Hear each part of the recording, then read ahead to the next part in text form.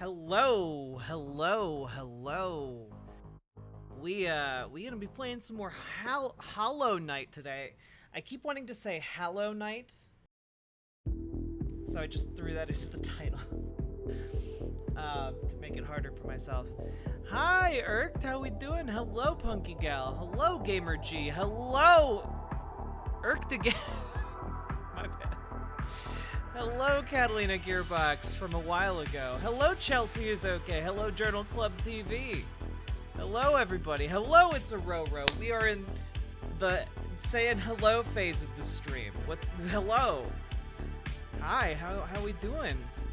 It's Sunday night, so it's gonna be like a really small, intimate stream, probably. But if you guys again treat the gaming streams like AMAs, okay? You guys are free to pick my brain while I game, okay?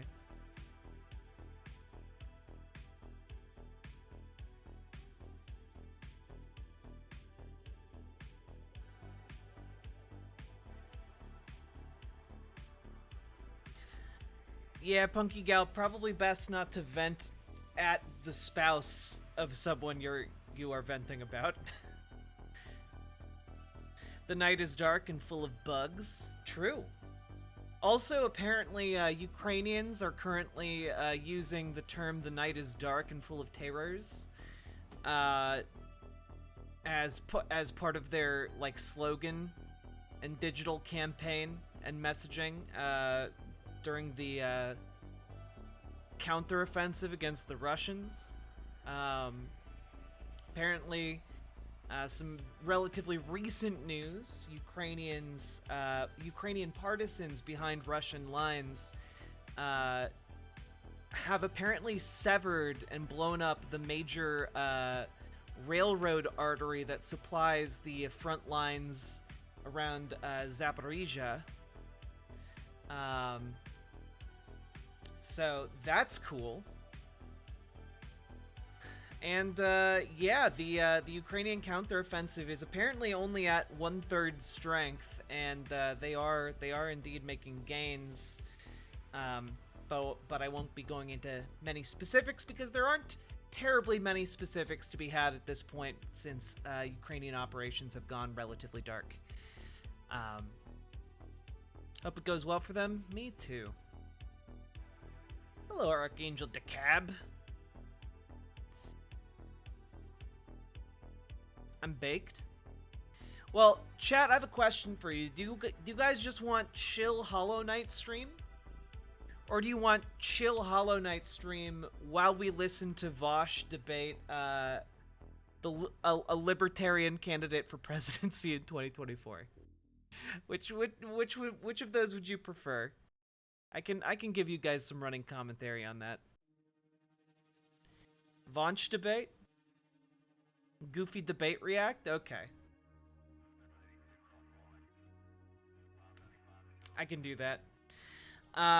Hey Kurt Mulgrew, how you doing?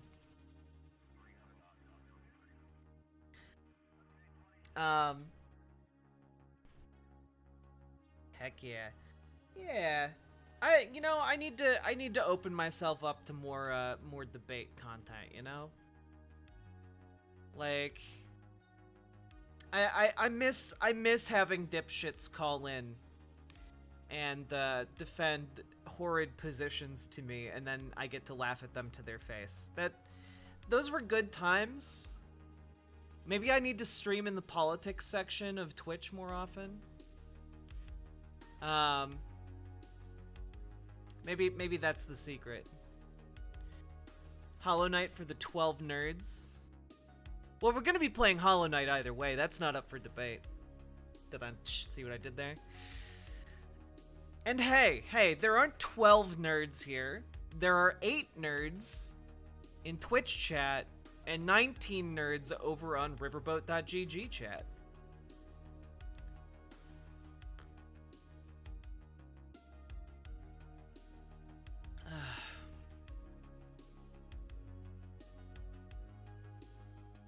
Hey LB, how you doing?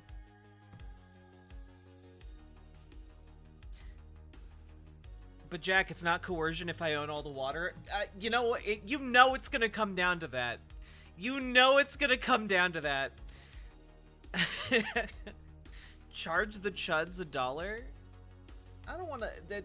That doesn't help get them to call in. You know, the main issue is I want to make sure that they're not calling in to just scream the N-word and get my channel struck. You know. Hey BFT. Hey Shaloon. Yes, and chat, remember, like the stream on YouTube, hit the subscribe button, all that jazz. Hey Paladin Lost. We're gonna be playing Hallow Night. Because I'm really digging the game now that I feel like you need to get a bit into Hollow Knight. I keep saying Hallow Night. Is it better to be on Twitch? Journal Club TV, it's better to be over on the website because no ads over there.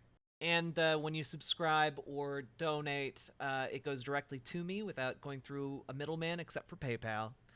And essentially doubles your support, which I, for one, appreciate. Hello, Hollow Knight 1423. I'm glad the last 2 digits of that number aren't different. Let's go. I think you gotta beat that early Hornet fight to really get into it. Was Hornet the one with, like, the sewing needle? Like, the sewing needle attack?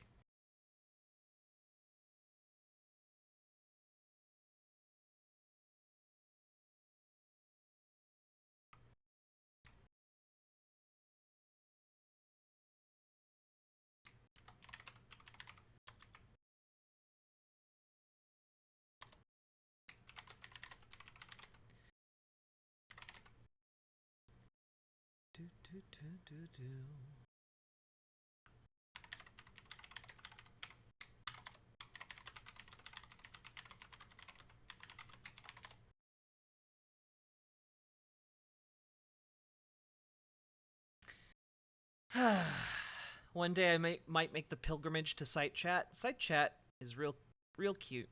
Bunch of cuties over there. Yeah. Honestly, we should have like a bingo sheet, you know? Hey, Polaire. I love this emote. It's a good emote. Oh god, you know what? We do need libertarian bingo. That would be a fun game to play. Like, can someone who's more graphically oriented make something like that? That would be a really fun game to play with debate reviews. It expresses a quiet horror. It does. It's a quiet horror. It's quiet horror. Maybe like a level of shocked, but also not that shocked, you know? It's good stuff.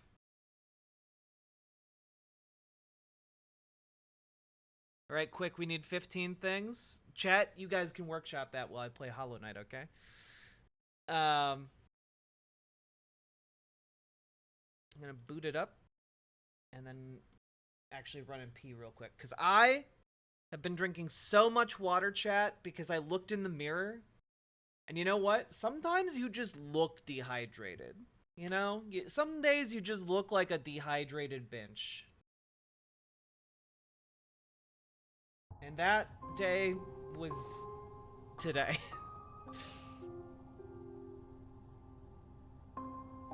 Private roads. Free market is free space. Yeah. What are a couple of the other ones?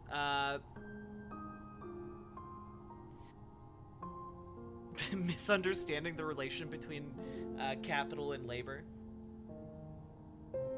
Ooh, age of consent. Yep. Ooh, seatbelts can be like one of the corner ones. I feel like seatbelts is good. Nanny State is another one.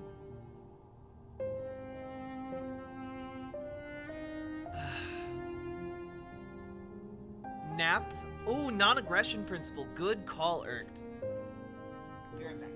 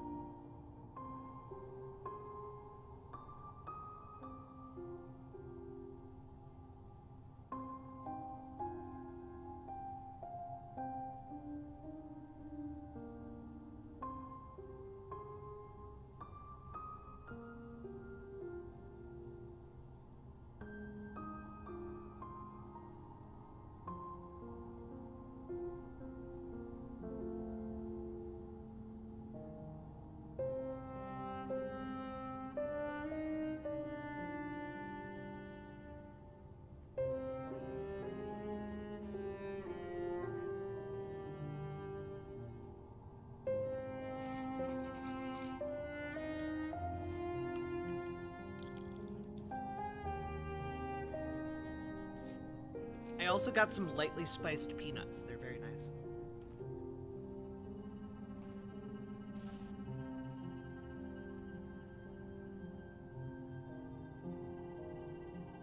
Okay, let's bring it up.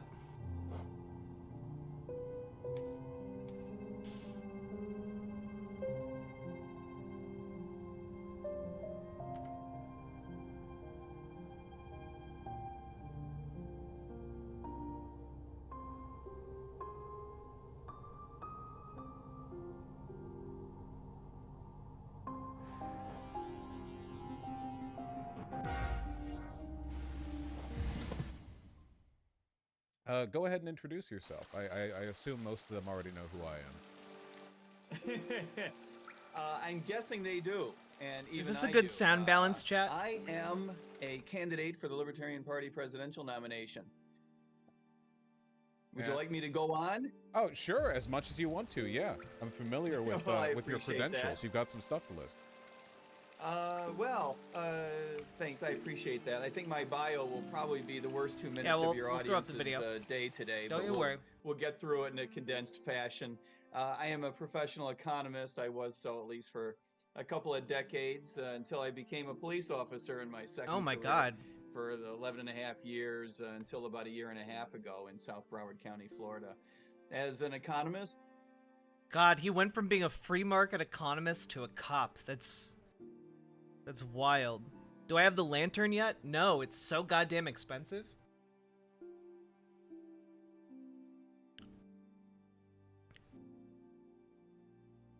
I taught economics at 3 different universities.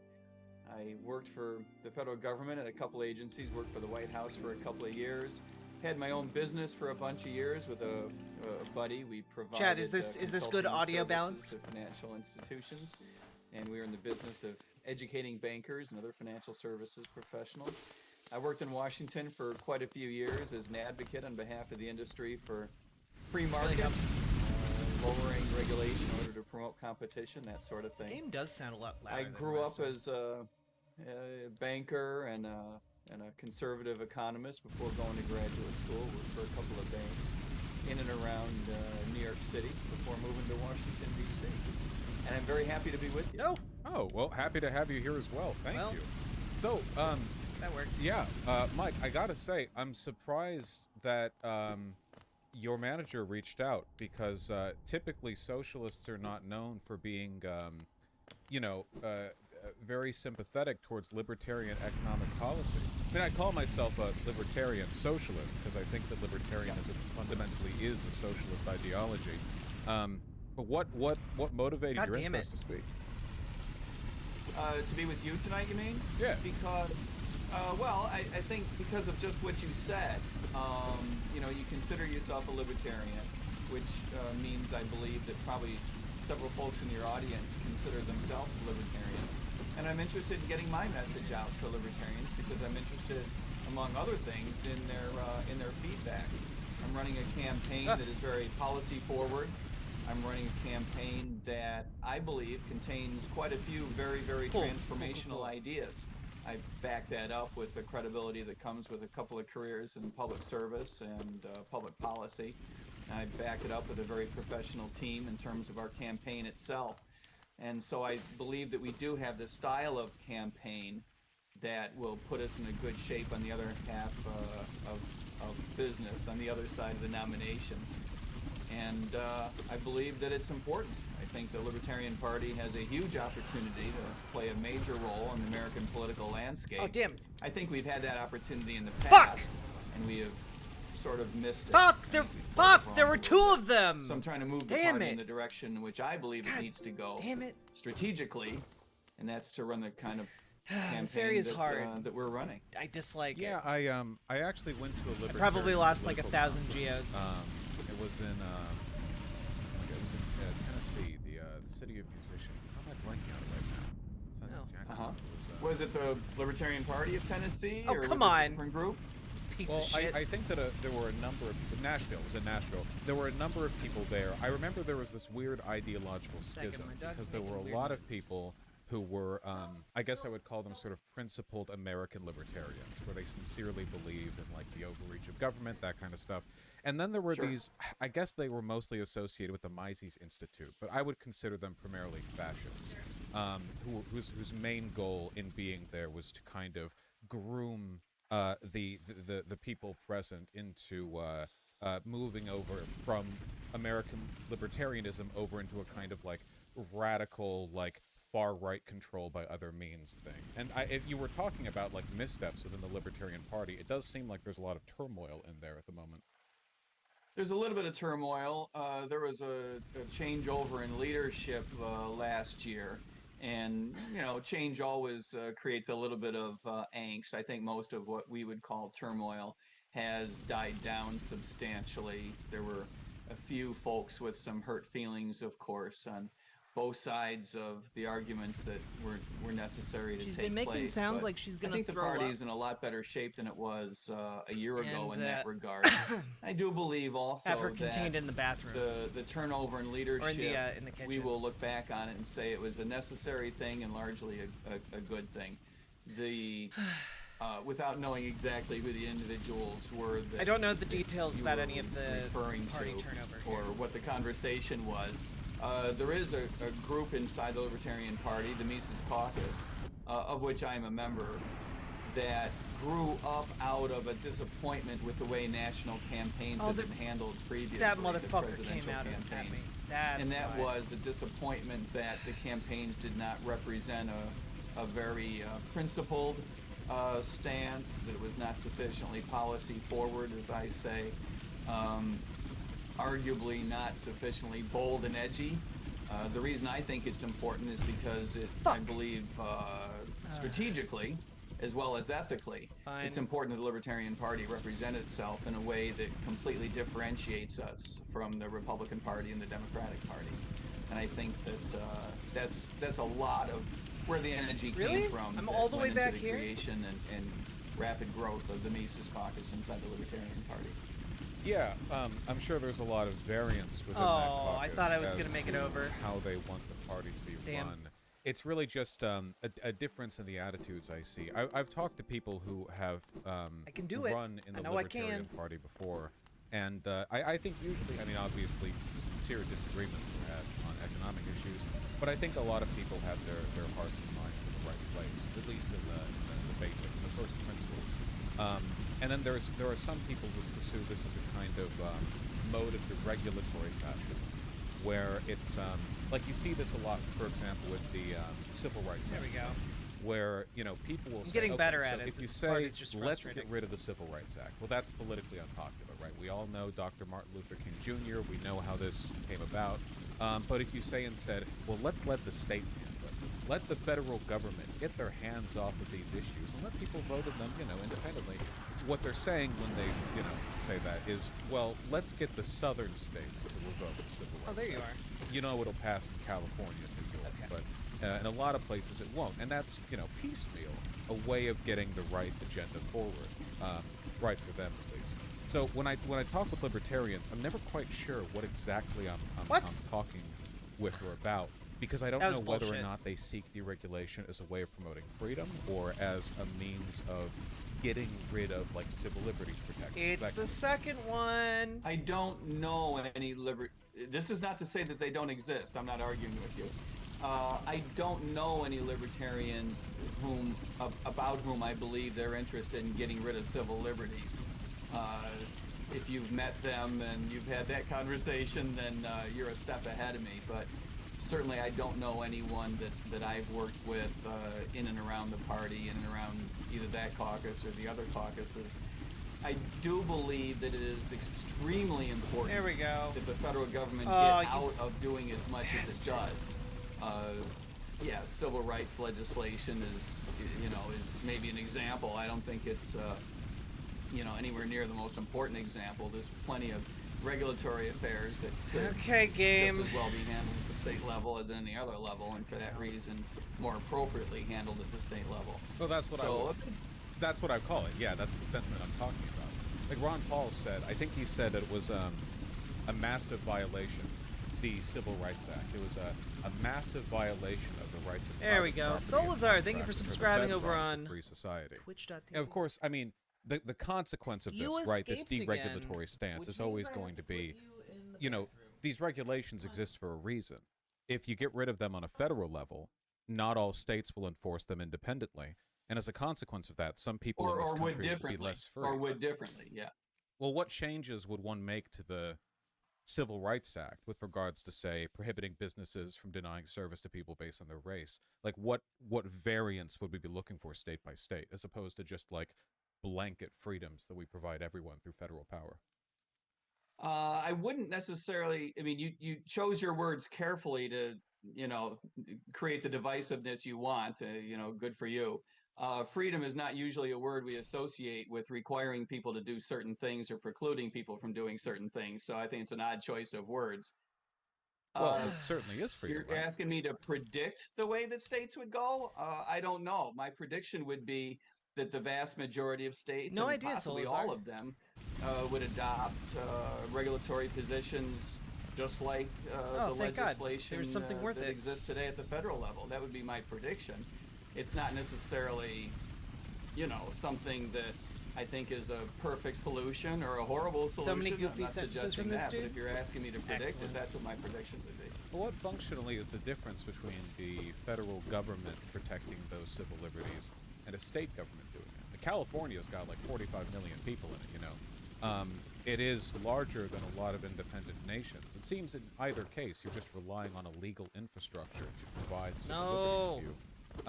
Just in one case, we ensure them for all Americans, and in another case, we're kind of piecemealing it federally between the states. Well, you can call it piecemeal, but that is the appropriate vehicle. That is the way Is the American it, government though? is set up, and for good cause. Communities do have a right to... Is it the appropriate vehicle? Because I feel like we left that as the appropriate vehicle for approximately 300 years, and it turned out to not be the appropriate vehicle for that at all, actually. Set up the types of regulatory structures that they want, and the federal government doesn't have the authority, either legally, constitutionally speaking, or in terms of ethics, to make these decisions for states. Does it not have the legal authority? I'm pretty sure the federal government has the right to designate laws of this kind. No, I would flatly disagree with you. I don't think you'd be able to point to the Constitution and identify that. That the federal government supersedes in authority of the state government? No, you wouldn't be able to point to the Constitution and identify language there that suggests that they have the right to regulate relationships among people or speech among individuals. I don't think you'd be able to point to state constitutions to say that either, just by the way. But certainly anything about which the Constitution is silent is explicitly left to the states in the 10th Amendment. you're making me say things that you already know. I don't think you're pretending not to know this. Well, I mean, well, obviously we're talking about like a separate cartoon universe, because functionally in the real world, the federal government has the Oh. authority to do all of these things, Hello. and does, and has been doing Door so with an for open centuries. slut.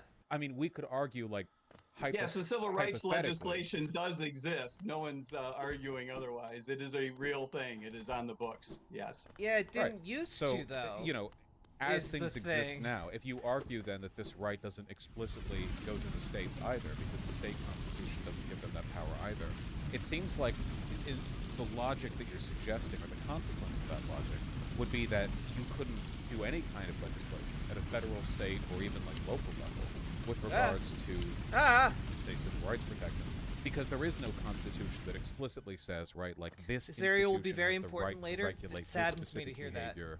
You know, you're not going to find anything that that conditional. I think that there are a tremendous number of Oh, yeah, I can't come back here. legislative examples that the states do have the authority to regulate. Everything that has anything to do with a relationship to the state, right? States should absolutely be precluding themselves and all kinds of smaller governmental entities within the state from behaving in certain ways when it comes to protecting individual liberties. Absolutely. I don't think that anyone should have an argument about that.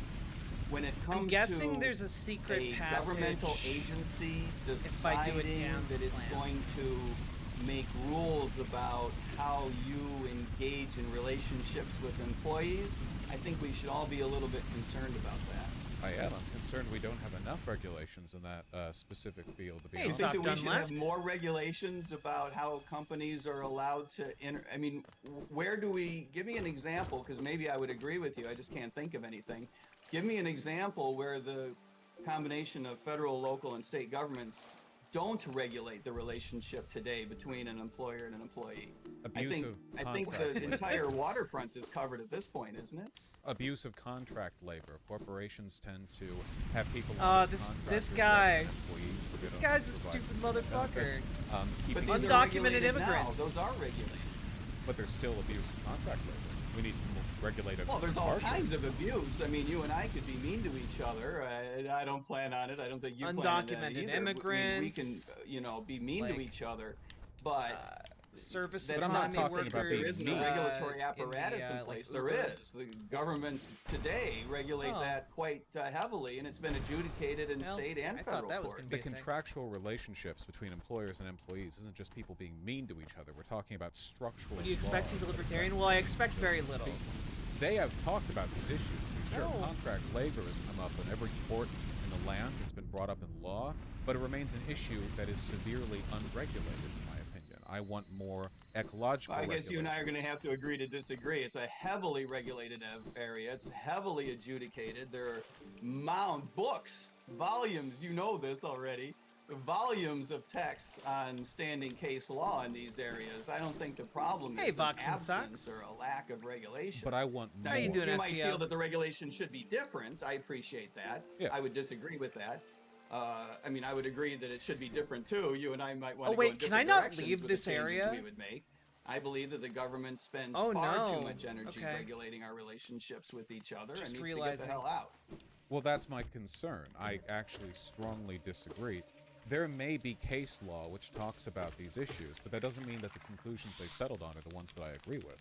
I think the Agreed. state Me has a too. Me responsibility. too. Agreed. Yeah, well, I think the state has a responsibility to the best of its ability. There are no perfect systems, but to protect people from corporations. I think that corporations have an incredibly autocratic role in the Do lives. you think that we most ought to people have live. regulations protecting corporations from each other or corporations from unions?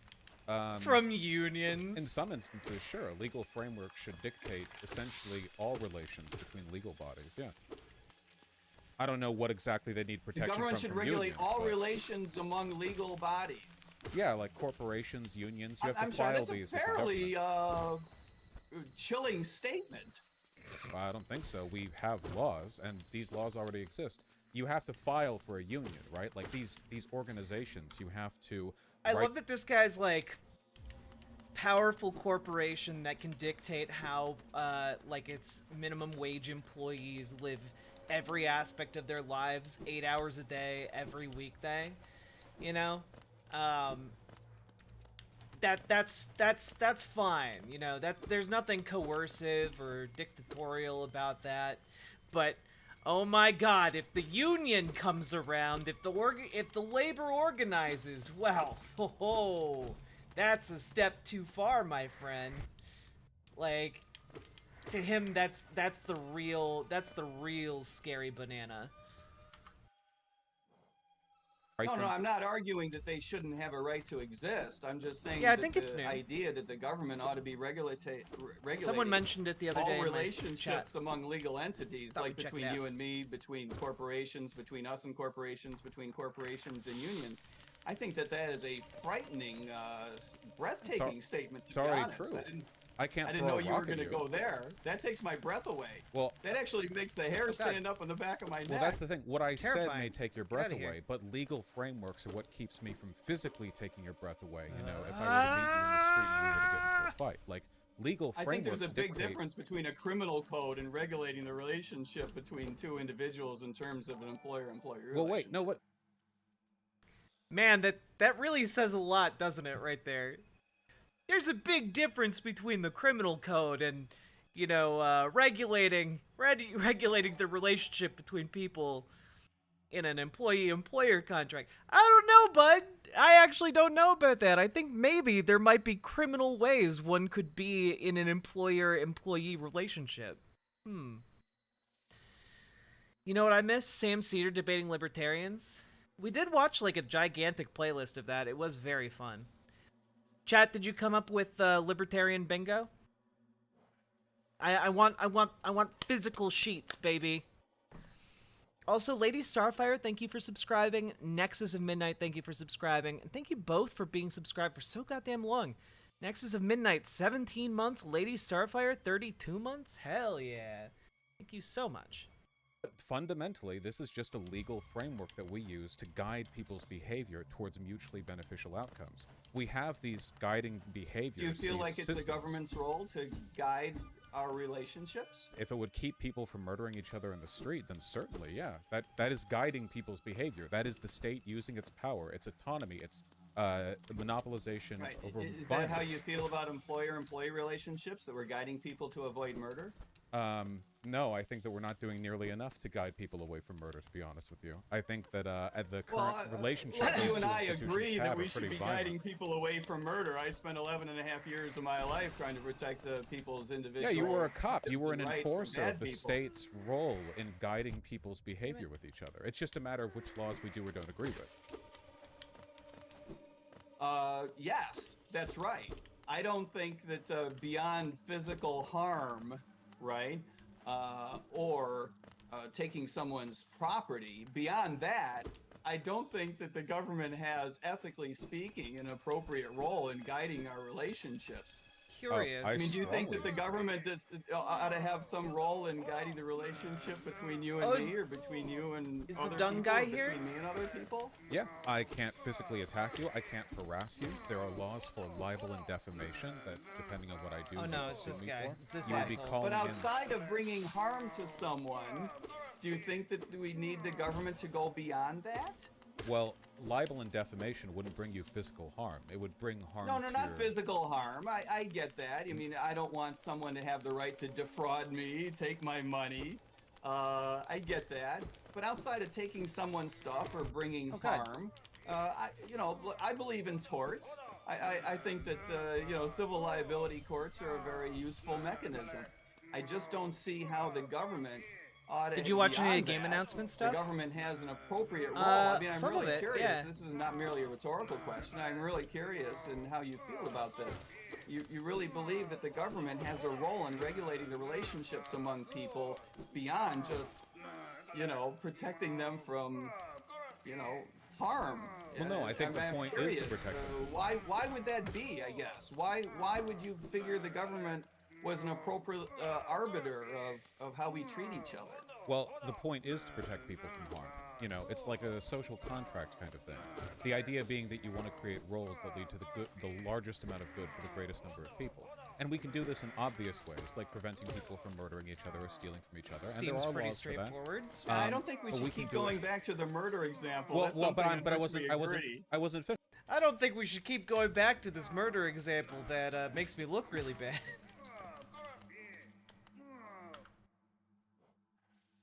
I'm glad we agree on that at least. But there are plenty of other things that are very harmful to people that have been kind Trans of gang, legally let's institutionalized. go! Historically, it goes like a lack of a minimum wage, a lack of guidelines for workplace safety, slavery. Well, the minimum wage is a curious example. Why would you feel that the government were smarter at deciding what you should be allowed to do regarding going to work for someone than the employee himself or the employer herself?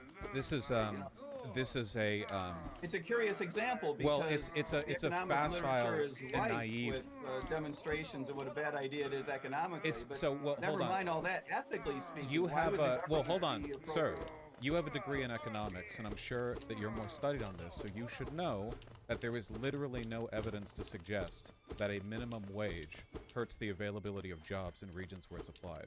I'm not talking about people's intelligence here. Everyone is acting in accordance how do with I get their up to him? mutual interests. So corporations want to make the highest know amount of that, money possible. like, this looks Workers want to make the destructible highest right wage here. possible. And But I can only this go would be a down. fair relationship if both groups had equal power. But that's not even remotely true. Monopoly and Hey, monopoly Blair. power, inelastic markets, the fact that people don't often have the training or the ability to move No, out we their don't got an area, idiot in we Twitch know chat. for a fact, because we have millennia of historical evidence to support this case, that if corporations want to set up a system where they pay you jack and you just have to live with it, that's life.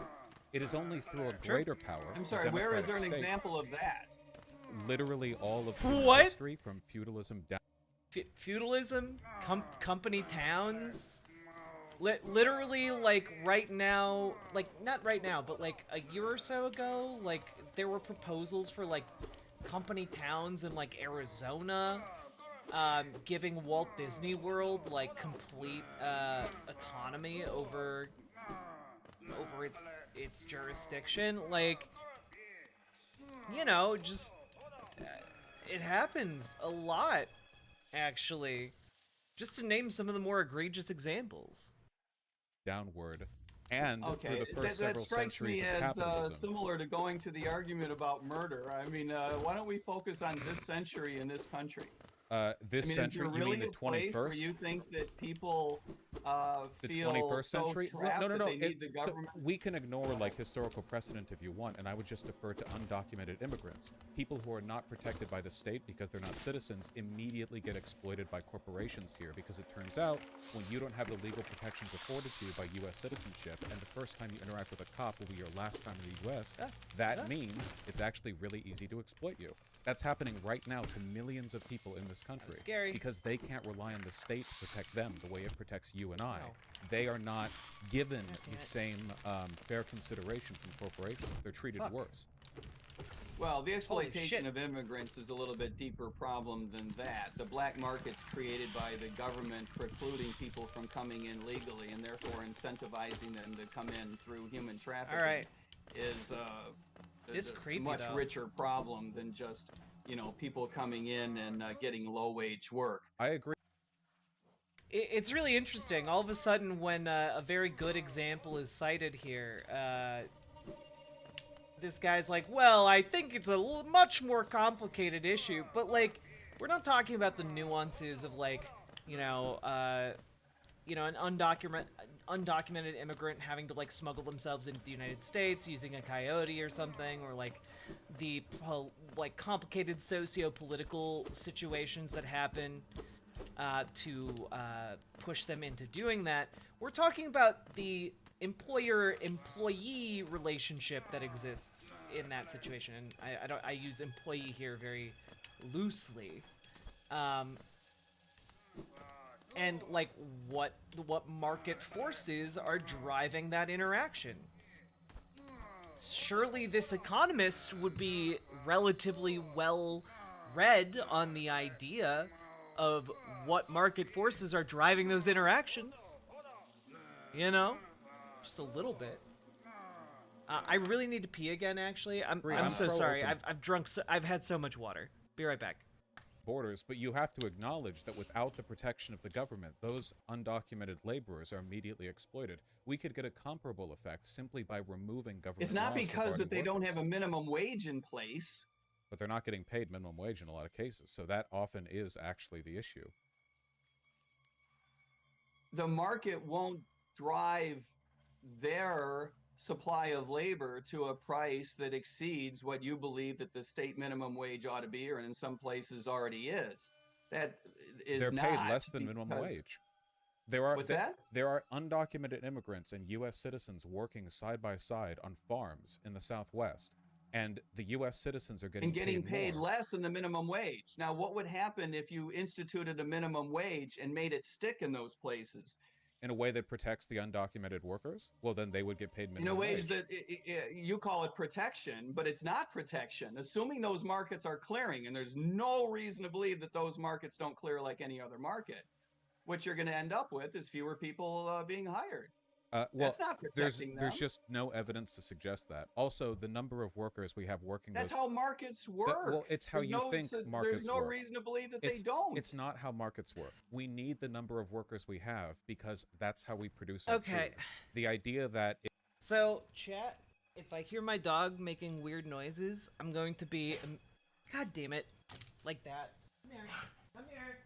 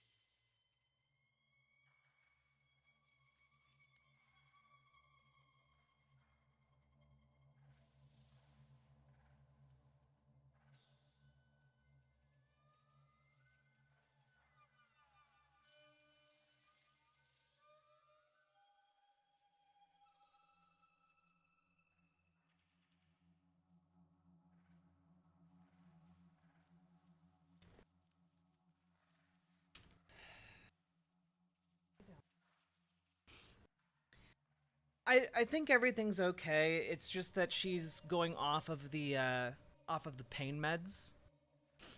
And she took the pain meds really, really well. But she's doing like this like coughing / almost throwing up thing, and I would really rather she throws up on the tile floor in the kitchen or in the bathroom rather than on the carpet. Every time she's making like a really big one, I run her over into one of those areas, and it's... Does she have CBD treats? No, I'm not wealthy. Why do you ask?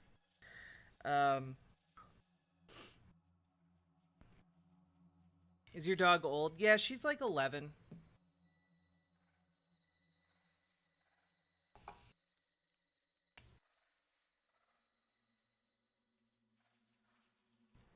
If we had to pay undocumented workers minimum wage, that you we do would the just panic suddenly scoop cut, and carry her like, off to the a carpet? third our Yo, I'm not strong enough to pick up my dog. Did she get intubated? She was in all day for the surgery. They had to put her under. agricultural production. But she's going in on Thursday for like a follow-up, so I'm not like too worried. I don't have to like schedule like an appointment or anything. Because you made up those pay numbers. The tens of millions. You're going back to the murder example. Yes. I'm not going to the murder example. I don't think it's really fair there to is say, no well, we evidence. need government regulation, otherwise we would murder So, each listen, other. you have not answered the question that I have posed you, the hypothetical here. You All right, say which is it? the government does not protect us from corporations, that it's not necessary to manage or regulate these wage interactions. But we have a group of people who are not protected by U.S. law, not functionally at least, undocumented immigrants, and as a consequence, they're horribly exploited for their labor.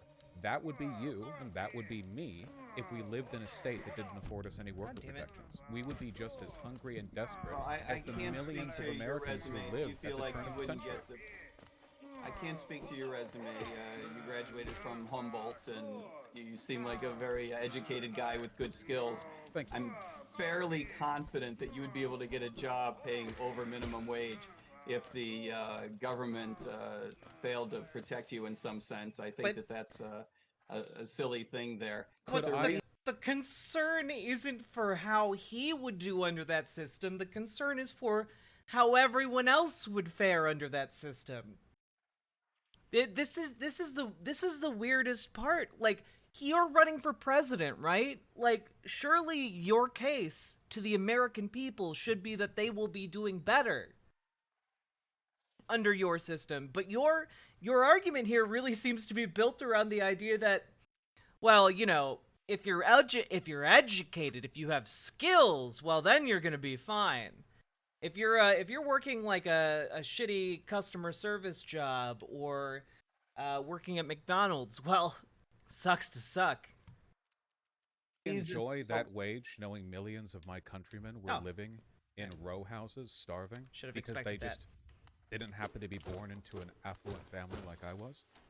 I would be the same person then, arguing. Do you really for think those that's how protections. labor markets work?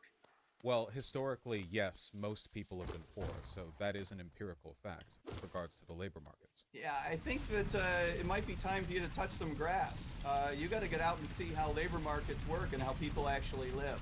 You don't have to be an economist to do it. You don't have to be a cop to do it. But either one of those will teach you how communities work, how labor markets work, how they Do clear. you disagree with and the what assertion? happens when you can interrupt me if you want. Your turn. Do you disagree with the assertion that around the little turn of goober. the century, like 1900 guy's a or so, goober. that most Americans were poor?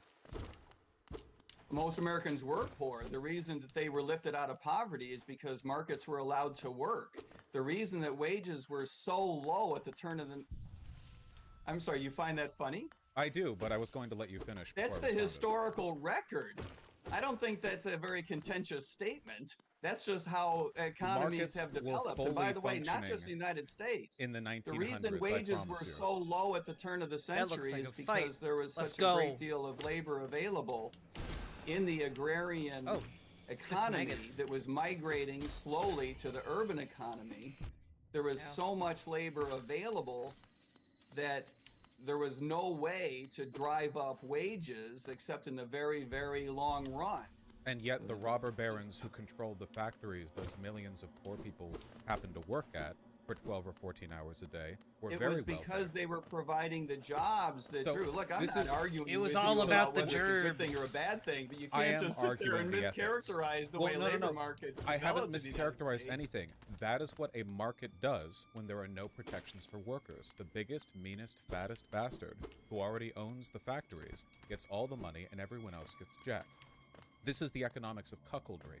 You and I may have the fortune now of being in relatively good positions, but the vast majority of people in this country, even today in this country, the wealthiest country on earth, still live lives of poverty and desperation. Most of them can't even afford a small emergency. I'm sorry, that's empirically a very, very silly statement. It's You can't empirically be a correct serious statement. person I and agree say that it's silly in the sense that our economic system is silly. But we The have vast not majority of fundamentally Americans live by the standards of the rest of the paycheck world. to paycheck. And I don't care about the standards of the rest of the world. I'm talking empirically. Okay, by Paycheck the to standards of paycheck. historic American livelihoods. The Compared to vast what, majority 100 of years ago? Americans now live very well. Yeah, compared to worse things. Of course, this is It's true. You know, human beings generally live better under capitalism than they did under feudalism. Therefore, capitalism is the end point of history, you know? Clearly. Clearly, we could not do any better.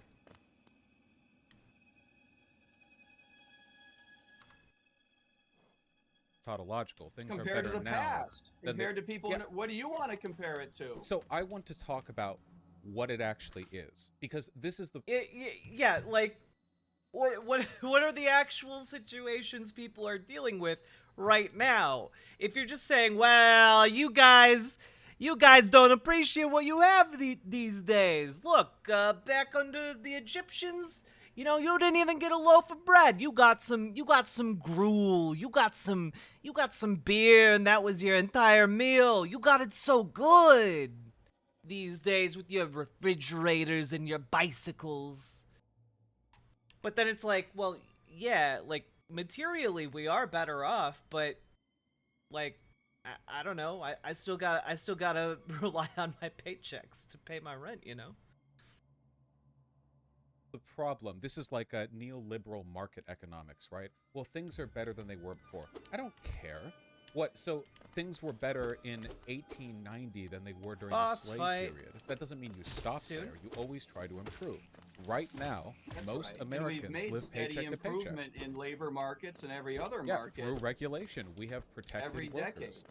Workers enjoy the highest proportional amount of wealth in this country back at the height of union participation in the 1950s. That was post FDR's New Deal. That was after Social Security came about. That was after the government subsidized the hell out of new Now, you housing. know as well as I do, if you've spent any time with the data at all, and I suspect that you have, so try not to hide behind a sophomoric understanding of how the data work, that the way that we measure the contribution of income to labor is very different than it Got the used to tram be. pass, because baby. Now we have Not to be larger, confused with the much tram pass. hugely larger proportion that we call entrepreneurialism that gets categorized as earnings to capital, where they are really truly earnings to labor in a lot of ways. So, you know, it's because of the nomenclature that we've come up with this idea that less money is paid to labor.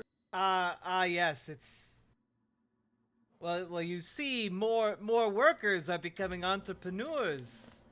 So, you know, that they're not really workers anymore, are they? Or they're not really. Wait, more. No. What he just said was like the reverse of that. Ah. Also, chat, we've been going for about an hour now. If you're enjoying the stream, consider hitting the follow button on Twitch or hitting the subscribe button on YouTube, and maybe even hit the like button on the stream. Helps us do better in the algorithm. And consider, for a moment, making a dono or dropping some subs, because I would very much appreciate the ability to pay my rent, speaking of. And I know we're doing some low effort content today, folks, but you know what? Sometimes I just gotta play Hollow Knight, okay? These days than ever before. But fundamentally It is speaking, a fact of the world that most Americans cannot afford. Also, a don't small forget to hug emergency, your or loved that ones, they live true. paycheck to paycheck. This is unacceptable. That it is better than the past means it's nothing. dark to in me. here. We managed to maintain a low unemployment rate for U.S. citizens, but for some reason, in spite of the fact that the total pool Ow. of labor must not be so oversaturated Okay, that we we're can gonna- maintain we're a just low gonna unemployment Go rate, back.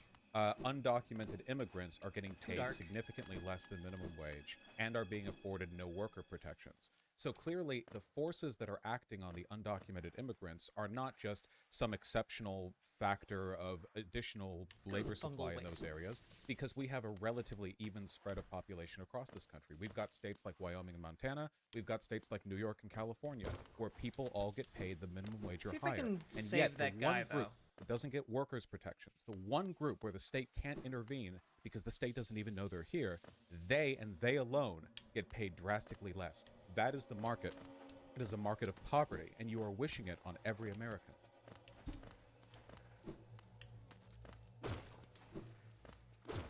that is one of the most sophomoric statements of labor King's markets Idol. I have ever heard. The reason Oh my god, wages can we just time? How long was that pause?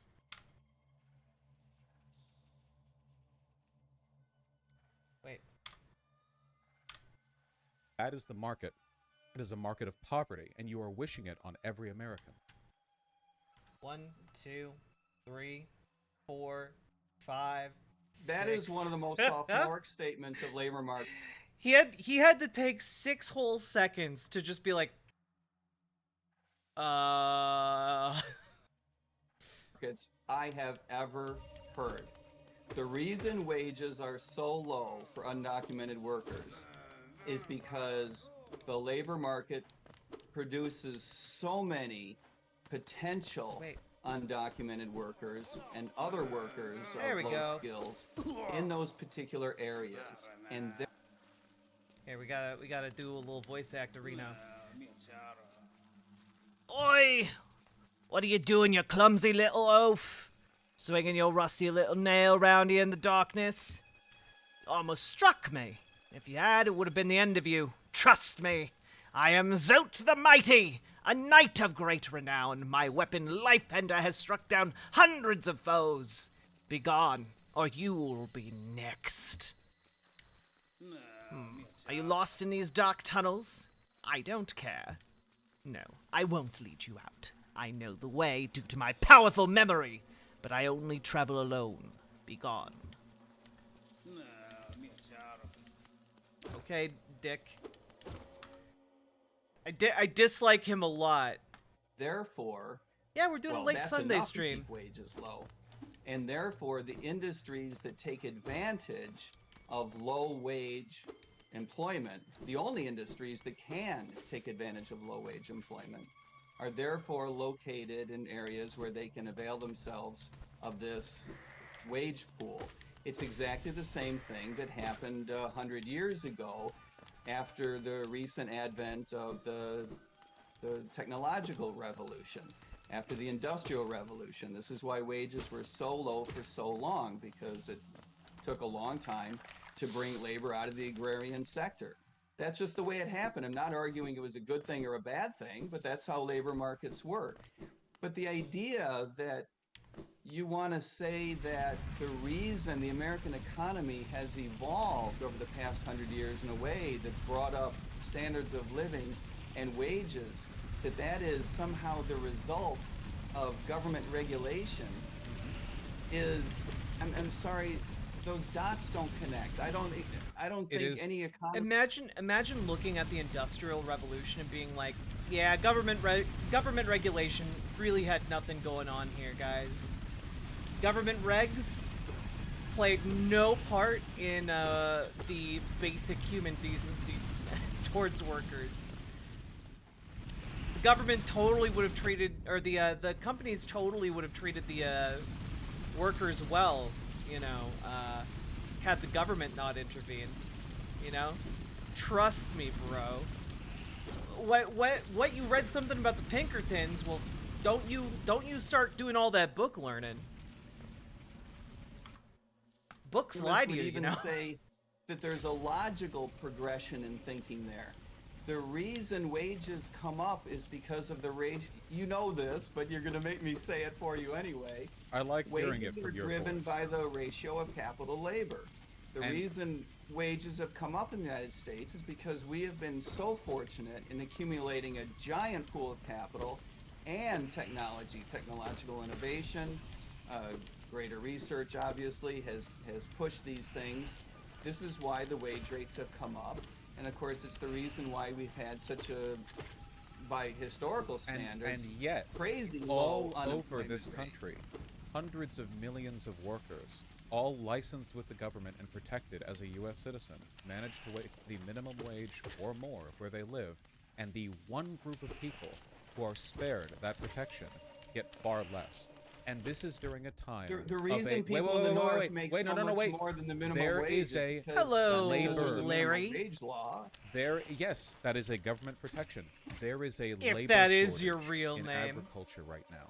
You say the reason why these undocumented immigrants are subject to lower wages is because of an overabundance of labor in that field. Interestingly, this doesn't seem to affect the wages of legal citizens who are working in that field, but, you know, that could be a coincidence. In spite of this, there is a labor shortage. So they should be getting paid more. They should There's be a getting labor paid more. shortage all over the United States, but not where people come across the border. In agriculture, there is a labor shortage in agriculture. Have you been down to the border? Have you? Do you What? Do you typically get your economic data by going down to countries? Have you been down to the border? Have you talked with them about their labor conditions? Look, I went down there on a weekend trip once, and I met a brown person who told me all about the labor conditions, okay? Look, it's not good, okay? It's bad. That's what he told me. And by bad, I mean he wasn't making as much money as he used to.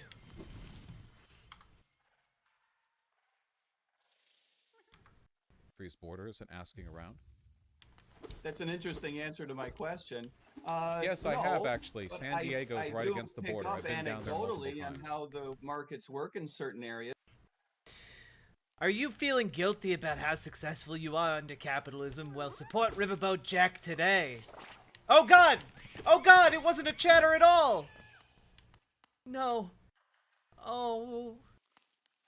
Oh, poor sweet fake chatter. Are you interested in laundering your sins by giving someone money? Well, give to Riverboat Jack today for the enormous amount of sins you've probably committed. Call 1-800-PIPO and Sons today. I spent a couple of days at the border. Okay, is this one real?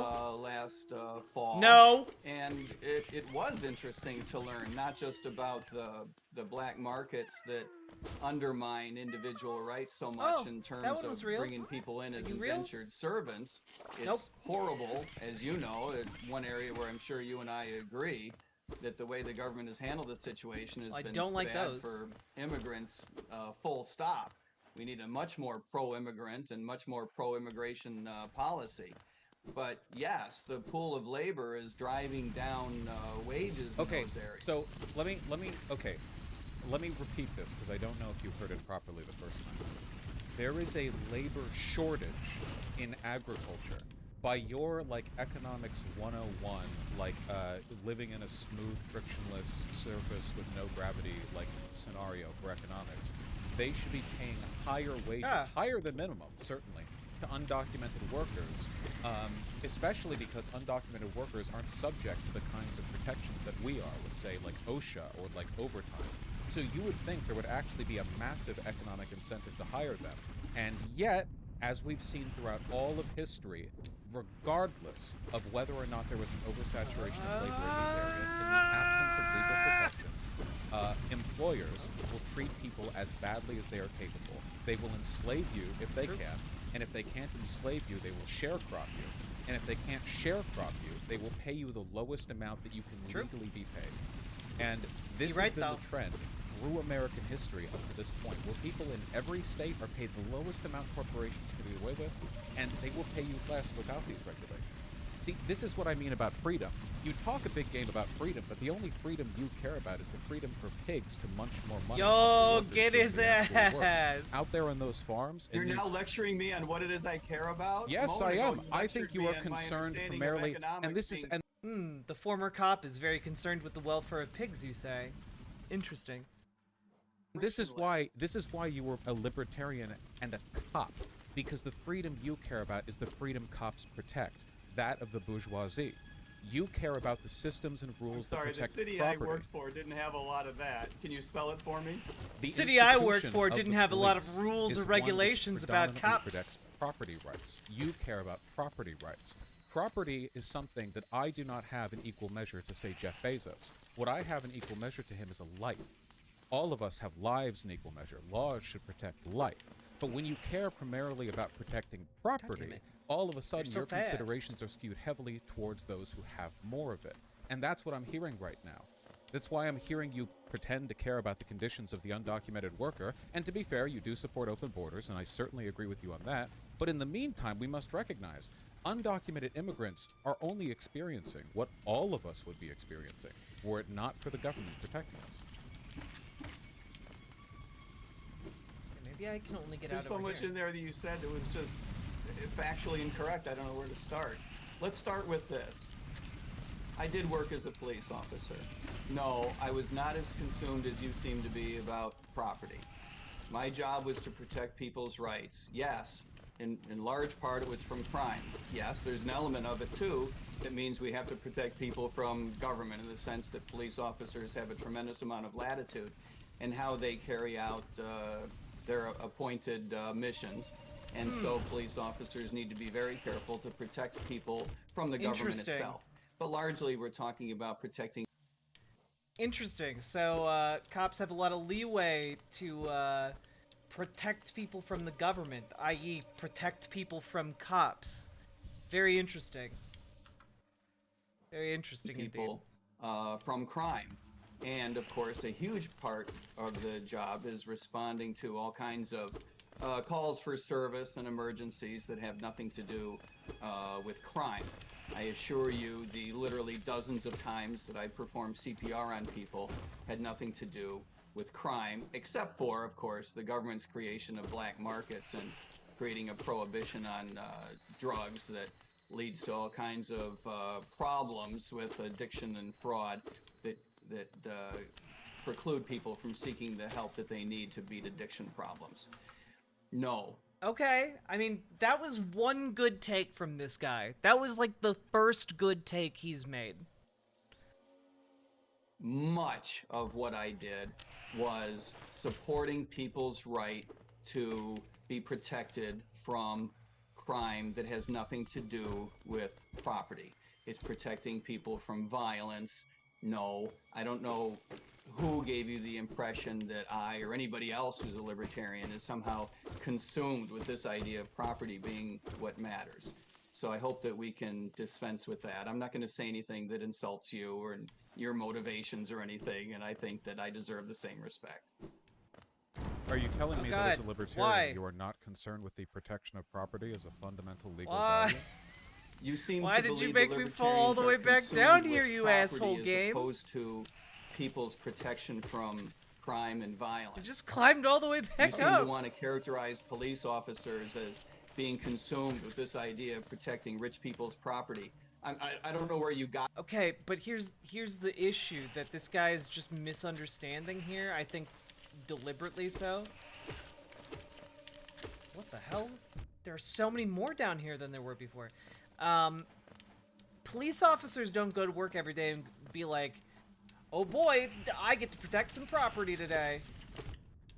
Like, no, they go to work and they buy the company line about serving and protecting, and that's what they personally do.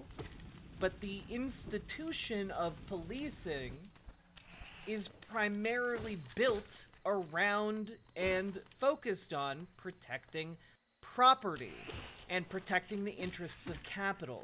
And you know what doesn't serve the interests of capital? When workers get hurt in in accidents constantly, or hurt in violent crimes constantly. So in a sense, capital through the police is institutionally protecting their property, and that includes their wage slaves. Got that? You obviously didn't get that from working as a police officer. Maybe you know police officers who have that attitude. I'm sorry for them. Or Me and this guy for have something you in being common. led We're astray neither in gonna that be sense. president. Yeah. But no, that was not my job. Same girl, that was not same. my attitude, and that was not what my employer asked me to do. Well, if we're not primarily concerned with the protection of property, then maybe we should talk about the greatest road to freedom, which is, of course, wealth redistribution. Much as in the case when the land It and the seems property like were a Characterizing secret. taking slave money owners. from someone and giving it to someone else as promoting, what was the word you used? Freedom? Yes. I don't think freedom Hello. is an appropriate Oh, word God, to use I'm when so it glad you're comes not to fake. taking money from someone and giving it to someone else. By whose authority would you do such a thing? Because you thought it was a good idea, or because you voted on it? That's where all the authority for my ideas comes from. Yeah, if I think it's a good idea, if I think it's ethical, then I'll argue for it. The institution that actually carries it out just has to be the one capable of getting the Well, that's the job difference done. between you and a libertarian, is that I might think something's a good idea, but I'm not shoving it down anyone else's throat. Oh, well, see, I think that traditionally, if a person is, subscribed to an ethical position, it's usually good to bring about the conditions which allow that condition to flourish. I mean, we want good things, right? Those are two different things. You are a slippery rascal, aren't you? if do you like to think, for change the example, argument. that You slavery are a is wrong. tricky Conditions for dicky, something aren't to you? flourish is very different from shoving it down their throat. Okay, well, You let's. seem to So, think how that about it's a good idea to shoving? take money from someone and give it to someone. Why can conservatives please do away with the shoving it down someone's throat analog? If they really want to do us a solid during Pride Month, maybe they could not use that particular phrasing, I don't know, just an idea, Someone else. How about I- shoving abolitionism down somebody's throat, right? The Civil War, North versus South, Those Southerners, they were getting awfully uppity down there with Aw, their damn it. slavery. and with their Fort Sumter attacks. I say, if you think ethically that slavery is wrong, which I do and you do as well, I think it's okay to shove that down their throats. I mean, Vernon Sherman went and marched his way on down south, and I tell you, we took a lot of money and property from those folks. I think we can all agree that it was, in some sense, our Constitution's, our nation's original sin not to ban slavery from the get-go. I don't think you're going to get too much. True. Are we going to get a but, though? We're either going to get a but, or we're going to get a complete inability to understand that the South considered, to the South, taking away their slaves was akin to taking away their financially valuable property, their capital, their property, That was the concept of the South. And in the concept of taxation, for example, progressive taxation, left-leaning taxation, well, the rich certainly consider the money that they have made while enjoying all of the benefits of American society their money. And they might perhaps be incorrect about workers demanding that money, the profits from workers' labor, be used to better the lives of workers. I don't know. I'm gonna go. I don't know which one he's gonna go with. Okay. Much pushback from me or anybody else in the United States about that. Oh, sure. I hope that. Well, I would hope I would. Damn it. Please. Exactly. So, but in that case, I mean, we did indeed shove abolitionism down their throats, right? We killed a lot of Confederates to prove that point. Yeah, I don't think that bringing up slavery is a particularly useful example in bolstering your case that we ought to be taking money from rich people at force of government coercion and giving it to someone else because you think it's a good idea. I don't think those two things have much in common. Well, to them, do you really think that slavery is similar to the argument against slavery is similar to the argument in favor of taking money from people and giving it to someone else? We call workers wage slaves for a reason. But yeah, the Confederates thought slaves were property. To them, the Union was taking their property. That was the issue. Do I think they're property? No. But I think you and I have different definitions. So you would agree with me that the two arguments actually have nothing to do with each other. Okay. But what? No. Oh God. Okay. Yep. Okay. He's a dumb fuck. He doesn't actually know what the fuck he's talking about. Oh my God. You agree then that it's morally justifiable to shove abolitionism down the throat of the Confederates, right? That's a fine thing. It is ethically justifiable for a community, whether a community small, state, or I didn't federal. realize it is legally justifiable, morally, ethically justifiable for a community of people to get together and decide what they're going to do, how they're going to do it, about protecting people's individual rights. Absolutely. Well, so do I think that ought to be something that's constitutionally protected by the federal? Okay. Oh, radiant being, we are blessed. Your rays touch us, your warmth fills us.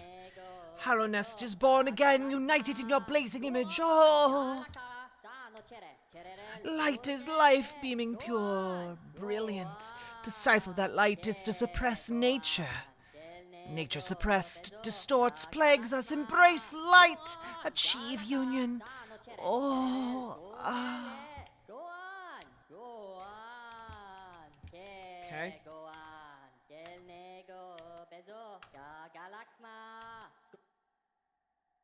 Government?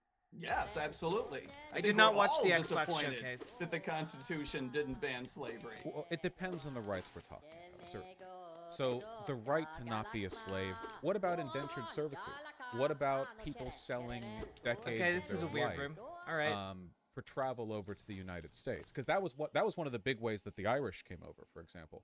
They wanted to come over here where there were jobs and less found, so they would say, okay, take me over there in a ship. If I survive 6 years to you. I get where you're going. Some gray form of slavery. No, I don't think that slavery is tolerable, whether it's slightly gray or heavily gray. all of that should be intolerable to us. What about wage slavery? My man, what about wage slavery? Are you arguing that coerced labor agreements are then invalid? Interesting. I'm just waiting for you to somehow connect the dots from this Oh, discussion, he can't on even which understand. no one would disagree. Connect the dots over to, and therefore we have the No one right would to disagree. use I've our heard people government to disagree take with it. money from people because we think they have too much of it, But and that's- give it to someone else because we think they don't have enough of it. So I want to hear those dots get connected. So the dots are not only connected, we're at the same dot right now. Because indentured servitude, if there were indentured servants in the United States and we said, no more, this is now illegal and we are freeing these indentured slaves, all right? Well, what are we actually doing? What we're actually doing is breaking a contract made between that indentured servant and the person who bought their time. What do workers do when they go to their workplace at 8 a.m. in the morning? They're selling their time. On a shorter time scale, to be sure, and with less preconditions, but the link is right there. On a fundamental you believe level, that because we're talking about slavery time is and bad, money. we have the right to get rid of, or otherwise regulate, but including get rid of, any contract between any two people. I think that there's a good reason why the government has rules when it comes to contracts and what you can and can't sell away. For example, indentured That's servitude. not much of an answer to well, what I but just I'm not said. done. Indentured servitude is illegal in the U.S. You can't sign, like, you could sign a contract saying that, but the government Hey, wouldn't non-binary recognize it as valid, superpowers. you know, no matter who you signed it to. Now, I think that that's a Hey, good Nindrine, thing, how you because I doing? think that sometimes in times of desperation, people might agree to legal contracts that are exploitative, and I think it's the right of the government to True. prevent that exploitation. I think that Governments don't have rights. Communities of people have rights to form a government and enforce criminal statutes, legal frameworks as they see fit to advance the interests of their society. Such as Governments this. don't have rights. the prevention of the exploitative contracts that I'm talking about. Now, I think that a lot of the labor that we do today falls under that purview. I think that we have a fundamentally exploitative system. It's not as bad as slavery. I won't pretend that it is, but I I'm think sorry, I'm it's the still waiting same- for the dots to get connected. You Oh said my that God, this was dude. somehow going to bolster your case, that this all means that we have What? the right to take property away from rich people and give it to someone else because you Dude. He literally does not understand or does not. I mean, he's certainly motivated to not understand, you know. But like, it's actually kind of wild that he just is trying to like no sell this, you know. do think it's a good idea. That's Okay. the argument on the table. I'm waiting for you to bolster it. When we banned indentured servitude, we were literally taking property away from the wealthy. The property in this case was the signed time of the indentured servants. We've done this many times. We did this with the slave owners too. Not I'm sorry, only I can't give that to you. I cannot say because some people labeled humans as property that No, was no, no. somehow a indentured precedent servitude. for therefore we can take people's money if they have too much of it. No, indentured those dots servants. just don't connect. Indentured servants weren't considered property. I However, can see now why I'm a libertarian and you're a socialist. I didn't think the divide was as big as it is. yes, I agree. There's a And you and I tremendous have gap in very, very understanding different here. ethical frameworks. No, but what you don't know what your ethical framework is because you don't understand what I'm saying. Indentured servants weren't considered property. The contract of their labor and time was, because it was a guarantee. It was a contract they filed. It was no different functionally from signing a contract with any regular contractor saying that they will finish a job painting your Yep. building or whatever. It just No, I lasted get a it. long You time. believe that because the government should have the right to abrogate certain contracts, it therefore also ought to have the right to take property from No. people. So I get it. I heard you. You agree because you Wait, how do I get said there? the government should have the right to break want to go to there. indentured servitude bonds. So you agree then that there are times when the government has a right to take property from the wealthy because that is what that contract was. Not the person, but the contract. It represented an investment of wealth of capital that was the property of the person who bought the indentured servant. It was a servant, after all, not a There we slave. go. They weren't property, but their By life your was argument, entitled. me say, I heard you. Oh, By I guess your not. Never argument, mind. it would also therefore follow that because I don't think the government has the right to take property away from anybody, that in some sense you would say I'm pro-slavery. In some I sense, do think you're yeah. that. Yes, but I have to get Yeah. there. We have to build I mean, the ladder. you're not very serious right now.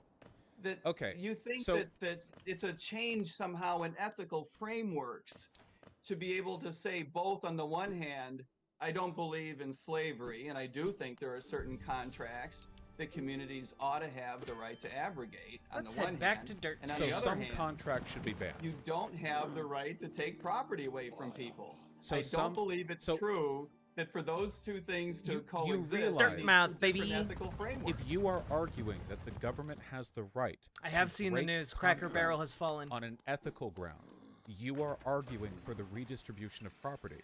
You are taking time and labor that was promised by the indentured servant to the person who bought their time and labor. You are taking it and ripping it from the person who paid money for Birdie's it a and cutie. giving it back. This is functionally the same as the government intervening and saying, hey, this contractor that you paid to like Sorry. I hope you aren't too disappointed by our little town, traveler. Though it's now a solemn place, once we were much more welcoming.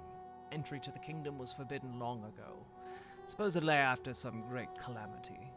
Many gates were closed, but our old well remains as a way to creep back in.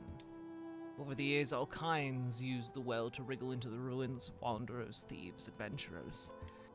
Funny how few ever came back up. Perhaps they find what they're looking for? Ah, I'm not so naive. No doubt they've all been gobbled up. There are countless dangers in those depths. Did you see that tall cliff beyond the town's graveyard? That's only the base of a much larger peak. There's mines and machinery of all sorts of valuable rock forms inside. Many a traveler through Dirtmouth headed straight for it.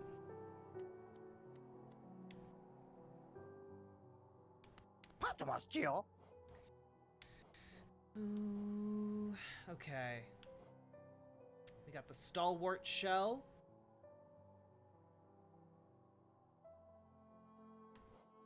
Some more iframes. We can suck up our... I really want this lantern, but it's 1,800 gold. 1,800 gems. That's so many gems. Saved a lantern, methinks. I mean, sure.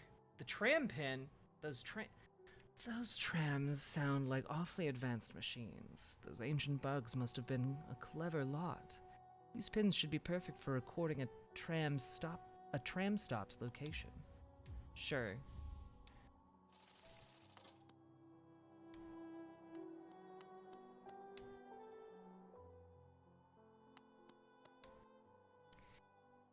The white savior in darkness. Troubled dreams beset the maiden. Her savior gone, consumed below. Now her only companion, the cold wind, moaning at her door. Her hut fluttered with sudden fear. Then still. A sudden calm. Why? A presence. A figure close behind. She doesn't dare look, doesn't dare move. Fearful the slightest action would break the spell. She knew the presence at her bed, knew the calm only they could bring. Her white savior, now protector, standing tall beside, powerful, perfect. retile your roof or whatever. No, they're not going to retile your roof, and you're not getting your money back. They keep the money, they don't retile the roof. This is unquestionably taking your property from you and giving it to the person who's going to tile your roof. You're in favor of that with the case of indentured servants. So the question is, when do we The think difference it's is that okay indentured servants to do have an this? element of coercion.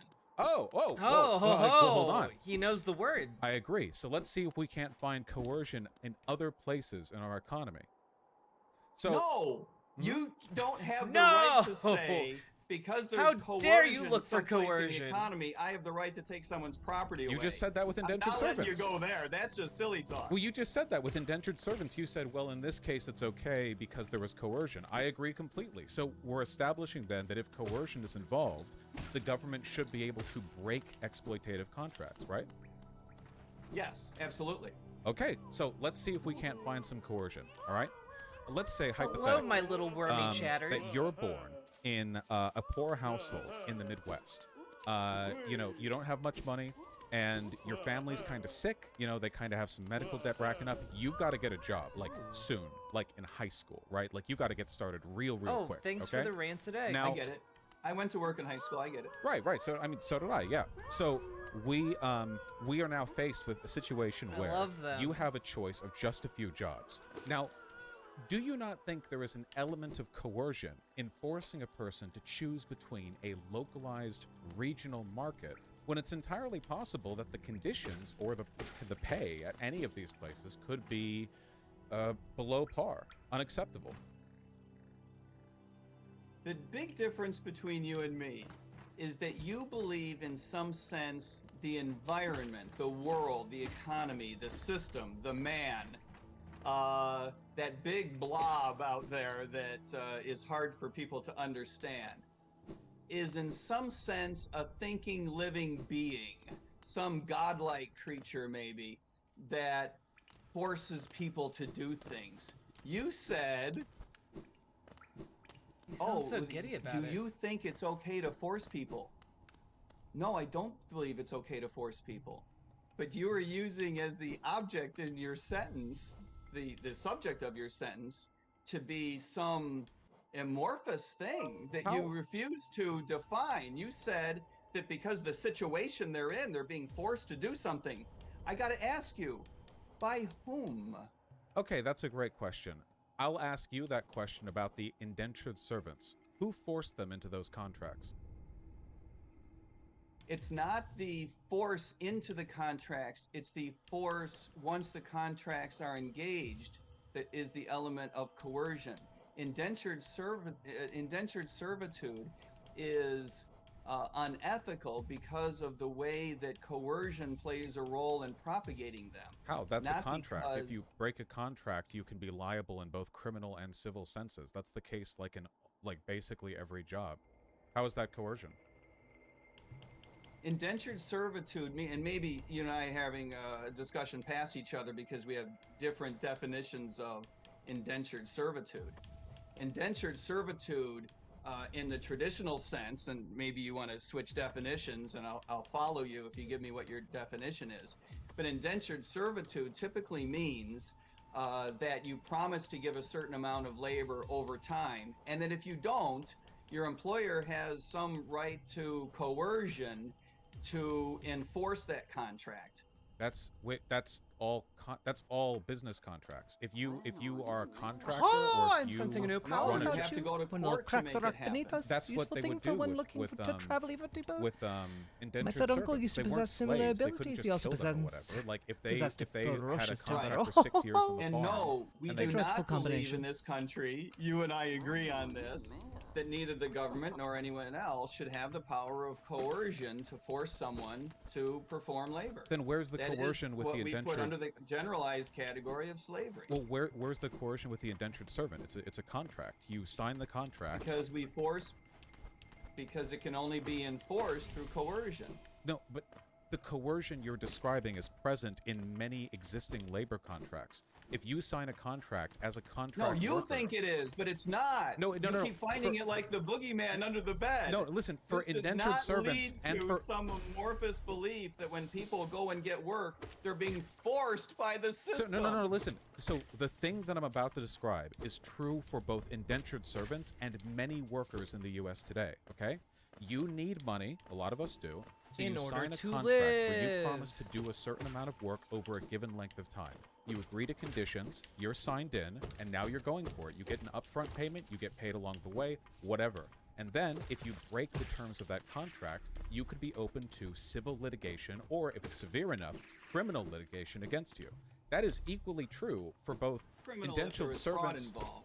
for both indentured servants and for and for many workers today. So where's the coercion? That's Yes, apples in my house are both red. That doesn't mean I can eat wait. the Then house. what's the difference? Why is the indentured servant coercive or being coerced upon, but not regular salaried contract workers? I'll explain it for the third time. Please do. Indentured servitude includes an element of coercion for enforcement. And that enforcement takes the form of requiring the labor itself. But the element of coercion for enforcement for wage labor is the necessity of money in a capitalist system. Because if you don't have money, you fucking die.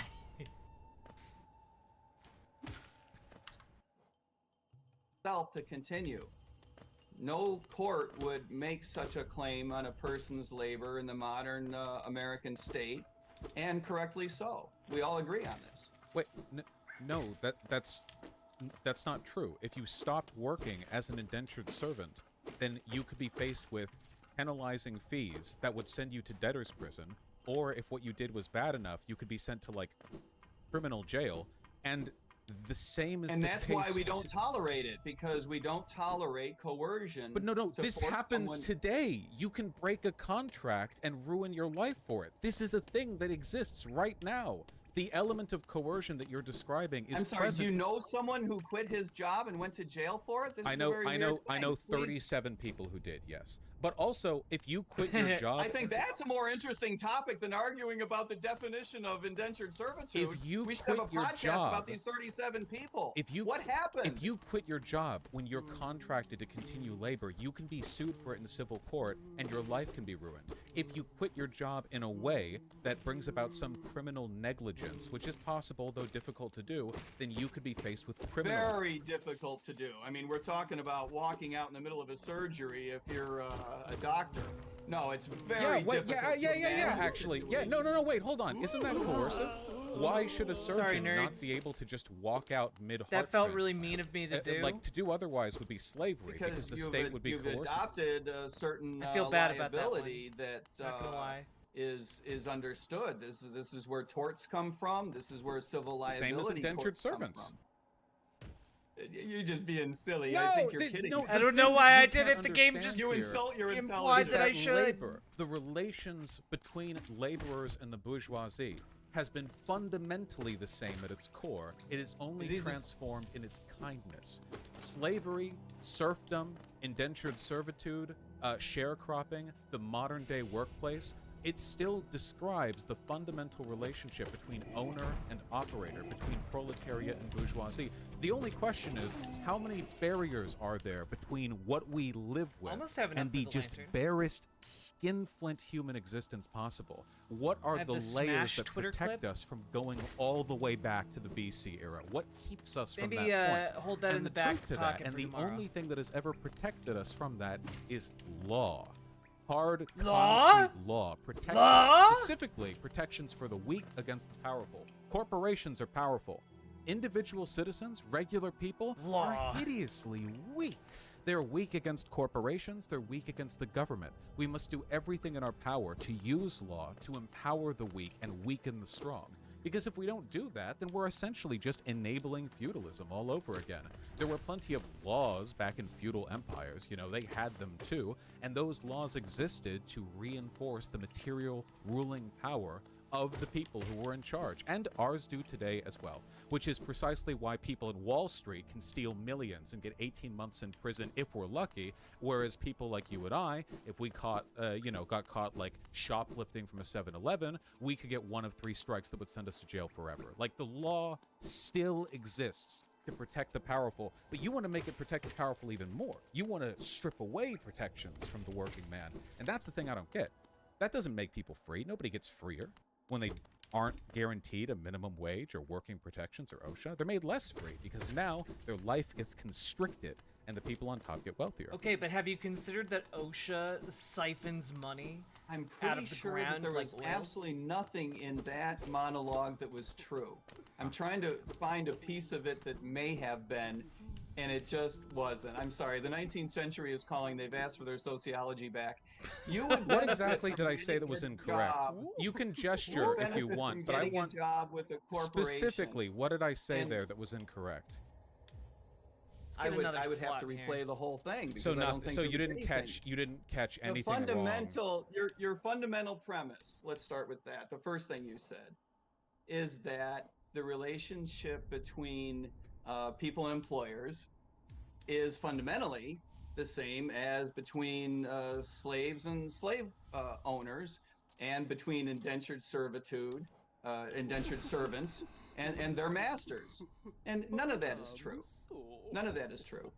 If you've ever worked for a corporation, maybe you have, maybe you haven't, you would see that you can quit and you won't go to jail.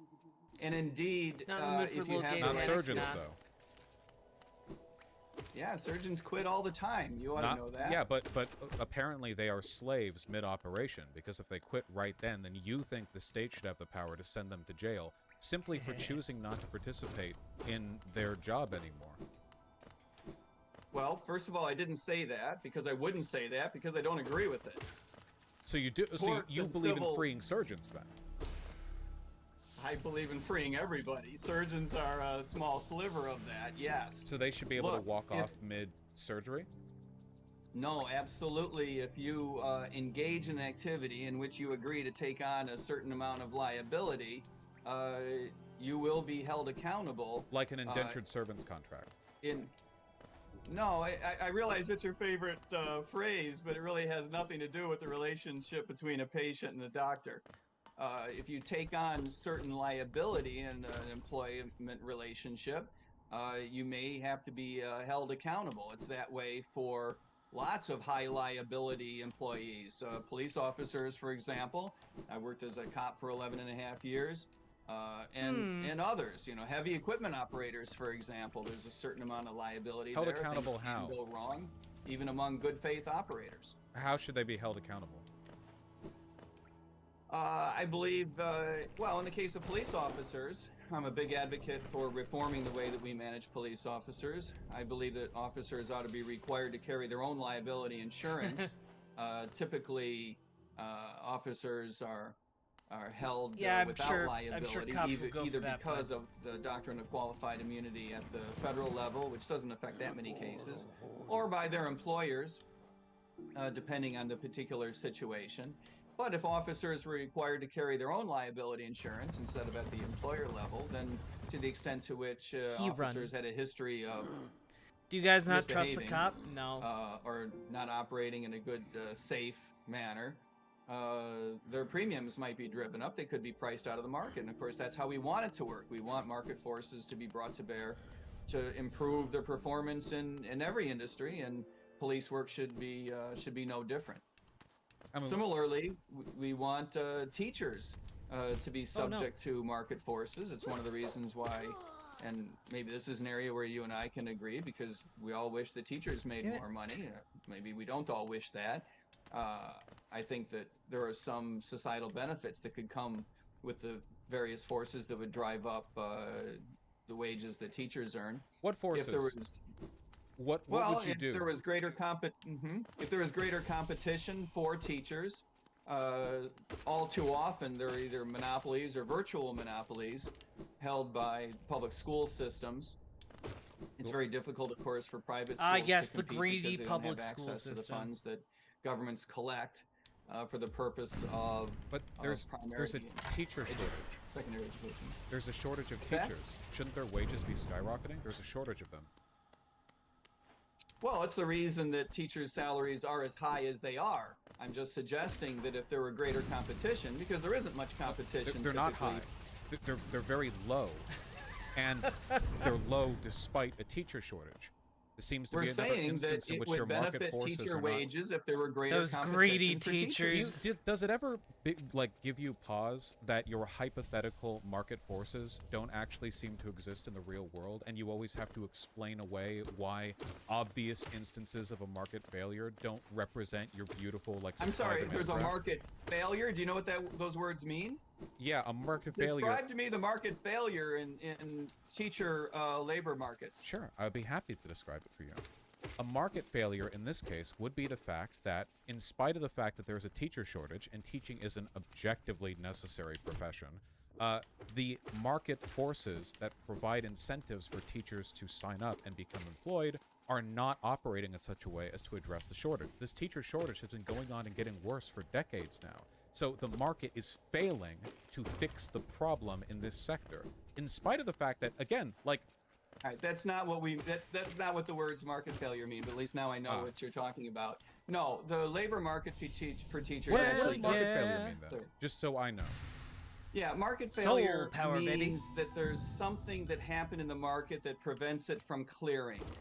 That Clearing? there are in this particular case, for example, it would mean there's a whole bunch of teachers, but they can't take the jobs because maybe some law kept them from taking the jobs, and therefore the shortage continued.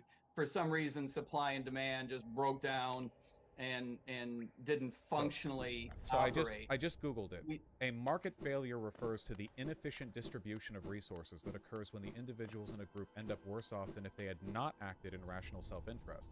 So given the fact that, in spite of the fact that it is in society's rational self-interest to have a fully employed staff of teachers, and we don't have enough teachers, and also the teachers are dramatically underpaid, and this isn't changing, it would seem like, in this case, the individuals in this group are ending worse off because the system forces at play are simply Who is the not. group that's worse off? I suppose in this case would be all of us, but also the unemployed teachers. No, that's again, no, that's not what No, market no. failure does not mean that the world does not work the way that Vouch thinks it should work. Wait, That's no. not what It's market not failure working the way you're saying it should have already worked. You're saying that, according I'm to the... saying the market works the way it works. I'm not making an interesting statement. I agree tautologically the market works the way it works. I'm just saying it doesn't work the way you think it does. Because in your logic, a lack of teachers would lead to them being paid more. This is classic supply-demand stuff. And yet it hasn't. What is causing this problem? Could it be that things are more complicated than Econ 101, and in reality there are other forces that conspire to keep people poor and miserable outside of just supply line graphs? Why is it that university professors are paid jack shit while coaches of professional teams are paid millions of dollars? In spite of the I'm fact... sorry, university professors are paid jack shit? When's the last time you noticed? I'm sorry, that's almost funny. What? Wait, University professors are paid quite well compared to the amount of work that's expected out of them. Wait, I can't give you that one. You might be able to slide that one by some guys, but not this one. I'm Look, sorry, what do He's you... just too teachers- How much do wily. you think they're... How much do you think university professors are paid? How much do I think they're paid? Yeah, what... I'm sorry, I can Google the stuff on the fly, but in my experience between the university that I went to and the universities of people that I've talked to who went to, frankly, nicer universities than me, it's that, like, the professors who are getting paid well are, like, the upper tier of, like, adjunct, highly tenured professors who have been rotting in their chairs since the 60s. And meanwhile, underneath them, there's this gigantic underclass of, like, younger professors and, like, graduate students who are desperately trying to pick up the slack. Where am I? And why do you think that they work so hard to desperately get a position at the university? Because they're because it's a desirable job, but then they don't. Why is it? You're onto something. Keep going. Why is it a desirable job? Because they. Cursed are those who that's turn what against they the do king. with their degrees. Because half of degrees that you get at a university are basically just getting the education to teach other people how to get the same Okay, degree. that's wrong. Keep trying. Do you think Second people guess. become university professors for the money? People want to become university professors for a range of reasons. Okay, I think it's generally because when people Uh-oh. go into a Wait, to protect the vessel, the dreamers lay sleeping. Monomon the teacher in her archive, surrounded by fog and mist. Lurian the watcher in his spire, looking over the city. Hera the Beast in her den amidst the deep darkness beyond the kingdom. Through their devotion, Hallow Nest lasts eternal. Dreamer locations added to the map. Neat! Go no further. Wait. Go no further, little shadow. What compels its climb out of the darkness? What compels its return to this sacred kingdom? A call from beyond the seals, by the vessel, or by their captive light. Would the seals break? They cannot be undone.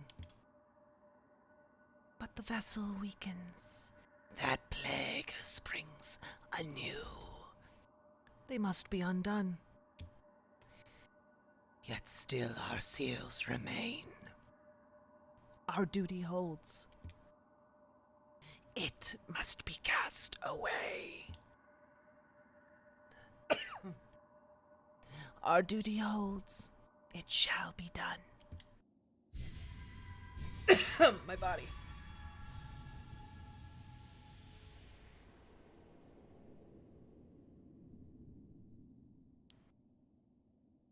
Fade away, little shadow. Fade away, and let us sleep in peace.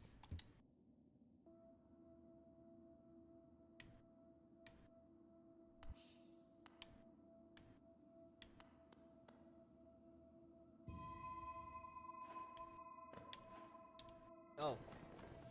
Okay.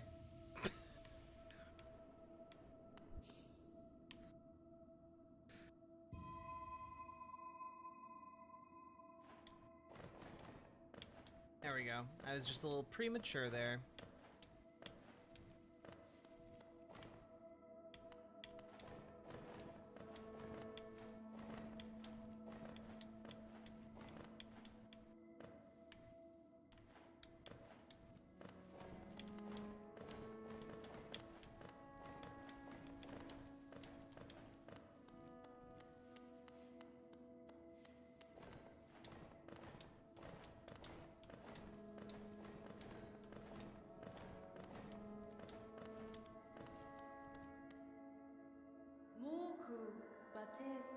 What a terrible fate they visited upon you, to cast you away into this space between body and soul. Will you accept their judgment and fade slowly away? Or will you take the weapon before you and cut your way out of this sad, forgotten realm?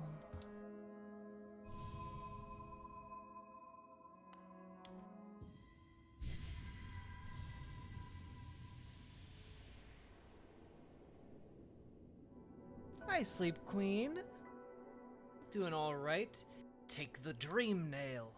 Hold Y to charge and slash with the nail. Neat. Sleep. Oh, who dis?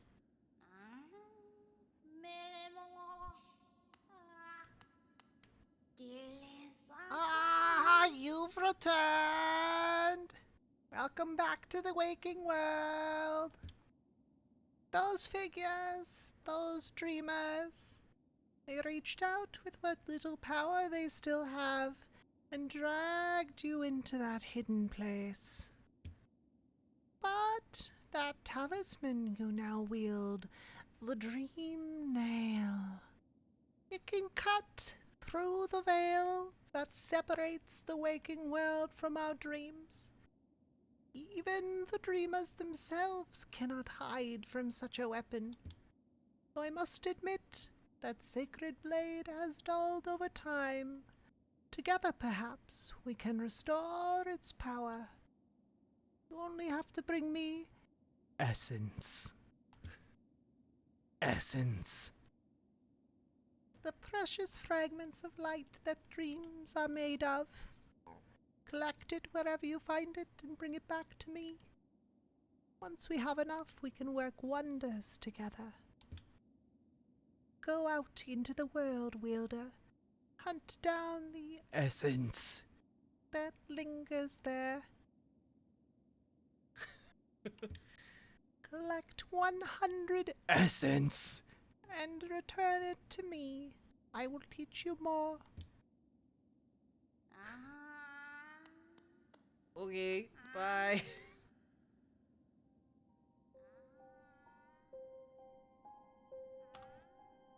We're in the resting grounds now. Highly learned field, one of the desirable end states I'ma of that get is some teaching other essence. people the subject that you've learned.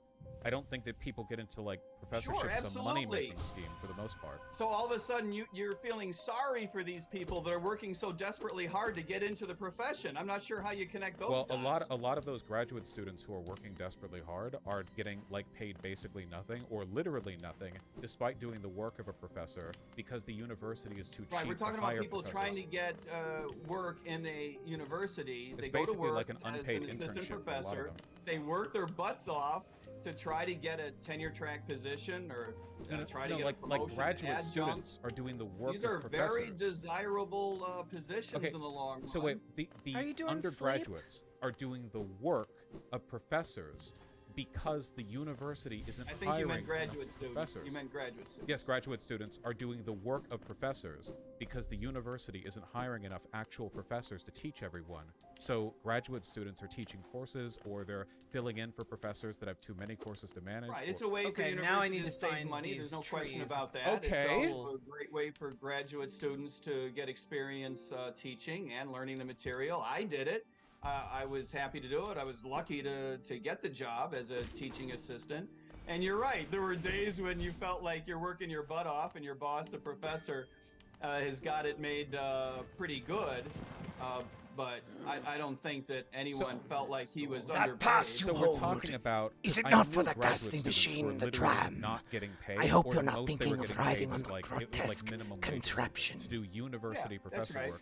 Now we agree. The this is thought a because the mere university machine could wants attempt to save do money. what we stags do. So, is it possible Foolish. that Very there are foolish. systems where the greed of the people on top Very tired but supersedes good? what might be I'm- otherwise I've considered had a a week. rational economic goal? Like, say, for It's example, only having Sunday. No, enough saving teachers. money is a rational economic goal. Not if we don't have enough Uh, teachers to teach our kids in a creating- public school. At Creating that. an opportunity for graduate students to develop their skills is a rational goal for the graduate students. Yeah. Oh, yeah. I'm sure them not getting I don't paid feel like I is was also a particularly rational goal. exploited. It helped me The pay my way dream through grad school shield. teaching the undergrads. So you got paid. Not all of them get paid.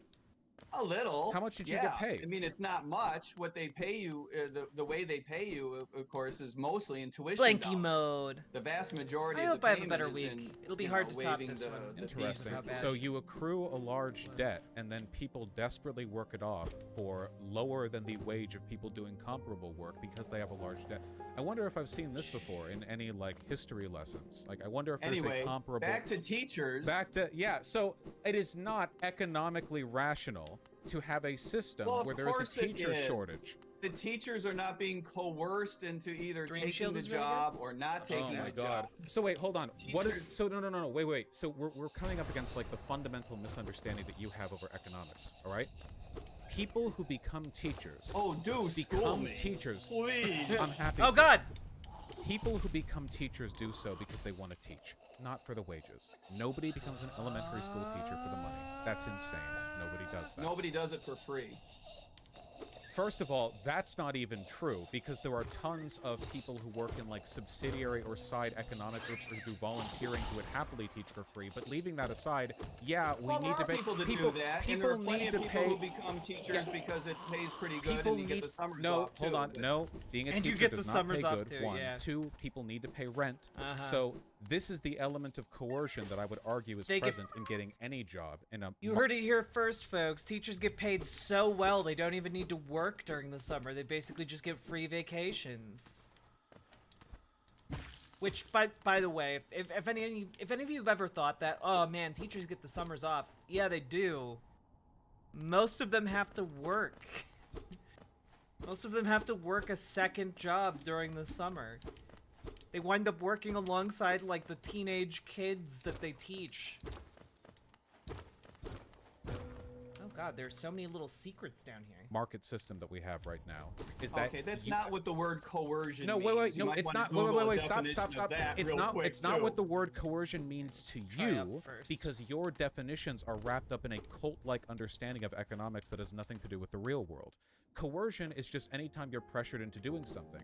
If you're being pressured by the state or being pressured by the fact that you will starve to death if you don't do a thing, those are both forms of coercion. If you want to So argue... you're suggesting that our entire economic system is coercion. You've got it. And as a libertarian, if you disagree with me on that, then you're faking it and LARPing. Because any libertarian would agree with that statement right there, because I'm sorry, you did should... you say LARPing? Wait, okay, who...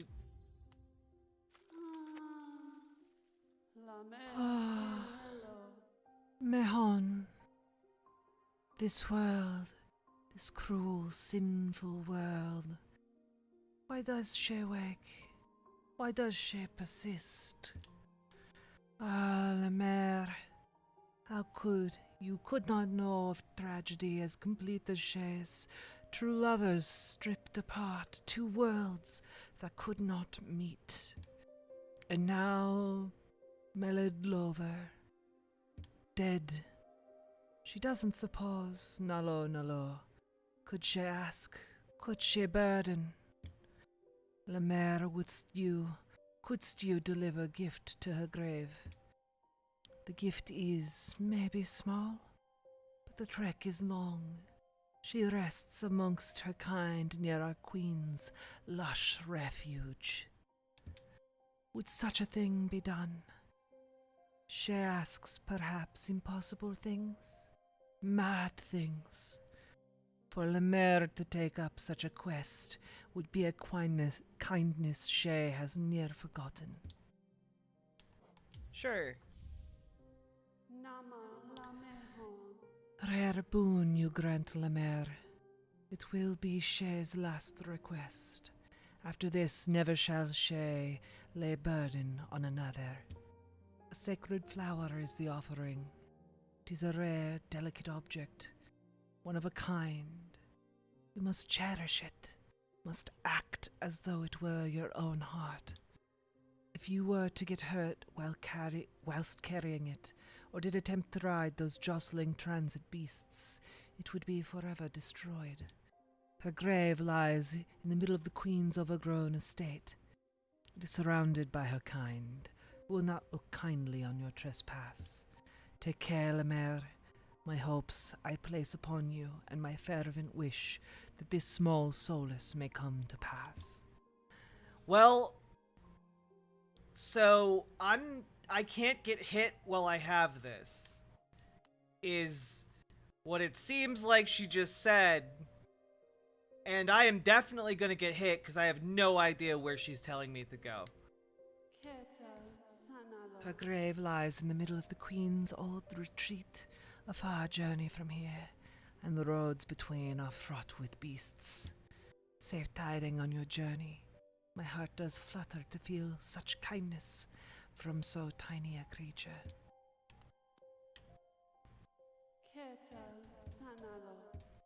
Okay, just real quick here.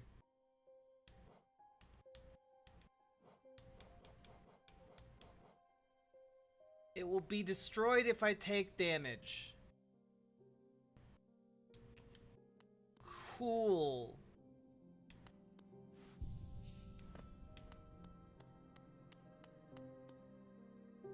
I also have no idea where I'm going, and I can't fast travel back. So that's neat. I'm like going to immediately take damage, aren't I?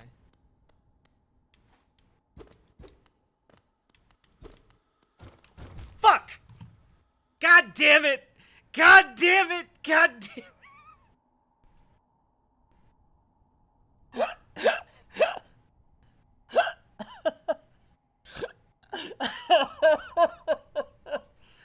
Oh no! Oh no!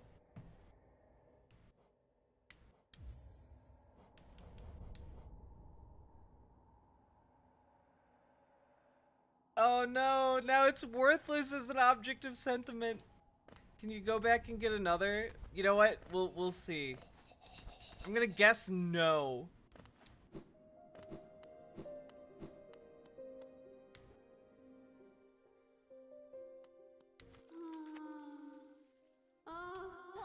Oh, why? She's sacred, precious, one of its kind flower ruined. Shay's love denied her final gift. Such suffering for Shay, such misery. Shay thought she could bear no more. I suppose Shay does have one more flower, though. Fuck you. But Lemaire, this one is equally sacred and equally fragile. West one to accept such a quest, it must become Mel Precious Heart. Would such a thing be again tried? Oh, yeah, you just have... No, fuck you. Okay. Alright. We're gonna figure out exactly where she wants us to go before we accept that. I would mark it on my map, but I can't. Cool. I loved the immediate damage that I took here. Wonderful.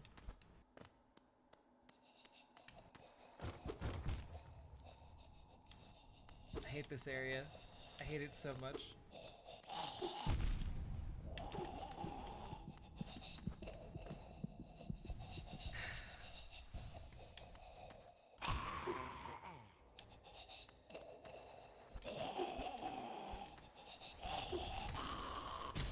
There we go. Fuck you. We got the Wanderer's Journal. Yes, because you should believe, if you're consistent in your ideology, that all of this is coercive because government regulations set up market forces in a way that interfere with the natural functionality of the market. You arguing that this isn't coercive and that the market is working as intended with our teacher shortage is a failure not only in my ideology but yours, which makes me wonder again what kind of libertarian you are. Because I know libertarians, and they would not look at our current teacher shortage and go... The shortage of teachers is something that you characterize as such.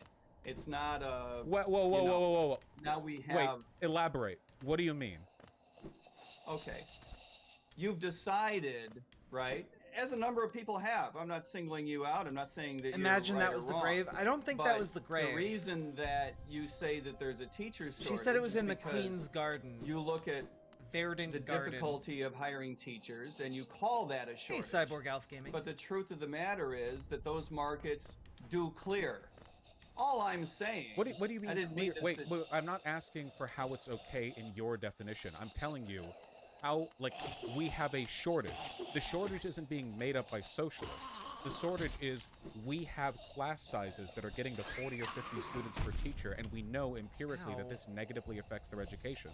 The purpose of public education is to give So we people should hire education. more teachers. So why aren't they?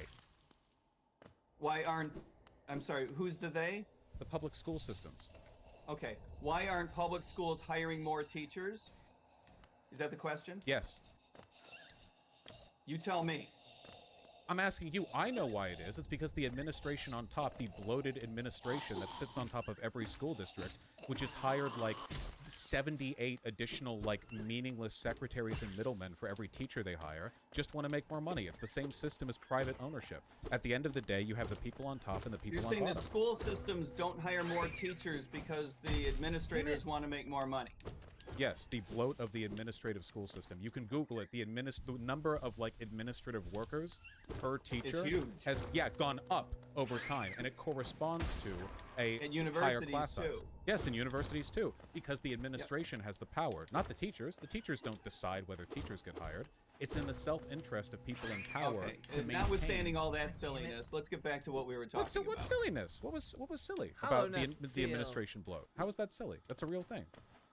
It is a real thing. That's not the reason why more teachers aren't being hired, but it is a real thing. Then why aren't more teachers? You connect a lot of dots that don't have logical connections. Then why don't we go back to what you asked me 10 minutes ago? Well, I just want to know why more teachers aren't being hired. Why more teachers aren't being hired? Right? Yes. Okay. School boards make these decisions about how many teachers to hire based on the budget that they're allocated, right? The budgets have been eaten up by a number of reasons, including salaries have come up somewhat over the years. And you're right, the administrative blob that sits on top of that has eaten up a lot of the money. There's no question about that. Okay, is that rational? Is it rational?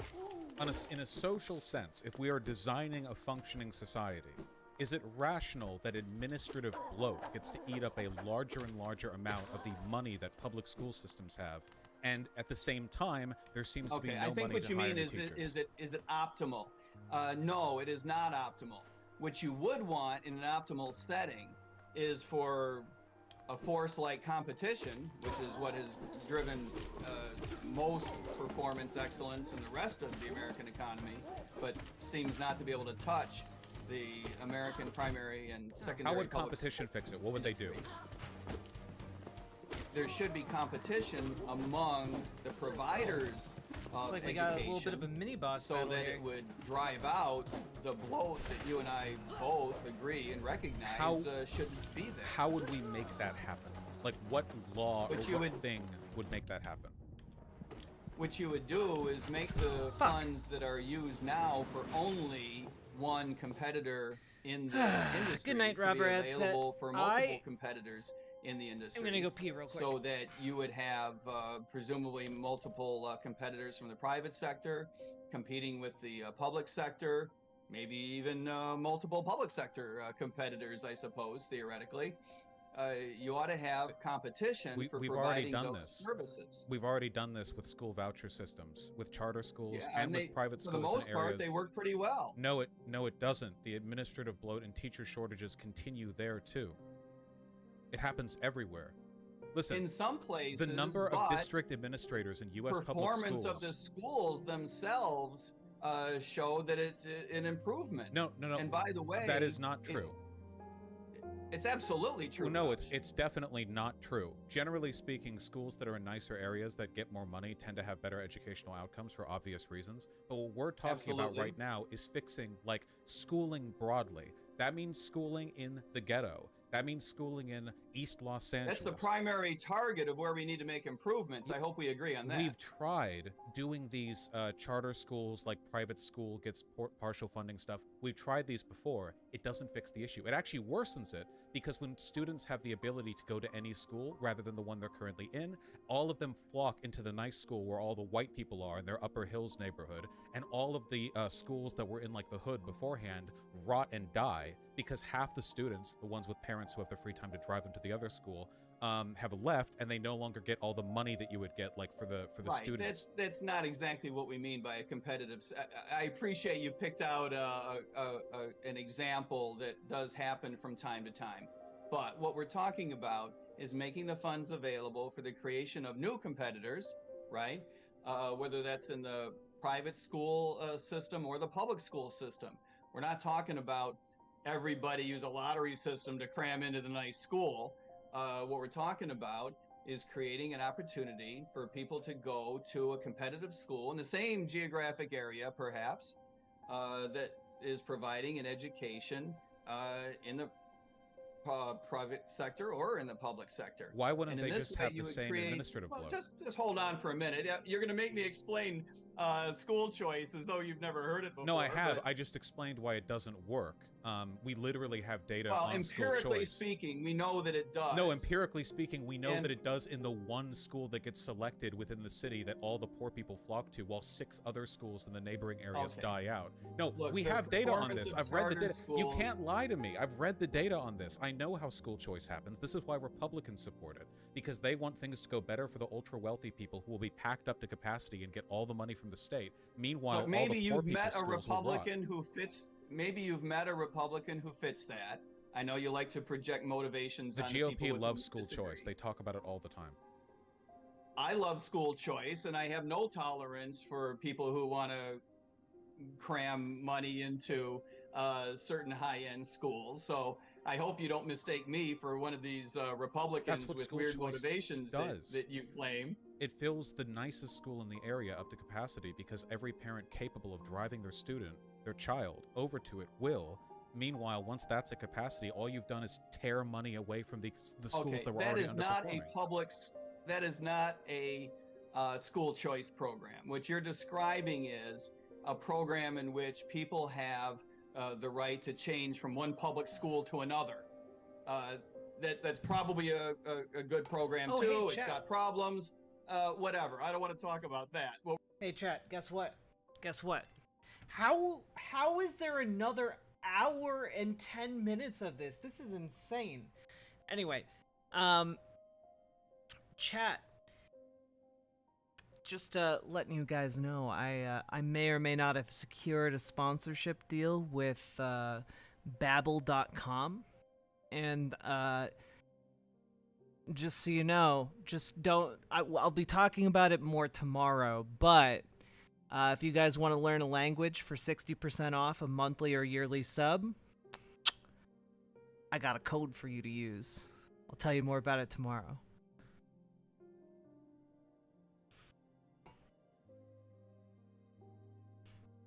Because I think I asked you, did I say 60% off? Why, I think I might have, yeah. That's great.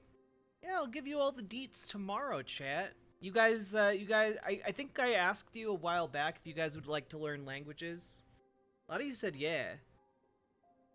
But I only get paid if you guys sign up, so, you know, fingers crossed.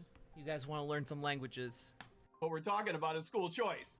Okay, school choice is a program by which private sector and public sector can compete. Hopefully, multiple private sector organizations compete to provide these services. The reason it's important, let's finally get back to the question have you asked private 20 minutes schools. ago. The reason it's important is, yes, to provide better education, including driving out the bloat that you and I both identify in lots of public We school already systems. have private schools, And- and they bloat as well. Private schools typically do not bloat. They run extremely thin because they don't have much access to funds. Some of the very most high-end schools that charge, $20,000 a year in tuition, sure, I'm sure some of them have bloat. What do But you if you're think? talking What do you about think the the typical pay Catholic difference school, is between the person who owns and runs the private school, like a dean or an administrator, versus the teachers? Out of curiosity, what do you think the pay difference is? I don't actually know. I can look it up and see. Look, I've been involved with Catholic schools and Lutheran schools, so I apologize for knowing more about this than you do. The people Man, who this run guy's those such answer like the schools, a question. whiny little bitch. yeah, the people in those schools that I've worked with don't make a dime more than the teachers. But I'm sure you have examples where, Bullshit. some dean or some headmaster makes a lot more. Good for you for having such an example. Well, I know it's The a point of I the know it's a story huge is issue. that competition would improve not only the education for the kids, but over time would increase the wages to the teachers. Right now, we don't have robust competition for teachers in most geographic areas. It's There's one a- school there's a board, love it or shortage. shove it. But competition for the best teachers would drive up their wage rate. Wait, It's hold one on. of the Wait, wait. reasons There why are so many unions are not flaws. doing their teachers any favors by precluding that competition. How is there not a competition for teachers in private schools when there is a teacher shortage? If there's The a shortage, private there should be a... schools- All right. That was a bit of a tough one. The private schools don't have much access to funds. They don't have, typically, they don't have access to the public funds at all. In some places, Why they're would the starting to public now. fund And- private schools? The funds are there for education. Okay, then go to a public... If the funds are there for education, right? You're saying the funds are there for education. Why should taxpayers be paying for a private service? It's not a public service, and if it's private, then it's very likely that it's going to be a for-profit school, in which case we're just like the excess gravy on top of this arrangement is just going to the bottom line of a business. And if it's a non-profit, well, then it's generally speaking going to be a religious school, in which case, why should taxpayers fund like a religious ideology. Seems pretty straightforward here. School. Why should I, a taxpayer, be funding a private? Why? Why should you be funding a public school? Because it's a public school. For the because it's part public of the good. government that I pay taxes into. Why should those taxes Right. go? Why should your government? Right. You give money to your government to provide a service to your community. Why should your Wait a Why minute. should your government be precluded from hiring anybody that it thinks would do a good job? You don't require it to only hire public sector garbage men. Because I don't You want. don't Yeah, wait, hold on. I disagree with that. I hate that. I don't like the Hello, fact that Snuggle Kitten. the government contracts services out. But for public education, this is a different issue because if you're like contracting garbage men, it's like, okay, whether they're public or private, they're gonna get the garbage. It's kind of like they do the job or they don't. When it comes to public or private education, though, I'm sorry. There's I the can't give quality- you that either. There's a wide range. No, wait, in stop, quality wait, of stop, service wait, and wait, Oh hold yeah, on, Vosh wait, can be wait. very I come Wait, from can- a long hold line on. of garbage Can men wait, as a Dutch please, Chicagoan. can the fake indignation? You know perfectly well that a good job done by a public and a private garbage company or garbage service functionally remove the garbage, whereas there are massive differences in private and public education, considering that a huge number of our private education is run by religious fanatics. Like, it's not just that it's being given to a private source, it's also that the kind of education is completely different in a lot of these places. I'm sorry. I just don't agree with any of that, including What? my fake indignation. Wait, you as don't someone agree who that has come private from- schools are often religious? That is not what you said. That they're often religious, and that this affects their education. A lot of these are like private Catholic or Christian schools. Yes, that's not what you said earlier. Did you really want to argue over public versus private garbage collection services? First of all, yes. What? Okay, I really still want to know how exactly any of this is going to address the fact that we have a teacher shortage, considering the fact that private Wanderer's schools are Journal. already a thing, and there's a shortage of teachers, and for some reason there isn't like this Wait. big competition that you. Chat, can I sell these Wanderer journals, or like, is there going to be like some NPC later who like collects them?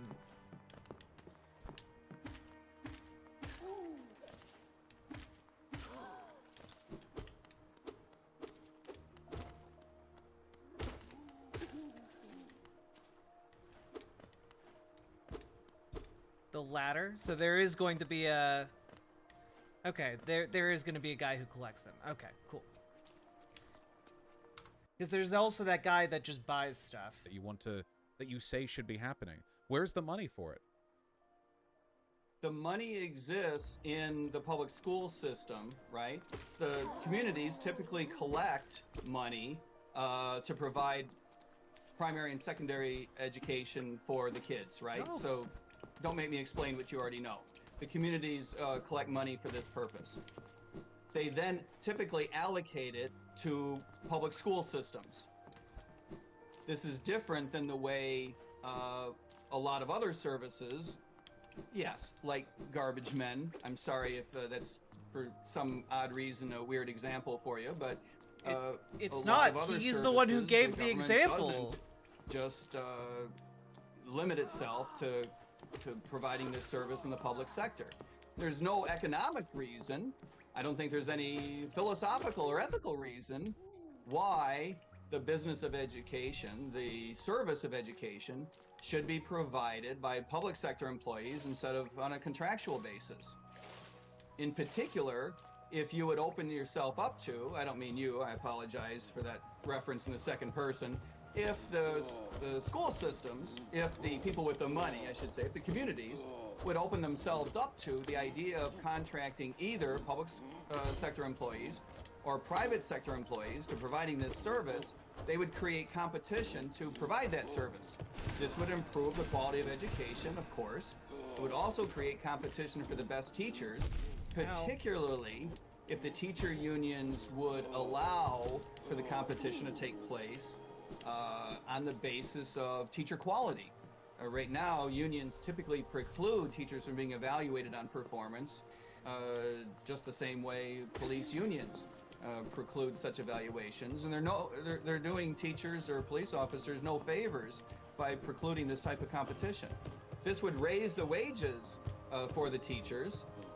It would potentially bring in more teachers to the system, but more importantly, it might bring in a different batch of teachers if the wage rates rise. Right now, there are people who want to be teachers, who are qualified to be teachers, and there are public schools that have too few teachers.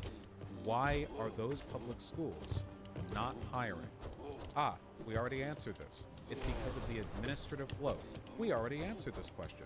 It doesn't have anything to do with unions. It has to do with the people in charge of how the money gets spent, spending money on themselves. We literally already answered this. The reason the money isn't there is because they're spending it on themselves. That's the administrative bloat. The only way to address this is by axing that administration, making sure the money goes to where it needs to go. This is a public school. And the way you do that, agreed. And the way you do that is by allowing organizations to compete to provide this service. It's the way that it happens in every other business. It ought to happen in the business of teaching as well. No. People are geographically locked to their schools. Parents work. They are now, but they shouldn't. No. We live in a thing called space-time. We can't teleport. Parents just work.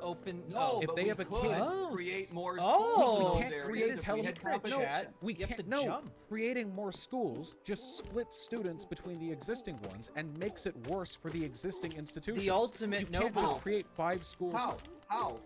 Why does that? Because so public rich, schools literally are paid gold. based on the number of students that Oh go there. my god! Right. Well, how would it make those schools worse? Because they would have less money. They would have so less much students. gold. So how does the ratio Holy of money shit, to students dude. change? Because the upkeep on I the can actually building buy and that the lantern now. administrative bloat that we agree is a problem doesn't scale proportionally to the number of the students. If you cut the student base in half, the costs of running the school does not get cut in half. Now you just have a half-populated school where the grade He sizes is are half for exactly everyone. correct. Students wander empty halls listening to their footsteps echo because some idiot thought that it would be a good idea to open up a private school half the size 3 blocks down that, again, not enough people are going to because you're building too many schools for the area that you're in.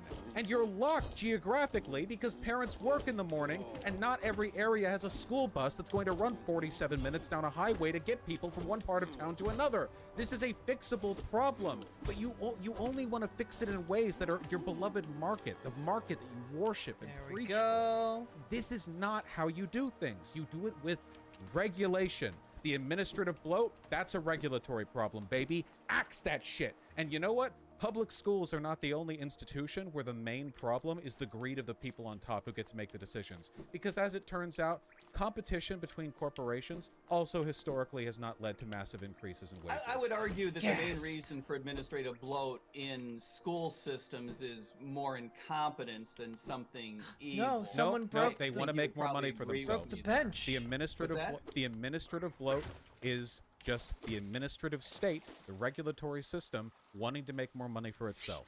And the regulations need to be curtailed appropriately. Competition won't fix this. You know what competes? Competition would absolutely Target fix this. and You Walmart. don't see this in any other Target industry. and Why do you Walmart. see it in Chatter. schools? Target Desolate and Walmart chatter. compete, okay? We must save now, them. what are workers at Target and Walmart paid? Don't worry, Chatter. What? I'm sorry. I'm here. You're asking me what the wage rate is Yeah, in the I Kmart? got you. What are workers paid at Target and Walmart, the 2 primary competing big They're box paid stores in the by United the States? hour. Where Oh god, very knifey duck. I literally forgot that this guy that Vosh is talking to is running for president of the United States. I literally forgot that this guy wants to be president. This is fucking clown shoes shit. Oh yeah, Noir Mutton. This is the libertarian presidential candidate. Yeah, he doesn't know the minimum wage. He doesn't know labor relations. He barely knows how markets work.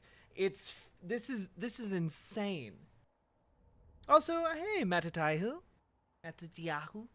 are we going? Help me. Hey, How out. Savage like much Fred. are they paid? Throw me an answer. So I How can much are agree they with paid? you. They're competing. They're competing on a huge scale. The amount of money going on between Target and Walmart exceeds that of like European medieval wars. Right, I mean, and we're talking. they are enormous they're an amount of excellent competition. example of organizations that are run ruthlessly efficiently. Those people don't have much bloat in them at all. Oh, really? I think Except you're for making my point. oh, really? So Then there's explain nobody my who works guess. at Target then, who's getting paid a lot of money? No bloat, not even at The the top. Kingdom's Edge? I'm sure Man, we're there finding are, so but many those new areas. organizations are known for running with efficiency that is absolutely ruthless. That's the Efficiency reason for most who? people are mad at them, not because they're run with bloat. Efficiency for who? What's up here? I'm sorry, you and I were just discussing administrative bloat, were A we not? journal. Yeah, here, hold on. Wealth Okay, of Walmart and Kmart. family. Hold on. It's Target. Hold on. The Target. Walton family fortune is broken down as such: 66.9 billion, 66 billion. The total fortune between all of them. Are you going to try to 191 convince me that the Walmart family is the administrative bloat? That the Walmart family is actually The what, fact in that the back running you that don't thing? already know that is why you're a cultist. Yes, 191 billion to one family? That's worse than any administrative bloat in any public system in any country on the planet. Are you kidding? I bet you I couldn't find that kind of bloat in a I'm sorry, single that's- government I office found in him. China. I found the map man. Isn't this a cozy hole? I've been venturing about that wilderness beside here and thought a moment's break was called for. The landscapes are rather serene this side of the city, though the inhabitants are as ferocious as ever. Purchase a map of the area? Judging by this wall, the city folk seemed hesitant to build further into these caverns. I wonder what kept them at bay.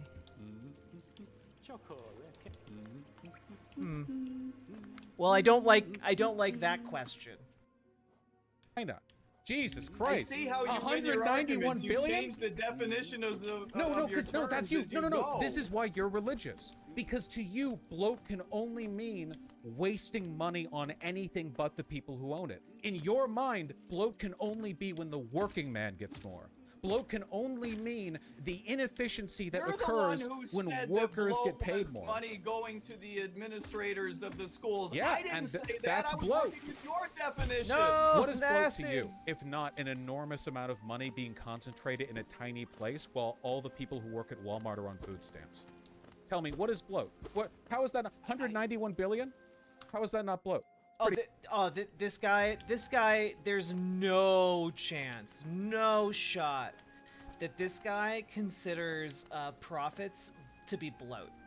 He thinks that profits are the evidence of an efficiently run organization, but the idea has never even entered his head at all. The idea has never entered his head at all that,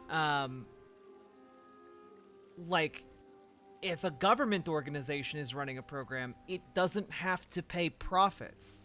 It doesn't have to generate profit.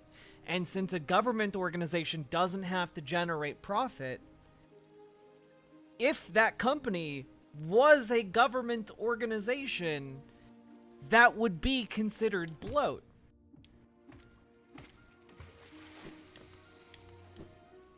Man, I'm really disappointed all of those coins turned into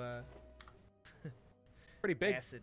Pretty big amount of money. You stack that up in $100 bills and you would fill like a house. That's a lot. You couldn't even eat that many $100 bills. It's a tremendous amount of money. Bloat. Is that the definition of bloat? Yeah, it's Large waste. amounts of It's money? wasteful.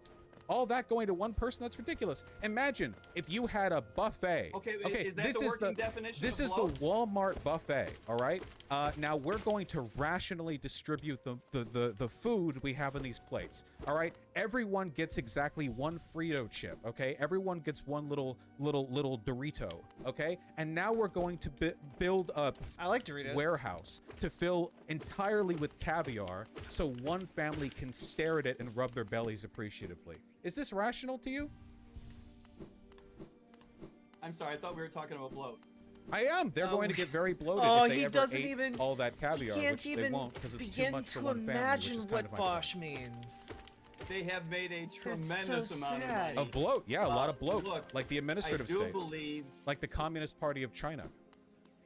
that if other organizations had Ow. seen the direction that Classy. Walmart was going in decades earlier than they actually did, and had moved into those markets. To your point, I'm trying to agree with you, even though you've made a completely different point than what we were discussing with administrative bloat in the schools. I'm but still talking about I'll go with you administrative bloat. to this new place, and I'll try to agree with you. Yes, it's a tremendous amount of money that they made. If other organizations had been able to recognize the tremendous fortunes that that family would make by running Walmarts and the other types of stores under the Walmart family empire, if other organizations had been able to recognize that and had moved in to compete with them earlier, they might have been able to participate in some of that vast wealth, what you call bloat. Then they could have had the bloat. Yeah. You want me to look up Target's yeah, the bloat would have been owners' wealth? spread around. The bloat is what we call profit, by the way. It does have an actual word in the literature. You don't have to use the word Yeah, bloat. If you don't bloat, want like to. the It sounds kinda administrative, silly. like the administrative bloat. The bloat I'm talking about is money that No, goes to the it's very public school different. system. It needs to be treated very differently because No, we're it acts talking. on We're, the we're system in talking. We're different talking ways. inefficiencies with the administration for the public schools. It's bloat because instead of hiring teachers, which we need as a society, instead they're spreading all the money around the administrative block. And here, while Walmart That's right. employees And are so if all, you would have while Walmart competition, employees are all on like you would fucking have welfare. a system that would drive down that bloat, potentially drive up the wages of teachers, improve the quality of education, improve the lives of teachers, probably improve the batch of teachers applying for those jobs. Same thing in Walmart. If the What? competition had been awake earlier than recently, there would have been greater service in So those how much are industries, people paid at Target? earlier, and that would have made our lives better too. So how much are people paid at Target? The competitor. How much are people? I'm sorry, I just don't understand the question. What are you so You deaf don't to the needs of the understand the working class question? that this question is nonsensical to you? How much are you paid? You're about to meet me working in the at game? Target? What do you mean? Starting, I don't work for Target, so I assume this is some sort of metaphor. You're asking me how much people make at Target. Okay, so the nice thing is that workers. Why for don't both- you tell me workers what's at the both- starting wage well, rate at Target? You know, it varies by state because it turns out I'm sure it does. it's basically So what's just the the state's answer? minimum wage. Don't keep me in you, suspense. What do Chatter. people It's make the at minimum Target? wage. I'm in the They game. both get Hell paid yeah. So what They is get paid competition nothing. doing? Hey, LB. They get paid nothing. Uh-huh. So what's the competition doing? How is the competition fixing this issue? Where in America could I look and find these vaunted examples of regular workers getting paid God. large wages because of competition? It's not a Chipotle. It's not any of the fast food places, But even though they Chipotle compete is like delicious. all the time. Fast food places are literally fighting over franchises block by block. I mean, that's like an ongoing battle, and yet all their Right. workers are minimum wage. Where could I find These are this? extremely low wage jobs. Oh, so there we go. So you're okay with them not being paid more because you think they're beneath you. I'm sorry. That Your projection is of the ethics, I don't know where you reason. come off. So I why aren't really they getting don't. paid more? They're in a low wage job? Yeah, that's Why? tautological. I'm asking you, despite No, you're competition. asking me why they are in low wage jobs? No. I'm asking you why the No, his fundamental position is that low-wage jobs need to exist, and that no one would be stuck in a low-wage job for a prolonged period of time because it's a low-wage job. So that's his position, right? Like, essentially, if you are in a low-wage job, you are a moron. That is the position of a not insubstantial number of libertarians, to be honest with you. The children yearn for the mines. It's true. I hear the kids these days are playing a game called Minecraft. competition in their field is not resulting in higher wages Then No. than wait. minimum wage, the lowest amount they could possibly be paid. Oh, you mean rude the of the lowest game wage to they not could let me jump legally up be there. paid? Yeah, Is that what you mean? that is what possible means in the context of like legal payments. Yes, I suppose they could be like Right, but you made it enslaved. sound like an economic concept, which you mean is a legal concept. Yeah, They I don't agree get that paid- corporations would pay us all less if they could get away with it. So why are they not getting paid more? because their industry is so competitive. They are getting Chipotle paid, delicious, you're though? right. They're getting paid more than if there was absolutely no competition. I mean, They're I being like paid Still minimum very, wage. very low wage jobs. They don't make very much money. No, Don't no, judge they, me. they are not Apparently, getting the paid more. wage No, rate no, no, in these areas no, you is misunderstand. Again, they're not getting paid more than they would be if there was no competition. They're getting paid the lowest amount. It's the minimum wage. So, in spite of the It's competition, the legal minimum, Vouch. It's the legal that minimum. is the law. Yes, that is true. Yes. So, but so you're they are. So, suggesting so that where is the example you could Look, point look, to they're of only being paid the competition raising legal wages minimum for a bunch wage. of workers? How generous. I know this works it's for all like over. a hot. The previous job that I had as a It's police all officer. No, no, no, I no, got no, no, paid no, wait, more hold, than wait, there wait, would wait, have been wait, if wait, there hold, was hold, no competition. Hold. Okay, I'm uninterested in the salaries of cops, save for how I could cut them. I'm interested in Based. I'm regular sorry, you people. were asking me where are these examples of Okay, people that so get paid here more are because fields. of competition. Here are fields where I think that competition might actually positively affect wages for workers. Tech fields of very high specialty or skill, though not all of them, because teaching is one of those fields and it's not working for them. Cops, because they're of a different class character. Probably anything that involves like a high degree or like a specific role in society outside of just like wages that you could find or corporations you could roll between. So for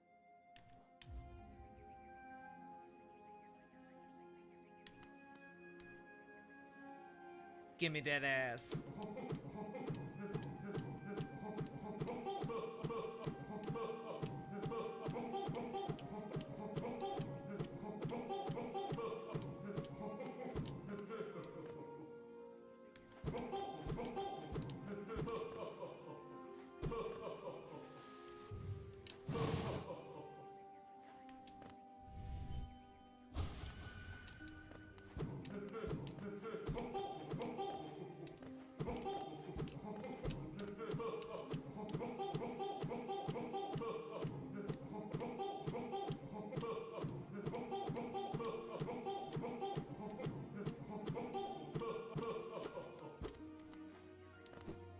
Okay.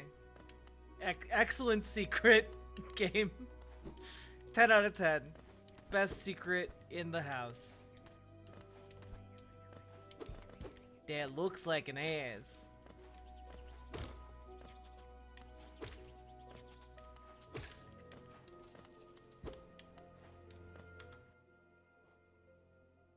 for something that Yeah. you could just pick up like Research normally out of high suggests school. that the majority of work in the United States, majority of employment in the United States is subject to significant competition. And yes, the wages are higher than they otherwise would be if there weren't competition. Then why are so many of them getting paid minimum wage, even in fields where there is robust competition?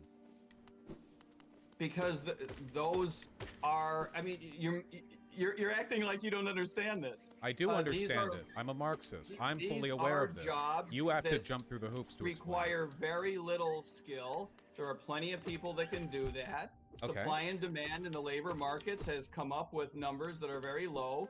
The minimum wage rates are set by state law that artificially raise those artificially relative to what supply and demand would So suggest. they can eat. Yeah, and that's so good. the wages are in effect at the bottom end, all set by the state. Oh, that's interesting. So it's almost like the only force that was capable of elevating the wages of these common workers was the state and not your vaunted competition. You've made my argument for me. I agree. Force that was available you're raise trying to them convince higher than you're trying to convince like a regular worker, and you're like, hey, listen, there are two roads you could go, sonny boy. You could go with the state, which has raised your wages, or you can go with my way, which would remove that protection and you would make less. And you deserve to make less because the market wants to pay you less. And you might make more due to competition, but also your job is very low skill, so probably not. Do you think they're going to go with me or with you? Because historically, this is a winning battle for me. The minimum wage, like, this is settled science, you know? It's just it is settled science that minimum wage raises wage rates for the employee.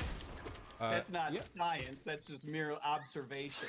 Oh, Observation's wow. a big part Good- of science. good yeah, that's a comeback. pretty huge part of it. And considering the fact Well, that the right now part that you people are can't struggling to observe pay is how rent, many people are unemployed because of we it. know the unemployment rate. The unemployment rate has held steady and not been affected by minimum wage increases. We have plenty of data on this. Like literally, you can Google No, those effects two of things minimum don't wage. connect. No, You you know can literally that. Google effects of minimum wage. No. Please, you're never too old to educate yourself. You can Google, because like, damn. I don't know, go with the data with you, you should know this. The effect of minimum wage increases on damn. employment. And you can get an empirical answer. You might as well argue with the sun rising in the east and setting in the west. It's not something I have God. any interest in litigating. Look, with reality being what it is, and people barely being God able to afford damn. groceries and rent All right, as it is we're now, gonna why on heal up earth here. would I ever accept an economic system where you're trying to sell me on the idea of, well, these people who are already struggling should just struggle more because the market has decided their wages are actually worth less than what the government has set them at a minimum level. Like, why should these people suffer more? Should the suffering here not be on the part of the bourgeoisie? I did The not like bloke, that. The Walmart I did family not with do well. 191 billion who sit there and We waste it all? know, we know empirically, we know because of research. But we got a and king's yes, idol. You're right. We know because of theory that the way to improve lives most is by allowing transactions to take place based on free will, on a voluntary basis, and for the contracting of these transactions to take place at prices and with terms. And I have that so are many set, geodes. based on free will and the opportunity Like to indentured make servitude. decisions for Yeah. ourselves. This is how we know that not only markets clear, but do so in a fashion that maximizes the benefit to both parties. And yet, When we have you a teacher have- shortage while the administrative bloat continues, and we have Walmart workers Well, on we welfare have a while the teacher family shortage who runs because it. Vouch labels it as such. Okay. Okay, so this is what I mean. This is your religion. Everybody in education agrees. We know that students get worse educational outcomes with these class sizes growing the way they have. You just don't give a shit. It's like a death cult that I'm listening to. Your god is your stupid Econ 101 graphs, and you're desperately trying to line a transparency film of it up to reality. And where it doesn't match, you smudge it a little bit, or you deliberately misinterpret the data. Like, seriously, because I've defined... Wait, do you think I just coined the term teacher shortage? Like, that's a thing? I think, guys, I might be close to the arena. Aha, another warrior finds their way to our fair Colosseum. Ours is the final destination for all seeking trials of intense and deadly combat. All one has to do is place their mark upon the trial board for a chance of choice, and lo, the arena's gate will open. There's a small fee attached to each trial, but I'm sure the skilled combatant as yourself will have accrued a wealth of geo. Now, before you draw your nail and rush eagerly to battle, I'll offer one quick word of advice. There's a warrior's pit just below here, where others like yourself await their own trials. I'd strongly advise using it to rest up before placing your mark. Oh, and have no doubt, I'm a fearsome warrior myself. Don't go judging me by my size, or my current, constraint. Colosseum beckons us both. I'll be back in battle soon. Make a contribution and you can enter the trial of the warrior. Sure.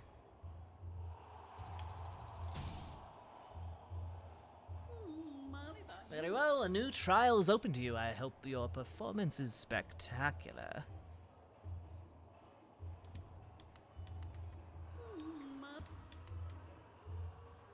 Trial of the Warrior. Ooh, and a charm notch. Hell yeah, I'm gonna do that.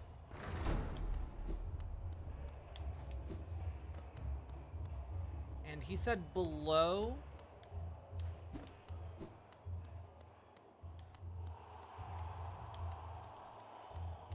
I think he said below was the event. Here, I'm gonna go in here first.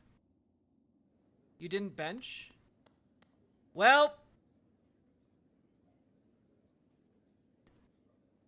I thought the bench was in this room, and I can't leave it now. So, you know what? I'm just gonna win.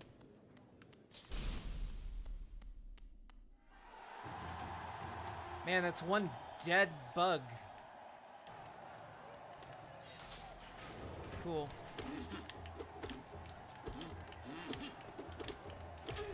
He got a big head, though.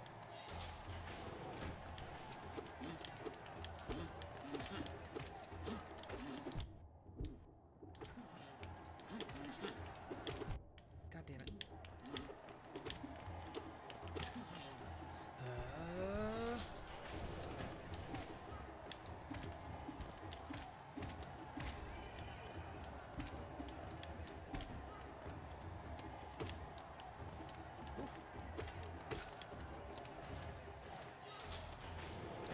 Oh, oh.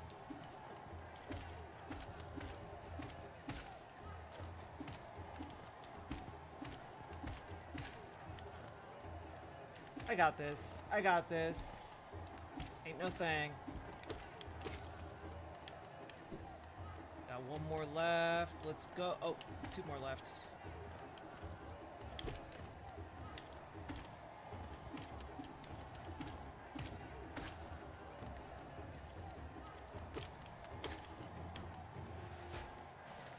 Whew. One more left. Oh god. Who's this whirly guy?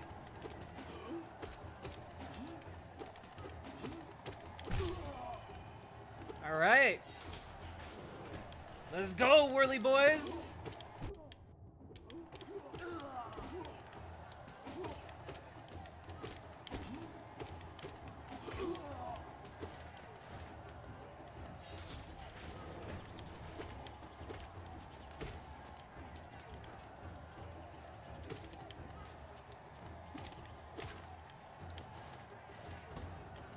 Nope. Nope, don't like that. Damn it. Fuck!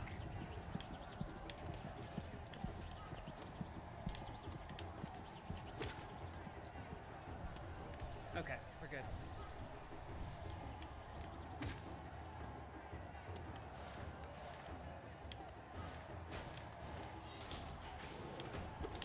Man!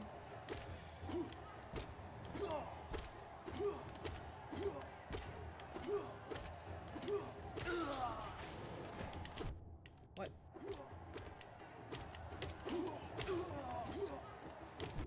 Oh, fuck. You know what, we're just gonna... Is that supposed to be the king bug? It might be.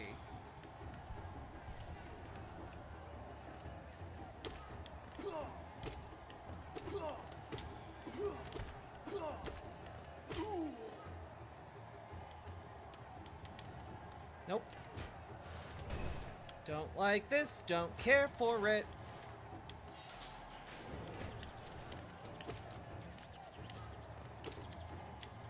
Fuck, I jumped right into it.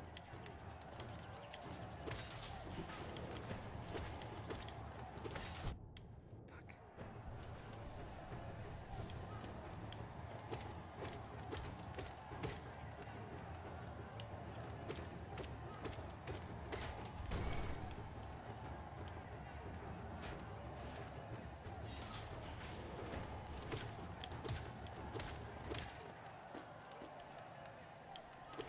Oh god. This is cool. I really wish I'd saved before this so I could play with a little bit more abandon, but this is okay.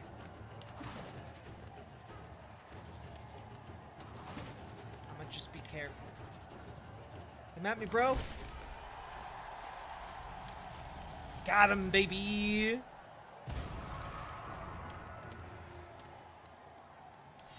Whew. Oh god, it's not done.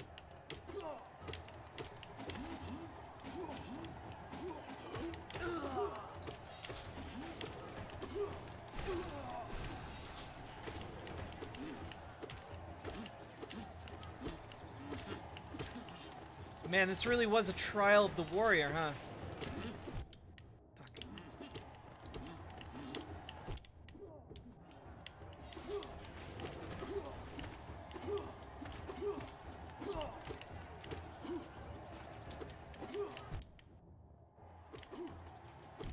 Fuck, dude.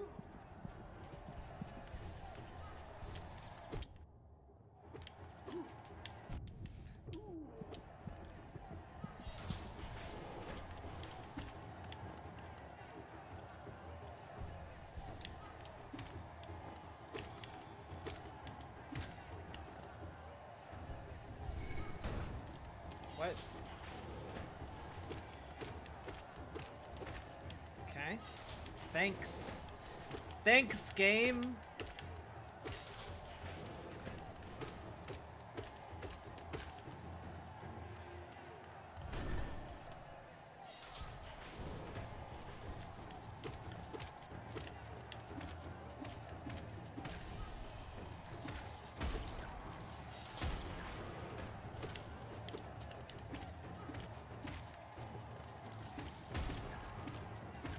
These enemies remind me of like Cuphead enemies.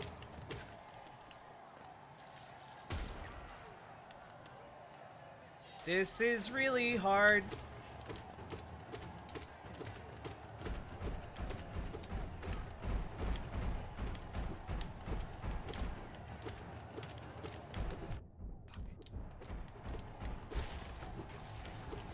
Fuck.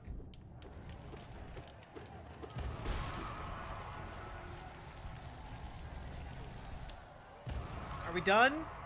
Or do I have to get through one more? To get through one more round, huh? Yeah, I gotta get through this chuckle fuck. Alright. Oh, hey! It's this asshole!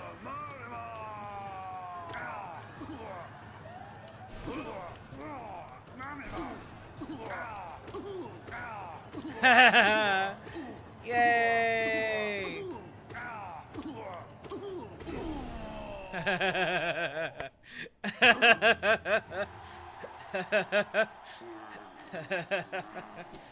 Amazing, baby.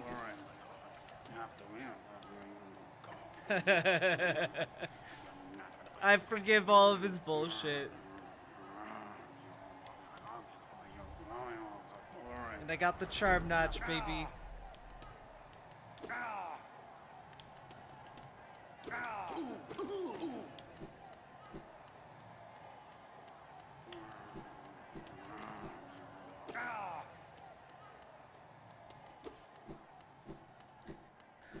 Whew. That was fun. Oh, there we go. Now I can drop down.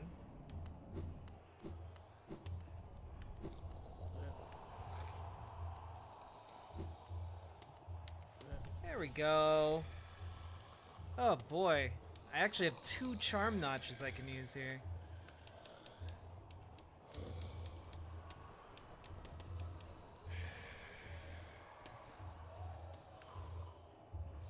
Ooh, the Dream Shield protects the bearer. Interesting. When I'm damaged, I collect soul.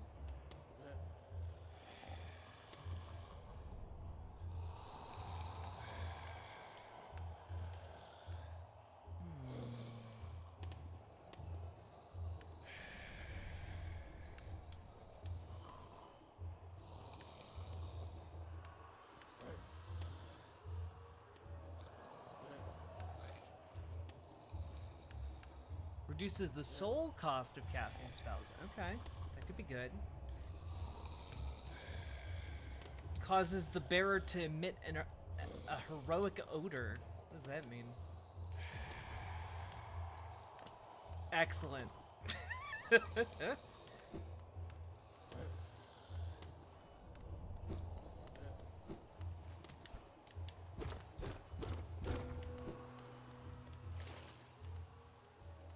Neat. Nice little hot spring down here.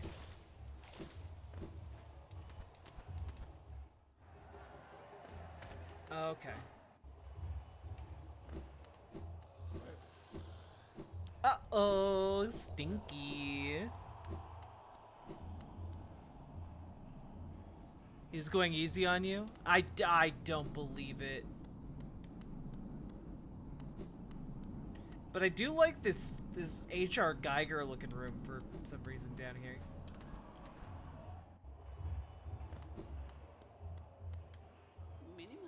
Welcome back, warrior. Make a contribution, you can enter the Trial of the Conqueror. I think I've had enough. Well, actually, I will make the contribution. Because then I can unlock it. Very well, then. A new trial's open to you. I hope your performance is spectacular.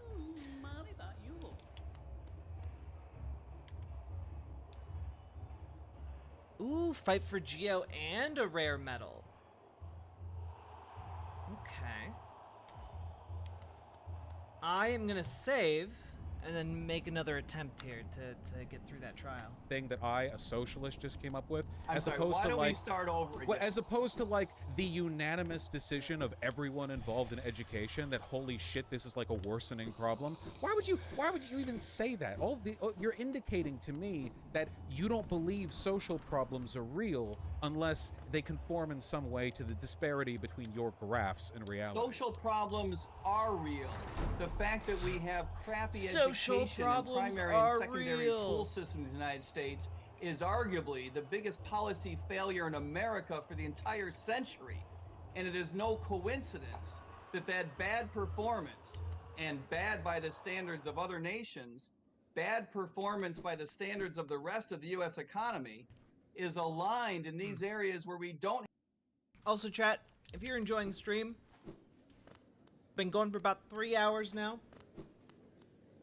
If you've been enjoying the content, hit that follow button over on Twitch, hit the subscribe on YouTube, hit the like button on the stream, and consider making a dono or gifting some subs, because guess what? That helps me to not die. And preferably gift subs over on riverboat.gg.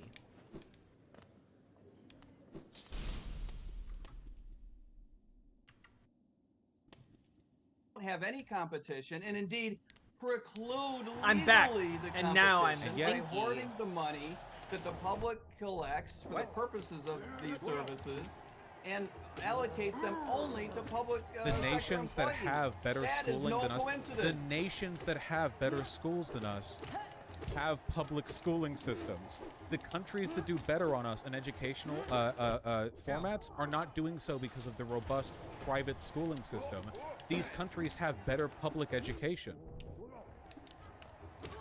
In many examples, that is true. Ow. Not uniformly, by the way, but in many examples, that is true. But our schools, by any measure, Vaush, stink. I Not completely for agree. every student, but at the low end, subjectively speaking, they stink. But objectively, if you measure it relative to performance in the past, you measure the low-end schools relative to the high-end schools, we have huge problems. The only I way that we're going completely to agree. get through that is not by trying the same things over and over again and doubling down on the idea that competition doesn't matter, No, and that you have precluding failed to competition provide. in this one particular sector of the U.S. economy There and are saying, teachers. well, this is the place where we're not going to impose or allow competition. The even though idea, it's the listen, shittiest your performing model, this is industry not in America, up for debate. Is illogical. We have Maybe you're the one who countries, doesn't care. mate. Maybe you're the we one that's have stuck on a coun- religion. We You're have the one who's not willing countries. to try anything new. We have countries that have done this better. All I'm doing is pointing at them. Better investment in public education, some laws that do a better job You're of making sure suggesting the we money should have goes more towards- money?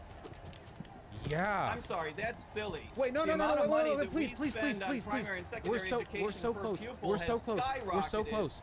We and do the not. performance We're so is close. not done Please, better at all. please, We're not getting a good please, bang for our buck. Please. Okay, listen. Nope. You Fuck. can't just dump money into these systems.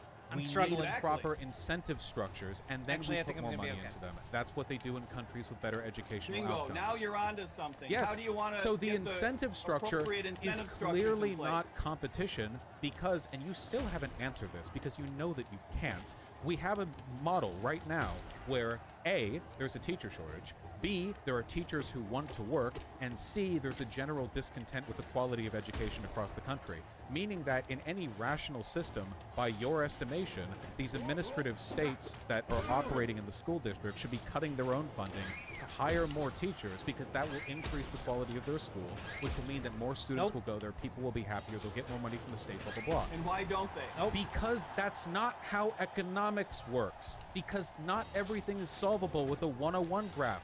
Other countries have done No, you're this. saying that these organizations that are so well motivated and so well meaning aren't doing the right thing. I'm Why not aren't they, saying in they're your view? well-meaning Oh my at God. all. Have you been listening? I'm saying that the All right, administrative so you're state saying at the that top. these school boards are are evil. I would agree with you in some cases. Yes, I agree. They need to be I subjected to competition. No, you're not listening. How are you gonna correct them if not competition. through competition? We have competition. What are you gonna just appoint someone we smarter already to did run this them? whole thing with big box stores and with fast food, and I was like, so why isn't the competition doing anything? And you were like, well, because actually, competition is doing something, we just can't see it. It's invisible. Like, this is like clown economics, okay?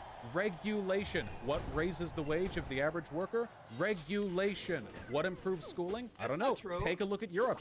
Regulation. I'm sorry, regulation does not raise the wage rate of the average worker. The y'all wage seem rate to of do the think average of the worker three then different what increases exactly capital what wage. exactly is the federal minimum wage?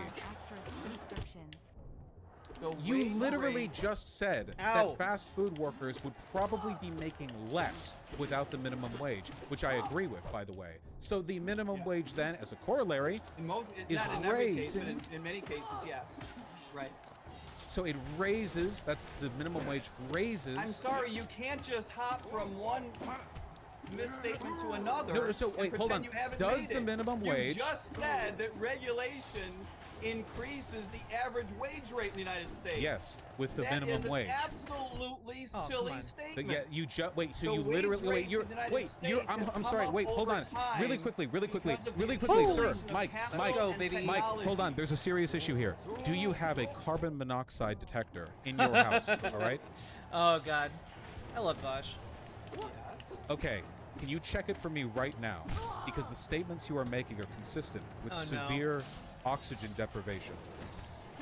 You just said that the wages of fast food workers would be lower were it not for the minimum wage.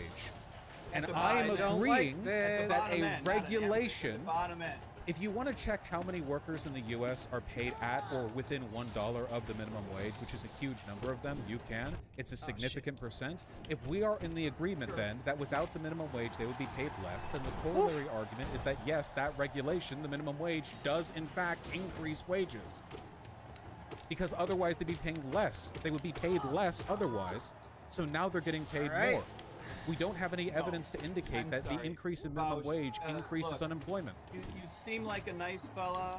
You seem like you mean well, and you seem like you're willing to work hard. You Okay. can't answer but the this. idea Lay it on me. that the wage rate in the United States What are has these? come up over time Oh. because of regulation Okay, these guys fire is the just diagonal not thing. a statement. Well, we that haven't raised the federal makes minimum any wage in like 30 sense. years. But yeah, you said that the minimum wage increased the wages of the fast food workers, which means that without it, Some of the fast food workers, those at the very bottom, yes. what And what do you point mean out, that's some a at lot the of very people. bottom of fast food workers? Everyone what is at the bottom. robust, What exactly is the spectrum of prestige and leadership in the fast food space? Are we talking going to corporate? Because I mean just like the job you get when you give a paper there. Like, I'm not talking about corporate. That's a whole different thing. You're not I'm working sorry, in a fast moment- food if you're at Yeah, corporate. no, I'm sorry, I can't let you just change topics. Well, you I'm just said a not. moment ago that wages in the United States have come up because of regulation. No, wages in the United States have come up because of the accumulation of capital and technology. Okay. Period. Full stop. Okay, hold on. If we got rid of all Fuck. minimum Can we at wages least in the agree on United that? States, Can we at least if agree we on the got basics of if economics? we got rid of all minimum wages There we in go. the United States, would if you can imagine all the wages in the U.S. and then we get rid of the minimum wage all across the board, it's all free now, okay? Would people's wages, on average, go down or up? And follow up, why the would they go up? Like a corporation would go, oh, this tech worker who we pay $25 an hour, we no longer have to pay him a minimum of $7.25. I guess we'll pay him $30 an hour. Why? What would it go down or Oh up? my God, what? For those individuals who are directly affected by the minimum wage. Okay? Let's be clear, because I know you like to. A minute from now, you're going to say that's not what you said. Okay. For the people who are affected Oh God, by the minimum they were wage friends. law, if you were to get rid of the minimum wage law, for many of them, their wages would go down. Okay, so they would just starve. Snarf. Snarf, Is that snarf. what you really believe? Well, considering that people can barely afford rent and groceries on minimum wage, and then they would then be paid less than that, yes. Okay. You have to buy the food. Yes. Woo! That was close. Yes. What is it you're asking me? Okay, so we've arrived at a moral conundrum now, which Oh, is should good, we I don't let have to fight millions of people another boss. starve for no Excellent. reason? Now, this is a tough one, I admit, okay? I'm a sociology major, not a some philosophy pale major. ore, I'm only an baby. undergrad at that. But I think I'm willing to give this one a shot. I think we shouldn't let them starve. I think they should make enough money to live. I think so too. How's that? Well, what if we, hypothetically, Welcome had back, a law warrior. that made Make it a so contribution everyone and you who can enter the works trial of the could get fool. enough money to live? You know, okay. That would be interesting. There can be no such thing, but that is a very interesting little idea. How can that not Oh, Fight I'm for sorry. Geo Is that and the hurt your glory feelings? of being No, a fool. now I'm Interesting. wondering if my carbon monoxide is right. Just how can there are literally countries that have this, including the United States, in the form of a minimum wage. How can we not do that? Stinky. If you were to take away the minimum wage, you would increase employment or decrease employment? No, I asked you, why can't we just guarantee everyone who works gets paid enough? Well, you can increase the minimum wage. You can certainly do that. You can increase it as high as you want. Wait, I I don't didn't- know what the logical I didn't fill up all my reason my meter. would be that you would stop it at $12 an hour or stop it at $15. I mean, why wouldn't you go to $20 an hour? Yeah, why not? It's 15 here in Seattle, and people are still struggling to make ends meet. Why There we not go. 20? Exactly. So why don't we make Hey, it? Cooper Shell. How you I doing? don't know. 30 seems reasonable to me. Sure. Okay. Okay. Well, all right. Well, Well, I'm glad we that came was to a easy. consensus on this. What? You don't think that would have any effect on the economy or employment? If or- you want me Here to we be like real for go. a second, like actually, I think that if we kept pace with the amount of worker I've been waiting power for 2 hours. and All right, proportion, trial well, I've the been fool, serious baby. this whole time. I'm being facetious, like Wish me right luck, now. chat. But if we kept par with the amount of proportional worker pay that we would have been getting before, like Reagan Put era glasses on? anti-union and Okay. anti-worker deregulation, then I think that Proportional. I mean, slide that one by me again. Proportional what? the amount of money that the average American worker made I'm proportional to the total stinky. GDP, the total amount of economic activity going on in the country, used to be much higher than it is now, and it grew at a consistent rate. Then deregulation took effect. I mean, obviously, the whole economic history of the past 100 years in America is complicated, but it's mostly Reagan's fault. And as a product of that, I think that you could probably make a decent argument for the federal minimum wage being something around $21 an hour, with allowances for it being higher in denser populations, New York City, Seattle, Los Angeles, blah, blah. Now, What do there you are think some that would do difficulties to with this. employment? Well, first of all, we have data on the relationship between the minimum wage and unemployment, and again, like, you can look it up if you want. No, it's just not not an issue. unemployment, Bausch. What do you think that would do to employment? What do you think that would do for the employment numbers I just at those answered this. particular I organizations? just answered this question. If All right, does it go up or down? What happens?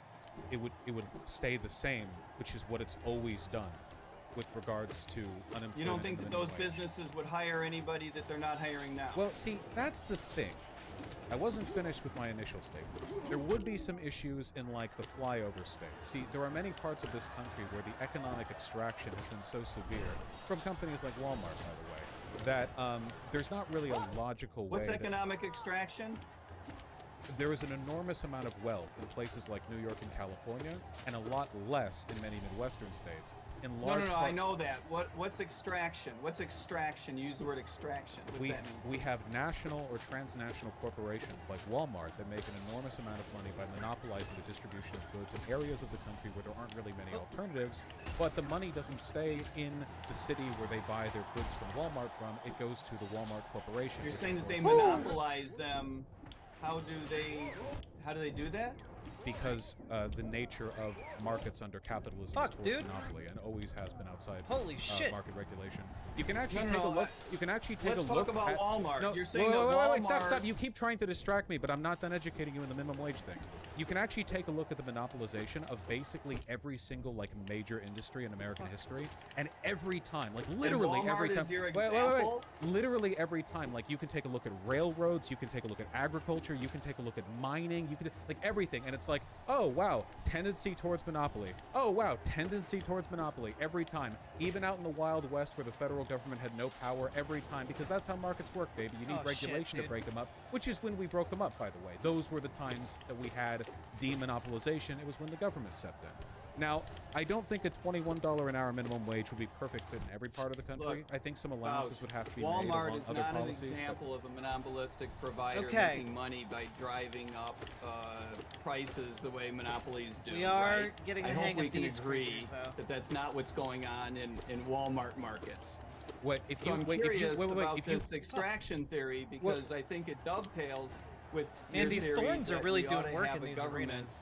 that is empowered wait, to wait, the take money away the from Midwest rich is, people is and wait, give it wait, to wait, poor have you people. been the Midwest What are you- small what are you- American what are you towns are jumping at? dying because they Come used down to here. have like a town square Come down here, with you little vibrant goober. local businesses that we sold stuff go. a little bit higher at a cost, sure, but they also paid their workers more and the money stayed in the town, meaning that there was more local investment. Right. Do you But know then how Walmart monopolies shows make no, money? please. If you spend money at a store and that store is a single store that's owned by a mom and pop and it's in your town, Fuck. the money stays in your community, right? Except what goes to taxes. But when Walmart comes in and underprices everyone, which they can do, in the short term it's beneficial because all this stuff is all cheap, right? But in the long term, the money gets siphoned out because the Walmart doesn't keep the money in the community, it goes to the corporation. And over the long term, you see like this incredible economic extraction from areas where there aren't enough people to like build out beyond that Walmart. Like, this is a studied economic phenomena. This is more poor people whose lives you don't care about because it's an argument against your economic theory. Fausch, look, I've been respectful of you. You know, from time to time, you have been fairly respectful of me, not consistently, but I got to be honest with you, bud. Not going to put up with you telling me about for whom I care. I've worked my ass God. off through two Oh, God. careers in What? public service. Maybe you don't like my Oh, philosophy. fuck. Maybe you don't like me personally. Maybe you don't like Well, the Libertarian I Party. don't care Maybe for you don't this. like libertarianism. Maybe you don't like a whole lot of things. But, and we're going to close here, okay, bud? Here's the truth of the matter. I've worked my ass off to try to do right by people that I call brothers and sisters for no other reason than the fact that they're fellow Americans. I suspect that you feel the same way. We care about people. You do, I do. One of the ways that I've made Jesus. a little bit of a Jesus. contribution toward trying to help people's lives be better is by learning how the economy works, trying to make a contribution toward helping public Fuck! policy be better Damn in the it. United States, at the federal government level, Damn it. and with multilateral agencies That was too. close. I probably didn't make the headway that I had dreamed that I would when I moved to Washington to try to make the world a better place. I always dreamed of being a police officer because I wanted sorry, to be able to chat. help people. I didn't wanted mean to be able yell that respond loud. to calls, help people do the right thing. I was a registered libertarian while I was a police officer. I worked my ass Want to use off. that pale ore? Did I need to make all use the both. progress that I wish I had in terms of making the police department a I great need place? 2 pale ores, Not all actually. the progress I wish I'd had. Did I have a number of arguments with my boss and fellow officers about the way I wish things work and the way they actually do work? Sure. Am I proud of my work as a public servant? Yes, I am. Did I work in an area that had some bourgeoisie and some poor people? Yes, I did. And yes, I spent most of my effort in the areas where there Okay, weren't we got this, though. a lot of people with a lot of money. But I worked my ass off for them, The Vouch. booger is slippery. For me to It is sit indeed. here and let you tell me that I don't care about my fellow Americans, I'm sorry. That's not just a silly statement, it's an insulting one. And it does not reflect well on your character. It frankly doesn't reflect well on your intellect. You should know me better than that. And that's fine. I've appreciated the time that you've given me, and I've appreciated the time that I've had with you. I think that, you know, maybe some of your viewers benefited from our exchange. Maybe they did, maybe they didn't. I'm I don't wondering if know. this is going to go But on I'm for another grateful for the hour. opportunity to have been in your show. Thank you very much for that. I think we're done Here we now. go, chat. Oh, do I get a closing statement, or was that a good ending? it was a good ending for me. The last thing you said was just blatantly false and insulting. If you want to say something else. Could I say something less insulting, potentially? Absolutely. Okay. Absolutely. Genuinely, I've enjoyed the conversation. Look, it's not a matter of malice. It's just, I really do think that your economic system is destructive, and there is a limit to the number of, like, you know, oh yeah, here's my fantasy solutions I can hear, before thinking it's an almost like negligent disregard for the consequences of what you believe, right? But it's not a malice thing. I'm glad that you participate in our political process, and I think it's admirable that you've spent your life adhering to these principles. Even if I disagree with the principles, I like people who adhere. You know, it's not my goal to insult, though I obviously do a lot. It's just like... There we go. I feel like what you're experiencing right now, the displeasure with my behavior, is just an infinitesimal fraction of the suffering that your policies would inflict upon millions of people, some of whom I care quite a bit about. And that I will always see that when you speak, you know? There is no civil engagement outside of that context. This will always be a pale facsimile of what happens when we actually have the chance to do what we think of doing. And that's what gets me. I mean, I don't think there is civility in this context, really. There's only truth and ego and passion. And I enjoy those conversations. Yeah, well, I agree with you. Man, in that sense, you know, I think that we Fuck. oddly see eye to eye on that. I think socialism is a cancer, and the faster that we eradicate it, the better off our economy will be, and the better off the development of our culture will be, both at a community level, at a national level, and around the world. That's how I feel about it. Well, you know, we'll see which comes first: total deregulation or What? the workers' revolt. So, if your definition of socialism includes any and all Probably kinds neither. of regulations, then yeah, I Damn don't it! think you're ever What going the to be fuck, dude? Everything gravitates back towards that. Even attempts at creating some kind of deregulatory paradise. That was ridiculous. I don't Anyway, remember that thanks part a of the lot. last I'm really fight. grateful for your time. Have a wonderful day. Thank you. You too. I'll see you Bye-bye. later. He's so mad. Oh, absolutely. Well, that was a wacky conversation. Oh my god, yeah, so we didn't... Okay, to be clear, I know I said, like, bourgeoisie there a couple of times. Nothing that I said there was socialist, by the way. I was like, that was like basic liberal yeah. economics. You know what I mean? You know, it's not. You can't was even not talk about advocating for socialism. worker I was ownership. trying to get there with the indentured servitude thing because, you know, the fundamental logic of coercion and capital maintains its character from slavery all the way to what we have here. It's just different iterations of the same relationship.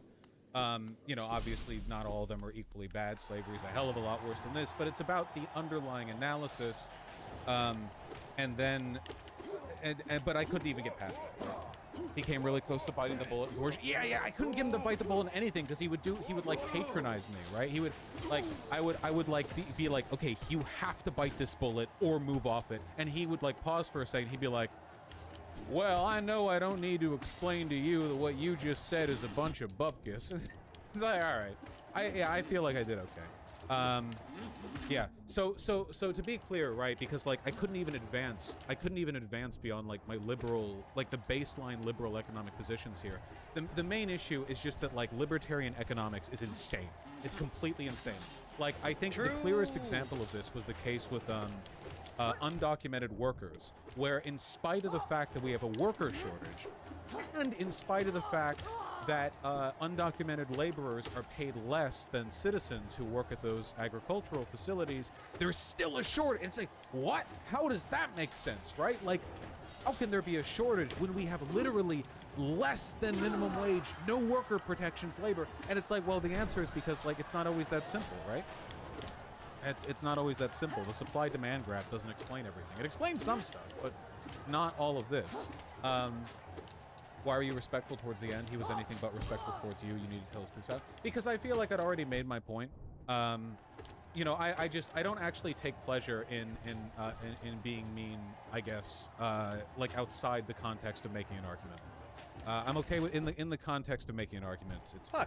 But like every time I would make so a many point, points of damage he from would that. like That was run away from ridiculous. it, like the teacher shortage thing, and he was like, "Well, shortage by your definition." It's like, bro, something like half of all public schools Why am I started so the bad last at school jumping year suddenly with in this less game? than the number of teachers they should have had. Like it's insane, and the administrative blow, right?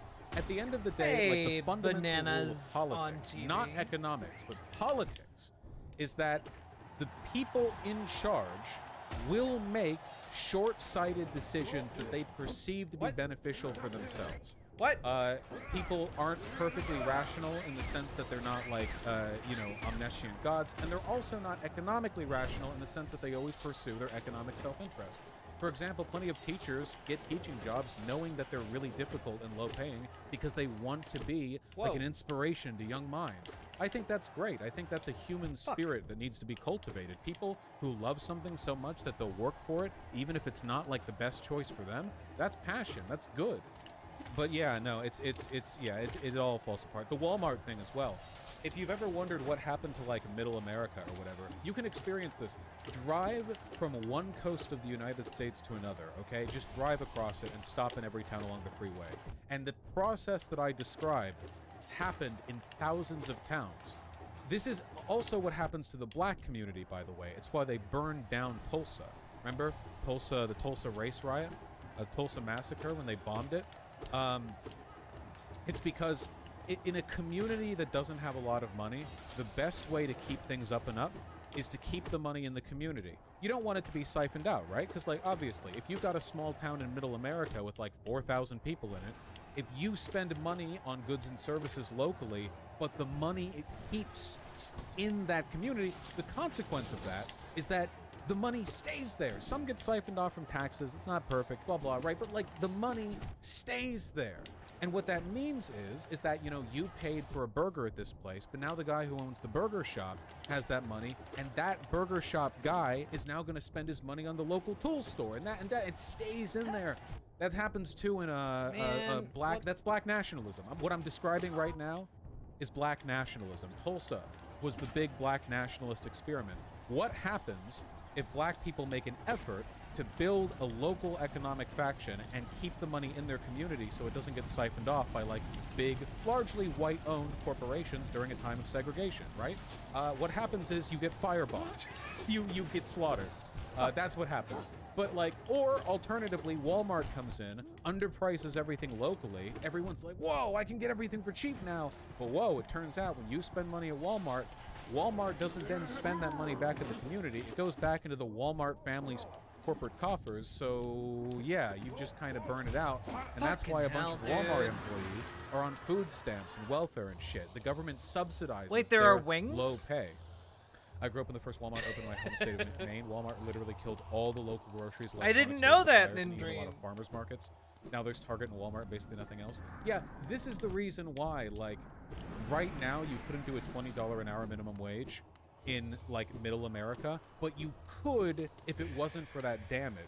Because Also, I just wages realized- used to be proportionally higher in those communities than they are now. I have a special Even spinny though move. they were paying more for their stuff because they didn't have like the economy of scale with Walmart, they kept it in. Like it stayed in the community. It's difficult to explain because a lot of you guys, I already even I upgraded the really, nail. I can't- need another it's pale difficult ore. to understand. I need 2 but ores to upgrade. it used to be, man, when you wanted to get a job, like in a lot of small towns, you would go to the local town square and there would be a guy who ran a restaurant there who your parents have known for 35 years. And he would go, you know, like, you're finally old enough to work, huh? Yeah, here you go. Throw you a rag and you get on it. That sounds like a stereotype. That sounds like a joke. Like, oh, right, okay, that's our imagined... No, that actually kind of did happen. That was a... There's a reason that we associate that era with that. And it's just because it hadn't been subjected to this, like, race to the bottom, like, you know, like hyper, you know, efficiency, drain the wealth bullshit that we've seen today.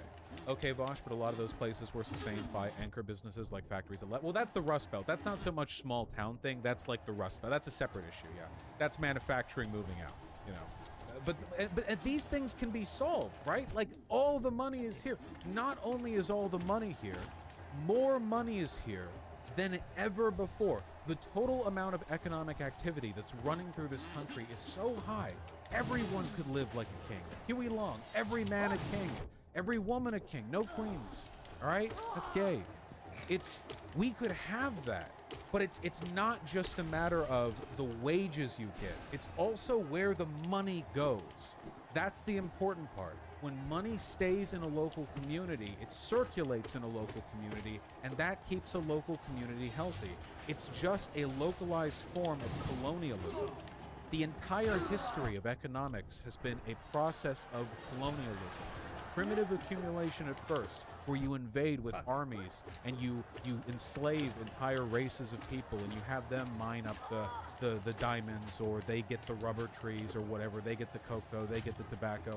And then you have neocolonialism, where we just use our economic power to force other countries into being subservient to our business interests. But even locally this happens. This is one of the reasons why you can buy a house for There we $5 go. in a blowjob Hey, Chainsaw. in like a good portion of Kansas. But also there's no work there. And then if you move to the city to find work, and there is work in the cities, mind you, the rent's also $4,000. It's completely f***ed up. The money's in the wrong place, and this can be fixed. Not easily. It's a difficult process. It's not simple, and I'm not economically educated enough to have like a specific set of policies on how to fix this. But I've seen educated people talk about this tendency and how it could be fixed. And I know things can fix it, you know? It just takes a bit of elbow grease. It can be done, and it's worth fighting for. The death of Middle America, man. It's not just Middle America. It's like all over America, right? But Middle America, I lived in a small town in West Virginia that was exactly this only 20 to 30 years ago. A small town square and cute downtown that used to be filled with local businesses that were all for rent by the time I lived there. Yep. Everyone talked about how this town used to be so much better, and it was exactly like you said. Everyone knew each other and shopped from each other and employed each other's kids when they got old enough to work. It was really sad. This is, unironically, this is what they took from you, okay? I am playing that the song, that song, all right? This is a VHS tape. There's VHS static and magnetic interference that's playing. We're returning to tradition. Yeah, the Little Dark Age. Yeah, we're playing Little Dark Age right now. Return to tradition. And by return to tradition, I mean have a local town square where your parents know the people. Like, it's so sad. And a lot of people are leaving. So why wouldn't they? Like, why would you stay in a town like that? It's like this. It's this. Photos like this, man. Look at this. When this town was built, it was going on the up and up. Wait, hold on. Is this Humble? No, okay, sorry, just there's a similarity. Look at this. Look at what I'm looking at right now. I want you to really think for a second, okay? What are some things you notice? This is a small town. What do you notice? You know what I notice? Brick. Brick pavement. Pathing. That's not cheap. Nice old-fashioned street lamp. Wide sidewalks. Look at this. This says apothecary right here. Brick and mortar stores. Nice ones. Probably used to be owned by families. But these areas are dead now. They're dead. They're completely dead. Yeah, stores that were beautiful and enjoyable and distinct.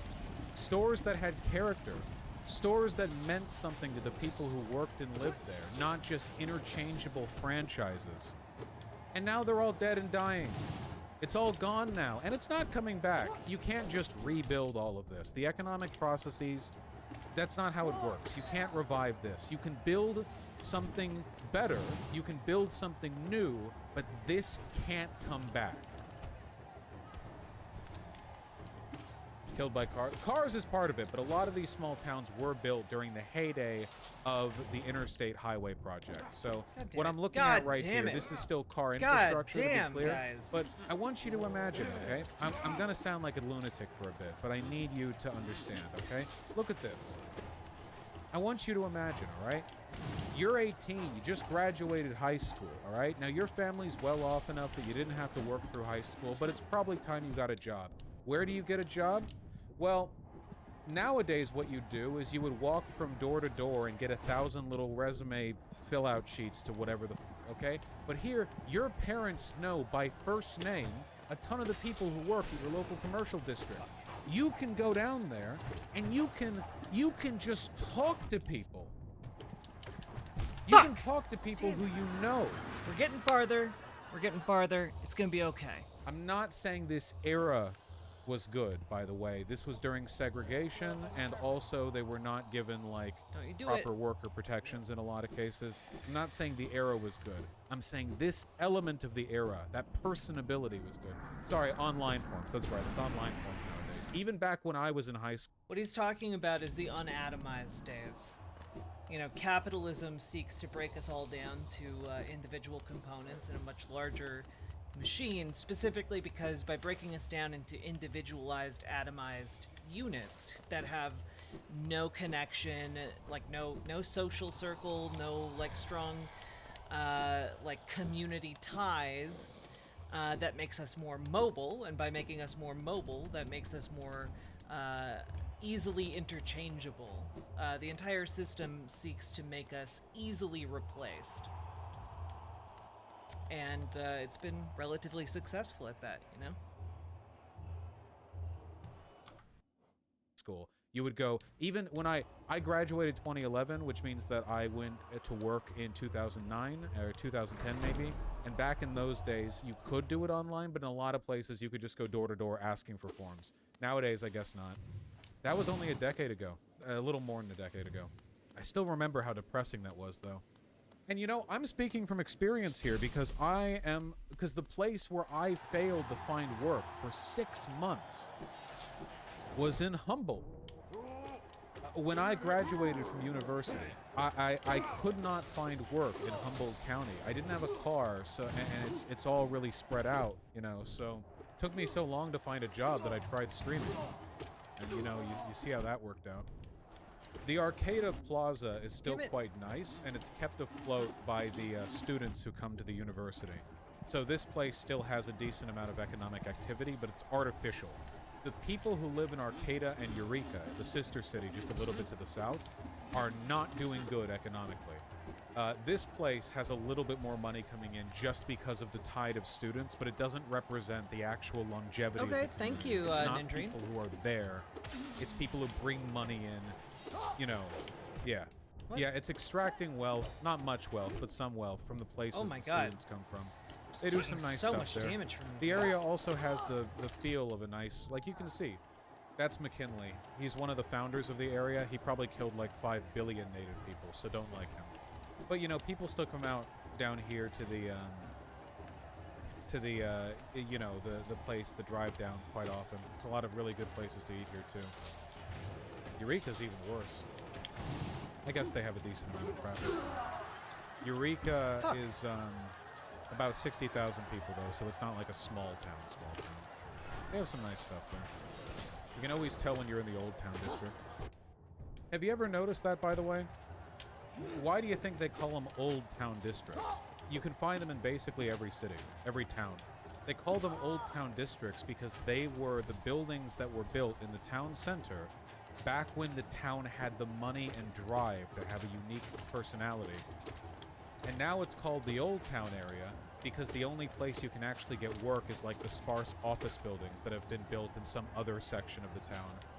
And it's old because it's dying. Yeah, different zoning laws push people around, yeah. Also worth noting, by the way, not to permit or give any allowance to the kind of stuff that they've said. However, there is a deeply fascist character to many of the towns that I'm talking about that have died, because they are literally doing the, like, reject modernity return thing.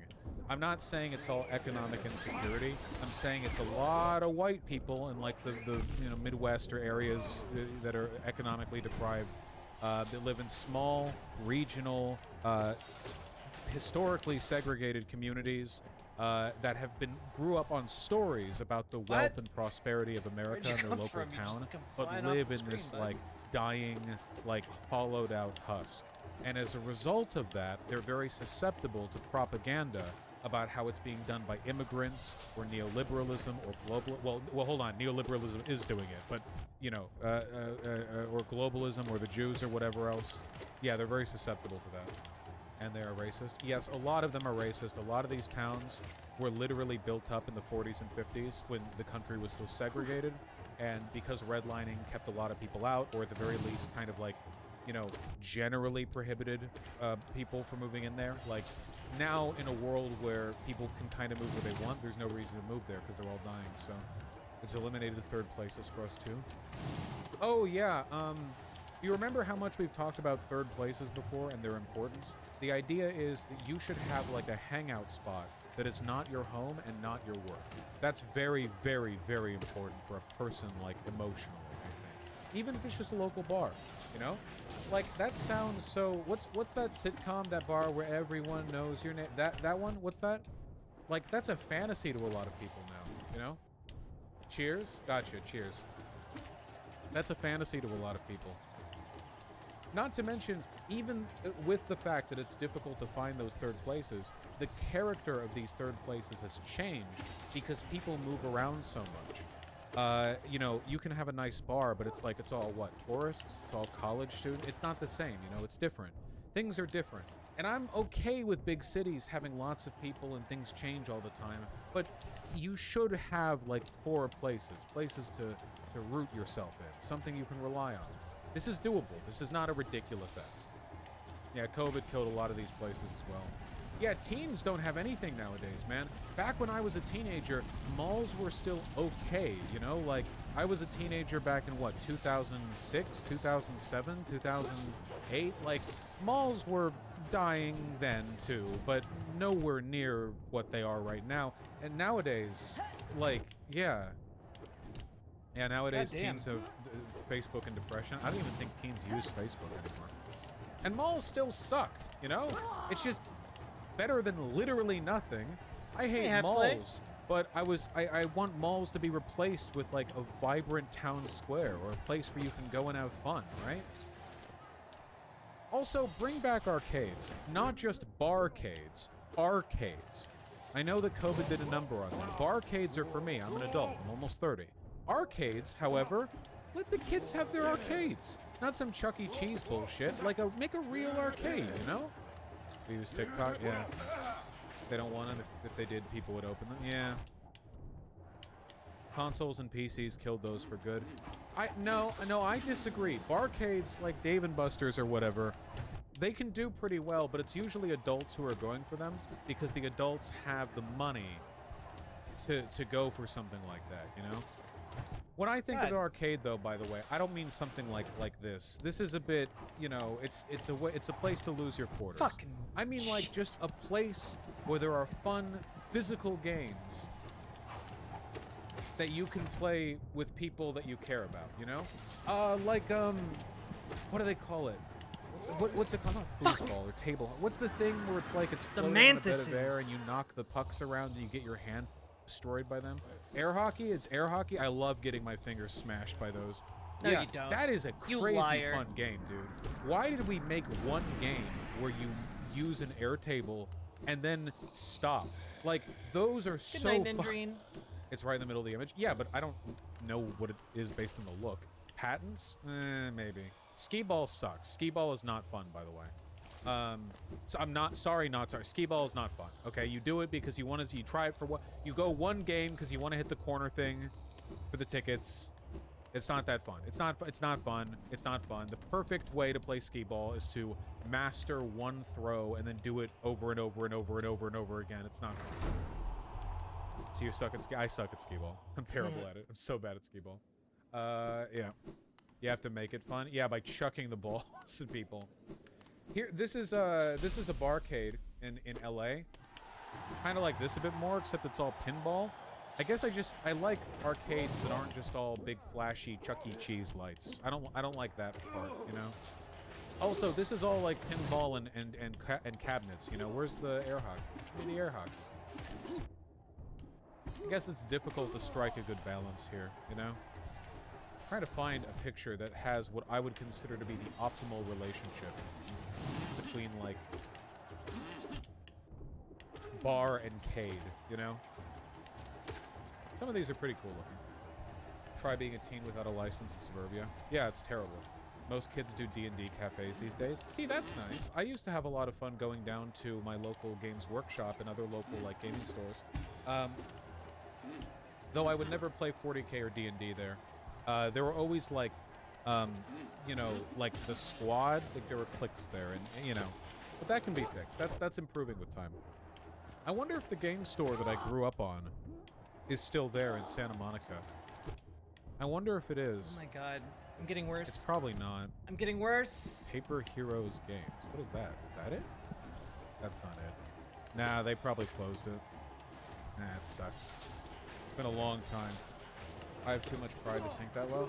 Listen, I just think there should be places where you can go to meet people you enjoy talking to. The nice thing about hobby stores is that because they are literally hobby stores, you can go there and be virtually guaranteed to find somebody who will be fun to talk to with respect to your shared interest, you know? And that's good, right? I mean, that's nice. Hobby stores are fun. They have a problem with elitism, and they have a problem with sexism, but not all of them, and it's getting a lot better. It's getting significantly better. Yeah, movie blocks. A lot of it is also accessibility. People are much less likely to go to a third place if they have to drive 15 minutes and park to get there. Because, like, that, you know? When I was in Los Angeles, I used to think that, like, a 30 or 40-minute drive was a long drive. LA traffic, you know, like, whatever.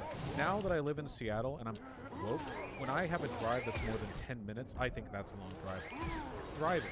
I am no longer falling for the bullshit propaganda that driving is fun. Driving is fun when you first learn to drive, or when you're doing a road trip with your friends in the back, or with you're in a convertible and you're on a mountain road and the air is whipping against your face. That's fun. Driving 2 hours of every day of your life just to do basic shit around a city, sitting in traffic, red light this, red light that, right turn here, left turn here. That sucks. It's not fun. It's not interesting. It's not liberating. It doesn't make you any more free. It's bullshit. I just don't take it. It's more than a 10-minute drive. Ugh, you know? I don't even want to do a 10-minute drive. I don't want to drive. I mean, if it's like a 5-minute drive, you know, it's a little more enjoyable. Do you take the bus? Nah, buses aren't that great in Seattle. I don't want to have to travel.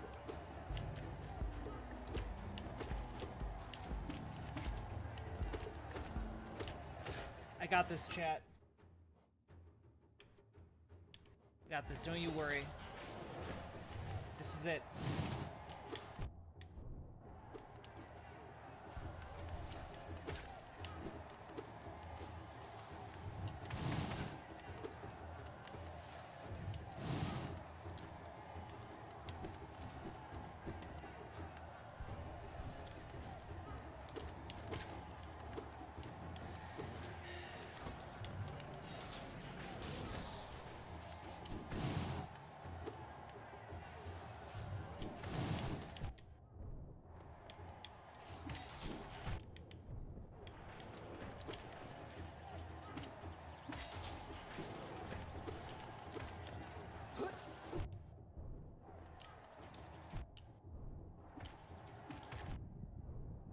Really?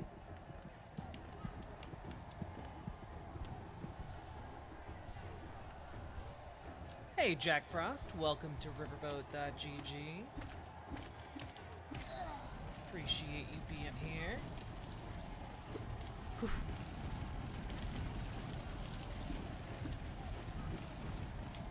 Alright. Let's get through this trial by combat.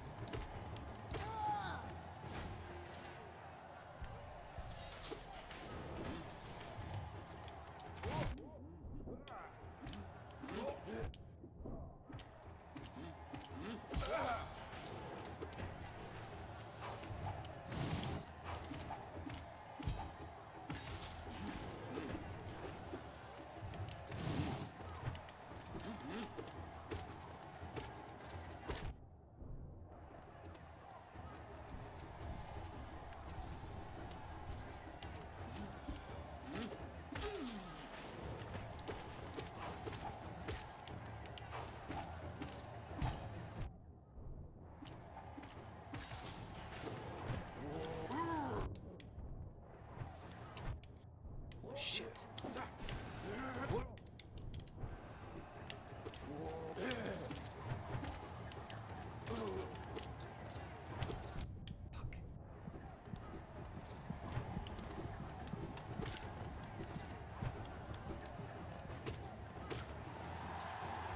Woo! That better be the last one. It is not. Oh, these guys. Oh, these motherfuckers.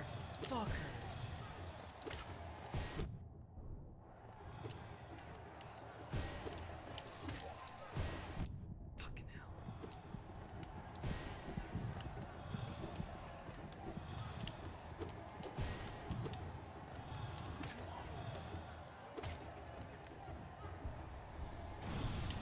Fucking hell. Fuck! Oh, god damn it. The just instant teleport into murder. That was hard to deal with.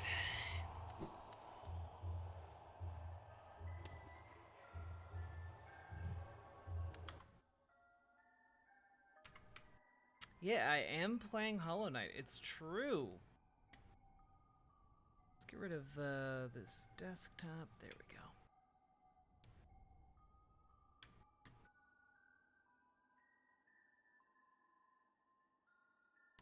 How do you feel about gig economy like this in general? I don't like the idea at first, but it was fun and has worked for me. I average about $800 a week per week, and I really pretty much just work 40 hours per week at it.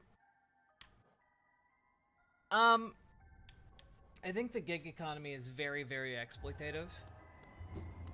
Especially considering, like, taxi drivers, like, could essentially live, like, a middle-class income doing what Uber did. Or what Uber does, you know? And, like, now Uber drivers do it for, you know,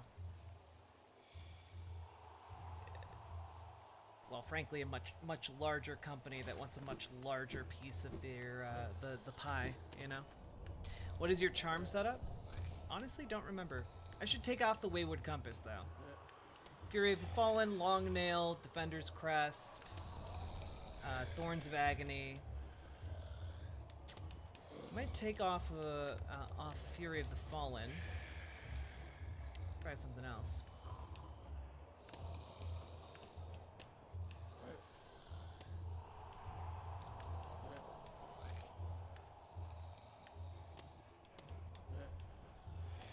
Like maybe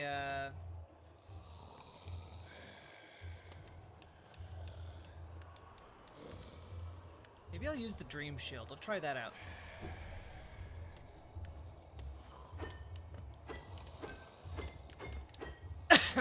I don't know that this will be very effective, but we'll see.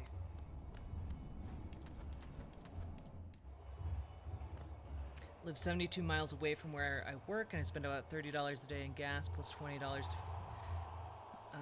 in food to work basically all day, every day, and barely making it. Had to choose between rent and a new alternator for the whip today, as I sat in a subway parking lot 50 miles from home, looking forward to work tomorrow. God damn.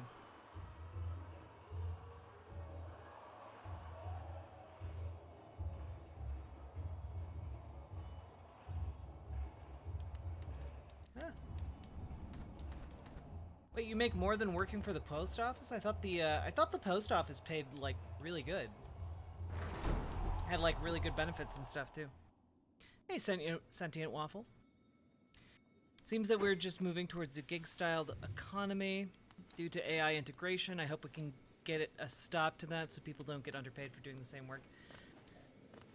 Yeah, frankly, I don't really know how to address like the AI movement.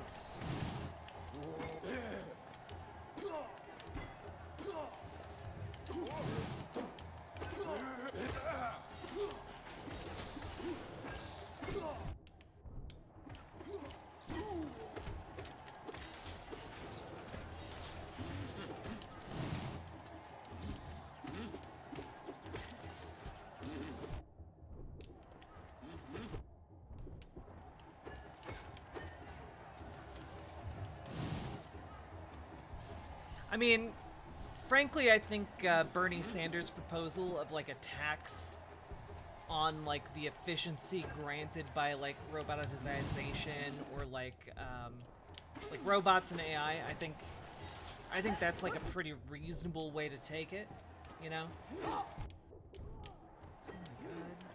Oh my god, I guess I'll just kill you with retaliation damage.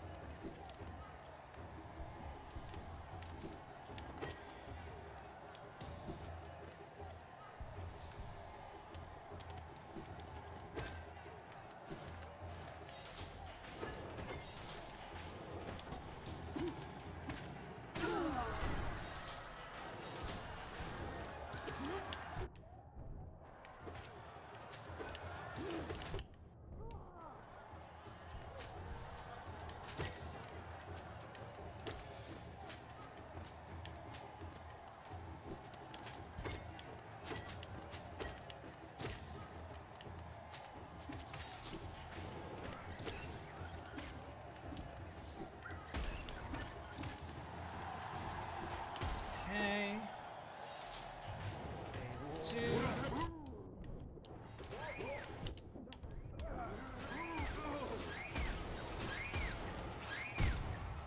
Oh, damn it! It did the 2 pieces of damage to me.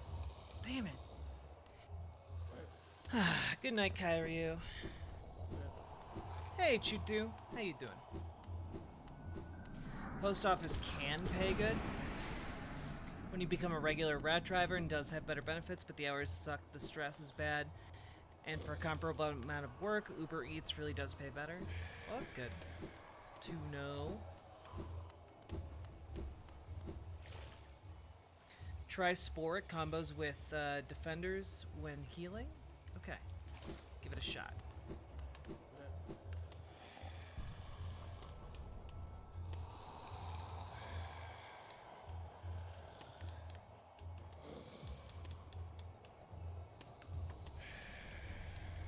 And since I can have 2...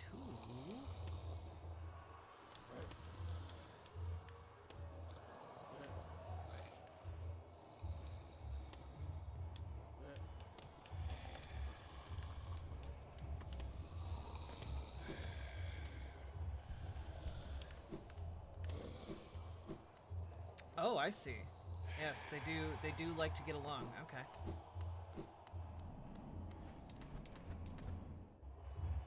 Hey, Ellipsis.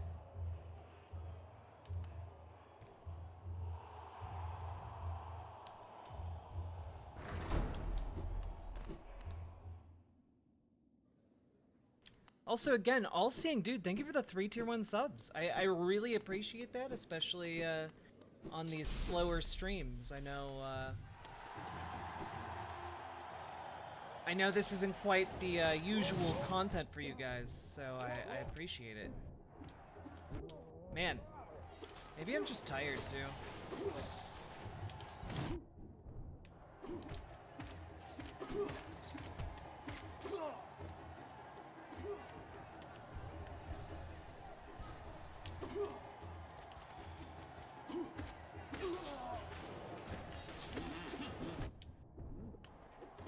Man.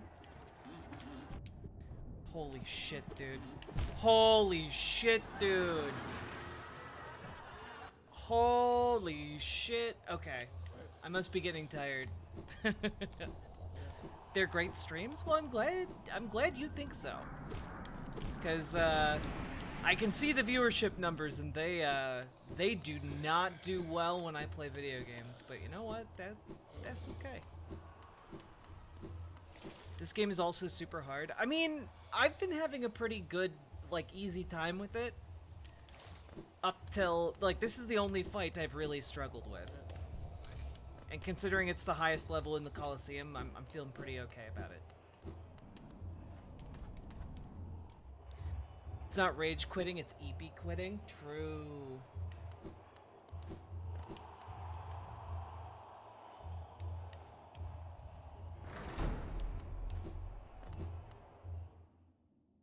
Oh, Jack, it gets way harder? Okay.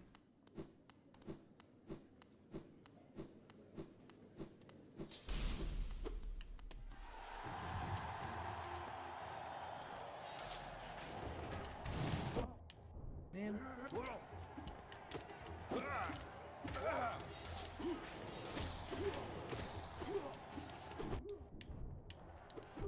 What?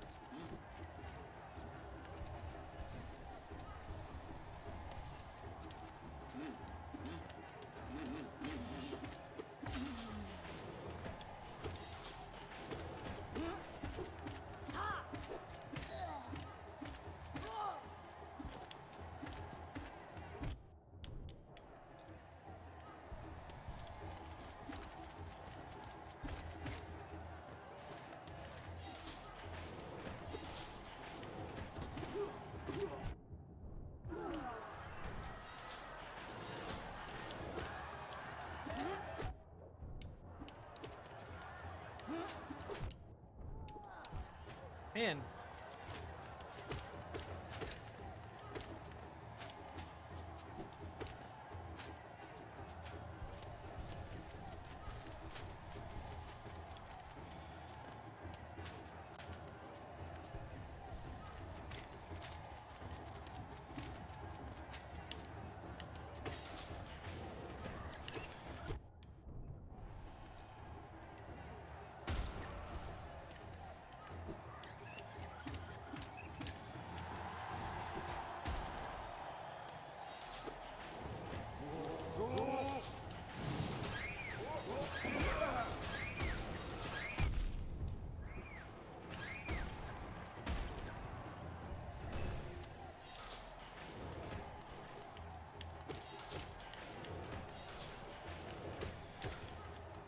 Damn it.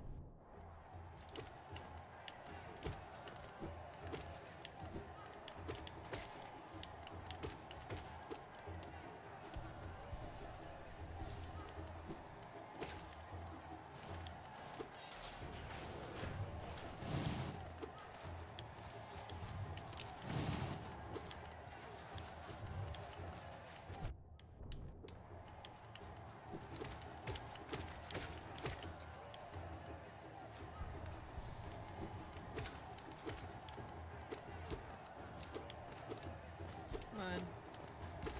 Oh, God. Okay.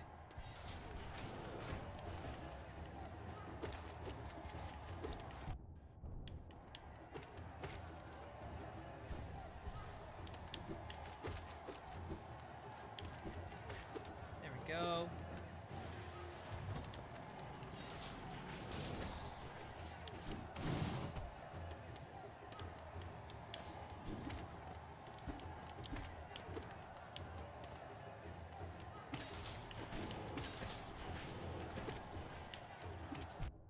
Really? Damn.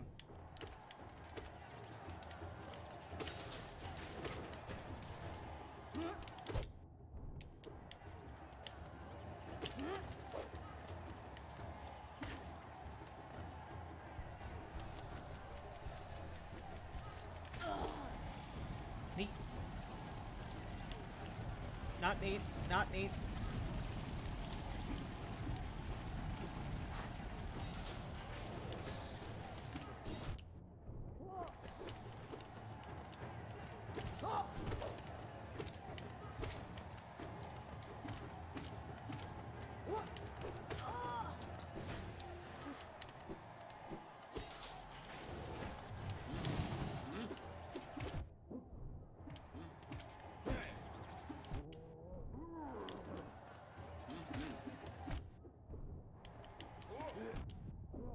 Really?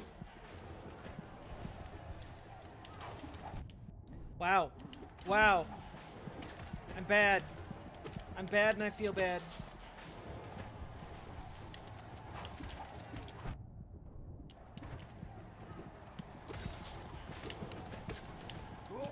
Fuck!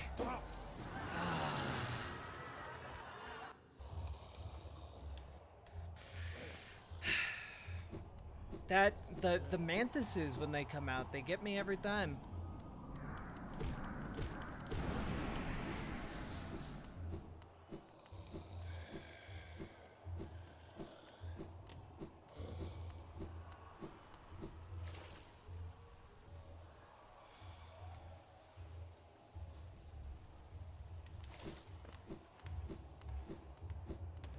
Silk Song might be a prequel.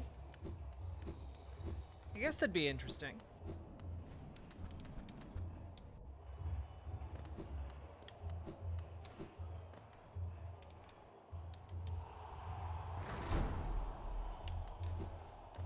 Okay.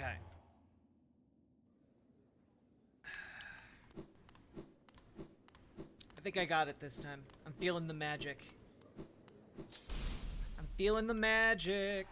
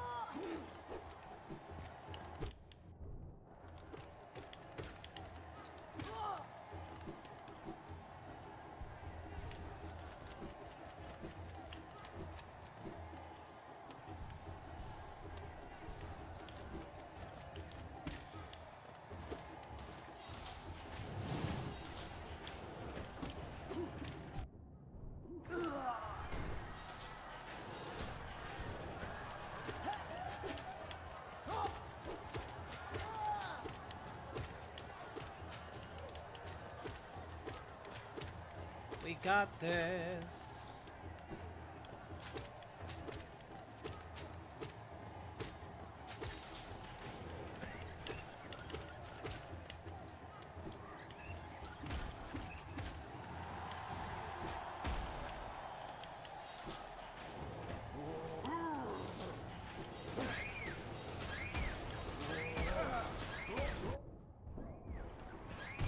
Fuck.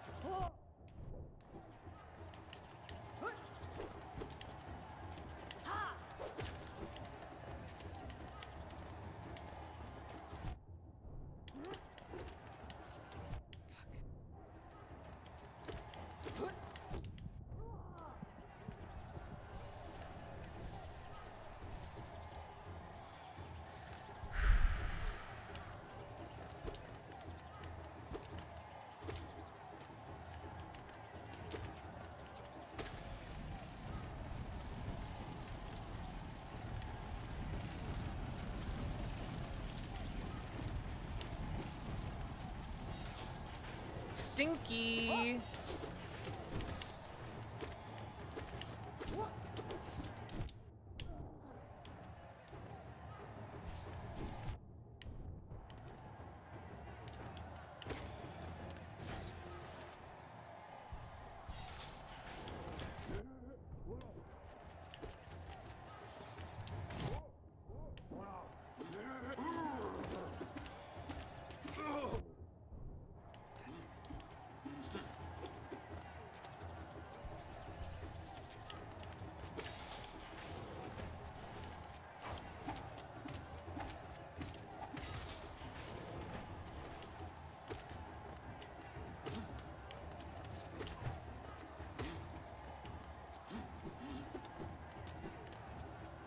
Okay, heal up.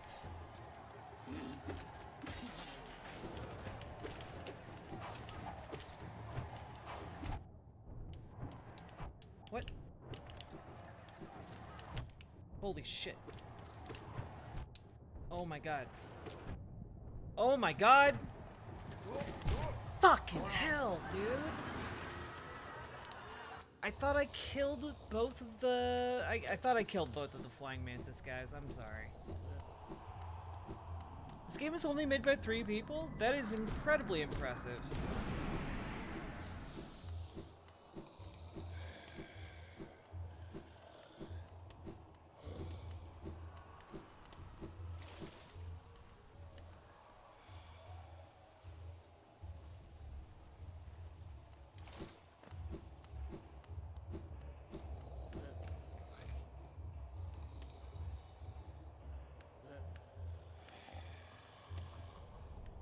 So I'm up in the Coliseum of Fools.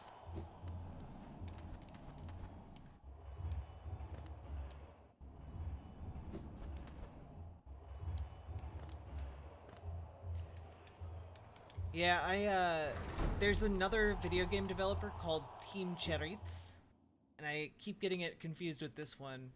It's which I don't know why my brain keeps mixing them up, because Team Cherits is,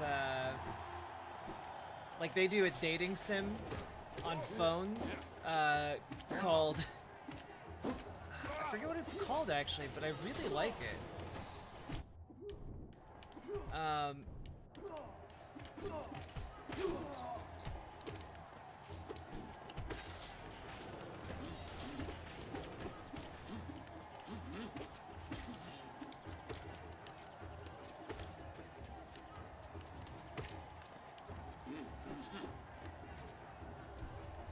But, the premise of the dating sim is that the cute anime boys in it text you, like, in real time.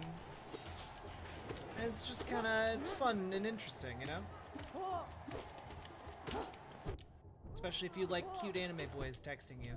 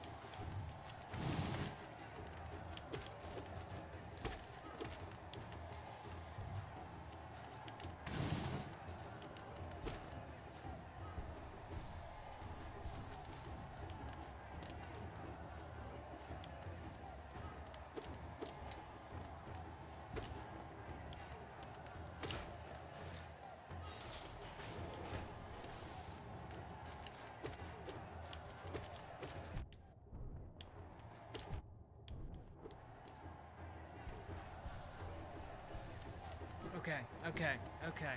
Here we go.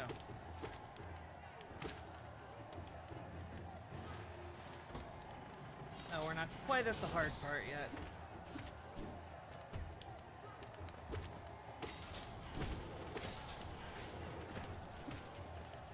Ah,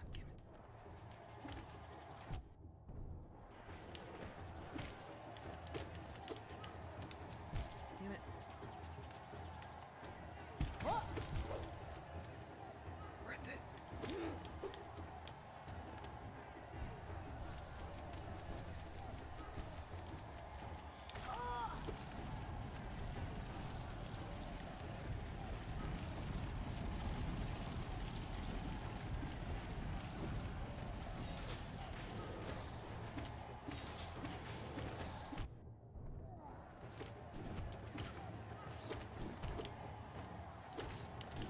Damn it.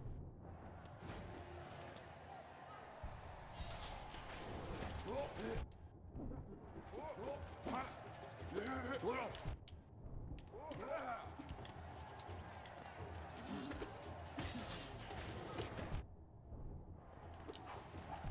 God damn it. God damn it.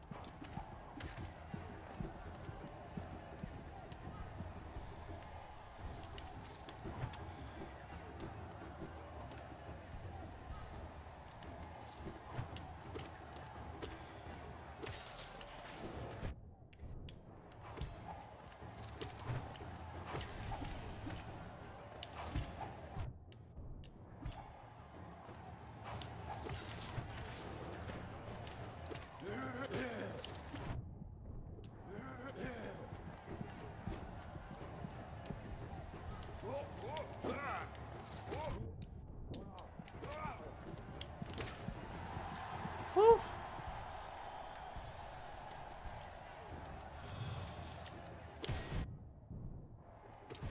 Shit.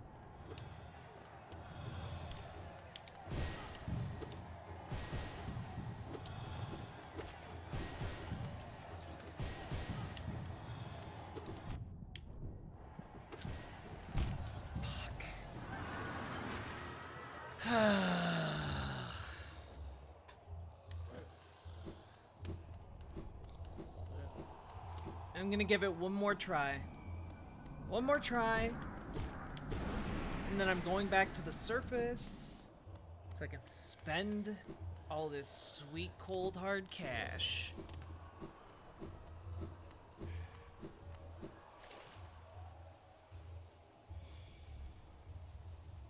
It's so weird on Reddit with so many subs going private now.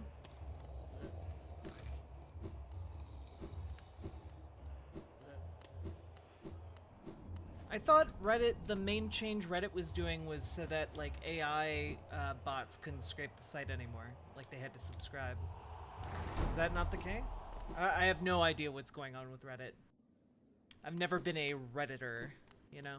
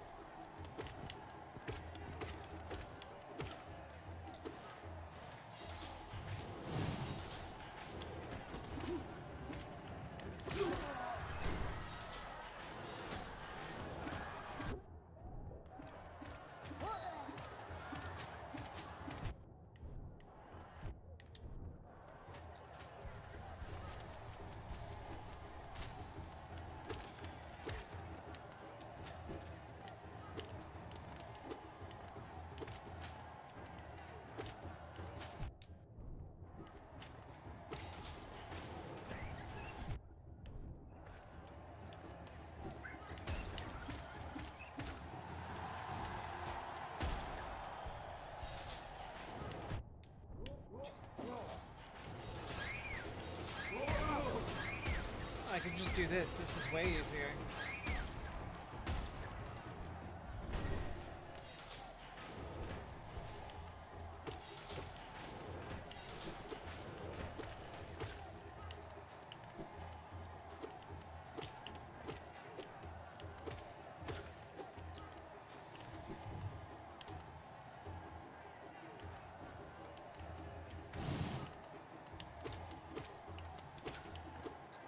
Okay.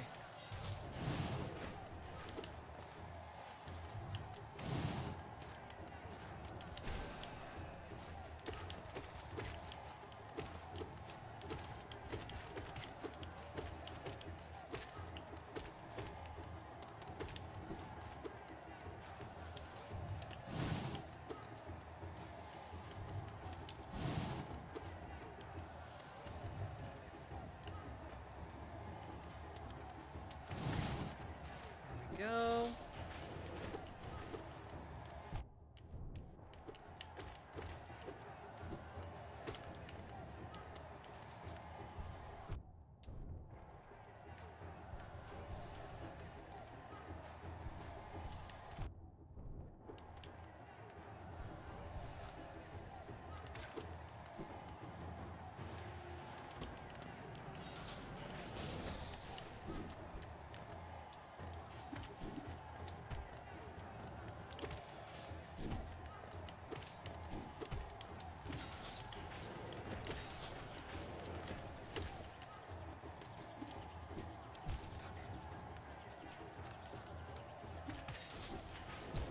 Fuck.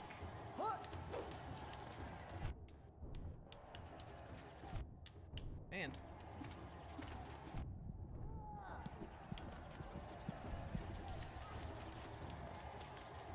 What the hell?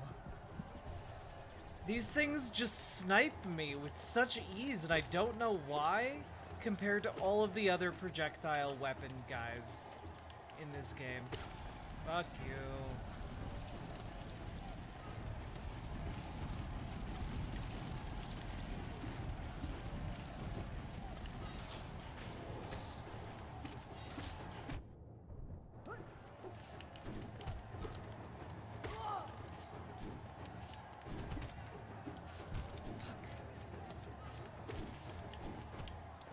Oof.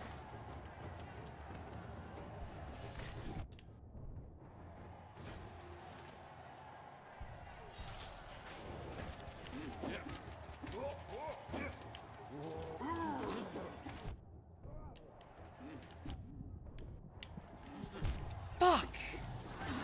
Okay, yep. Alright. Okay. 4-hour stream. We're heading back to the surface. Should be able to get there pretty quickly.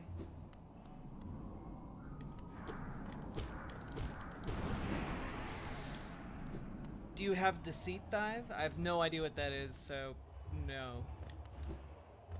I'll come back here later. Compass? I don't need a compass. I know where I am. I know what I'm about.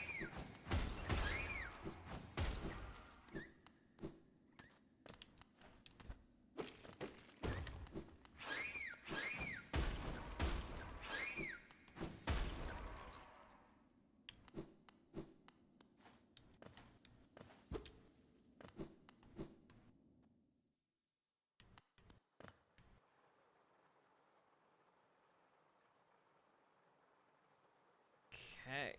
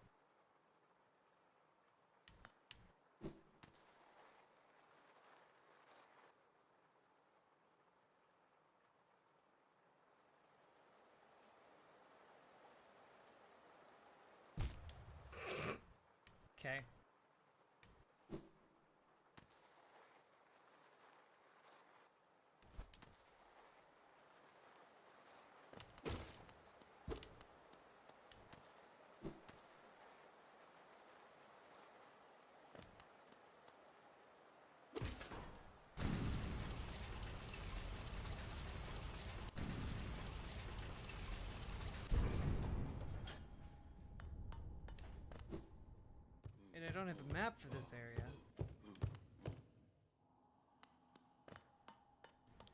Did I defeat the boss in the inner soul sanctum? I did not.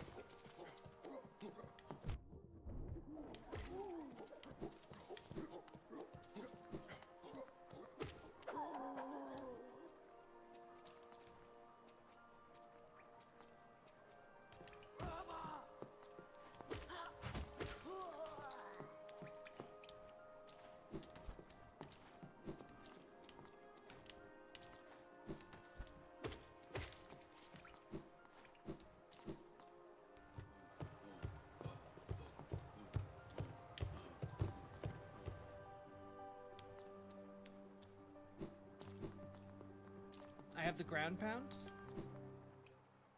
Oh wait, the King's Station is broken, that's right.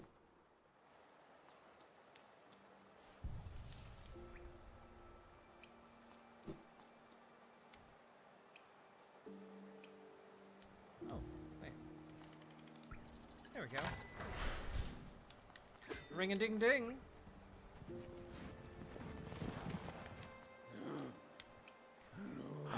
Many stag stations have been opened.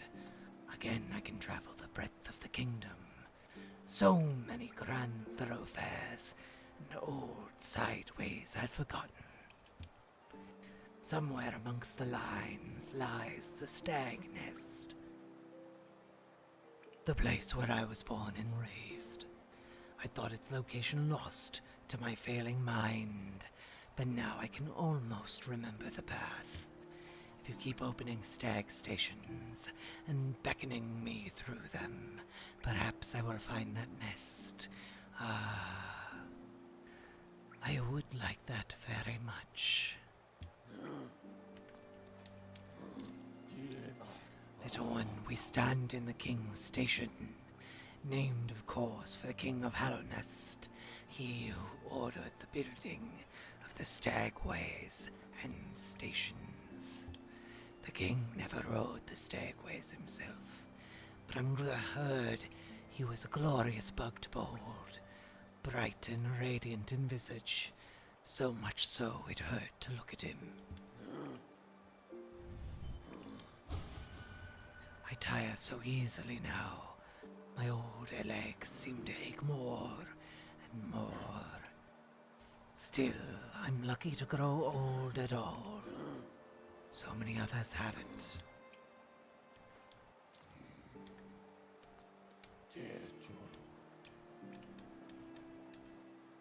Back to Dirtmouth we go.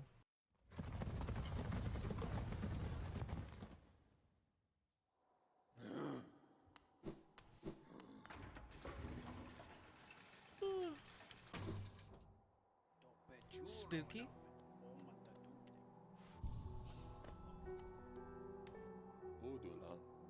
Can you smell something? There's suddenly a horrid stench in the air. I swear the town usually smells nicer than this. Please accept my humble apology. Oh. Well, maybe I'll just maybe I'll take this off, huh?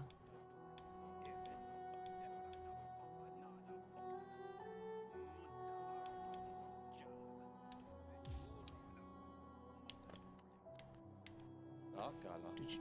Okay.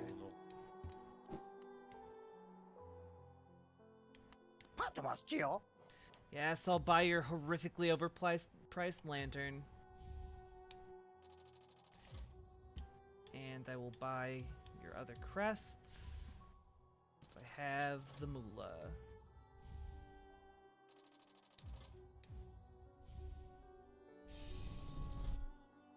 Vessel fragment get. Still looking for something to buy. Is your geo weighing you down? Unfortunately, you seem to have cleaned out everything I had been willing to part with. Nothing left at all.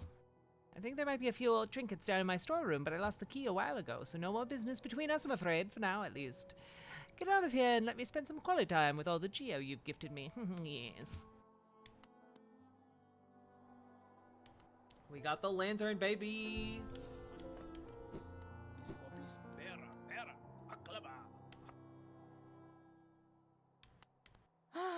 Bapanada. Ooh, the map of the resting grounds. Nice. A map of the resting grounds, a sacred place not far from the crossroads. Conifer told me he found the area serene and calming, but it sounds a bit spooky to me. No thanks. The Whispering Root Pin. The Warrior's Grave Pin. Okay. Might as well purchase all these.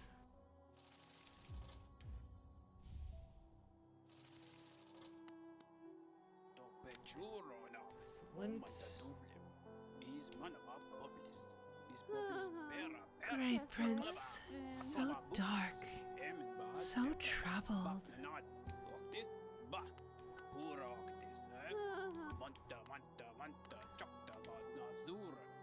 That's not the only danger. And that's not the only danger I had to overcome in my quest for glory. You've noticed this trophy, haven't you? A keepsake from my final triumph in battle deep in the pit below us. Yes, Lifeender claimed another victim, and the crowd erupted into ecstatic cheering, cheering that was both loud and utterly sincere. To what do I owe my long string of triumphs and victories, you ask? As I said earlier, the key is my personal philosophy, the 57 Precepts of Zote.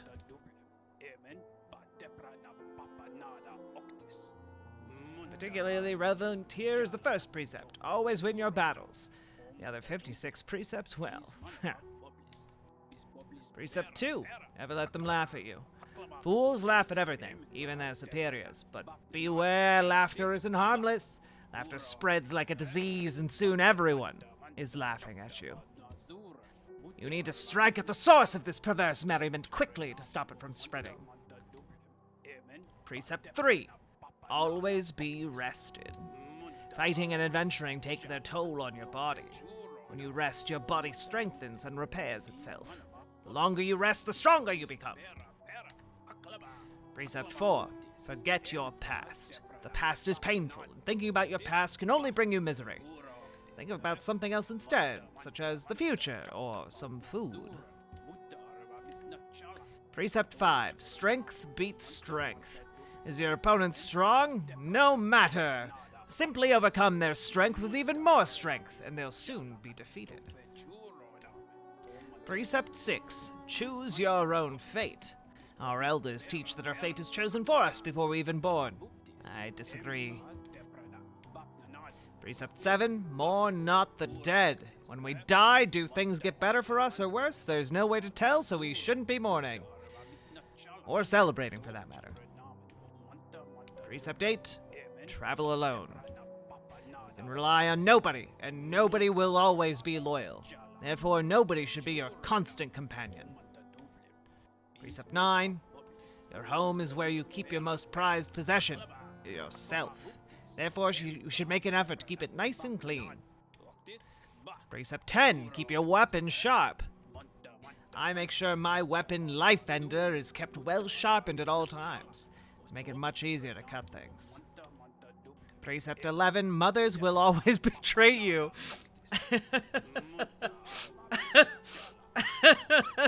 Oh no. This precept explains itself.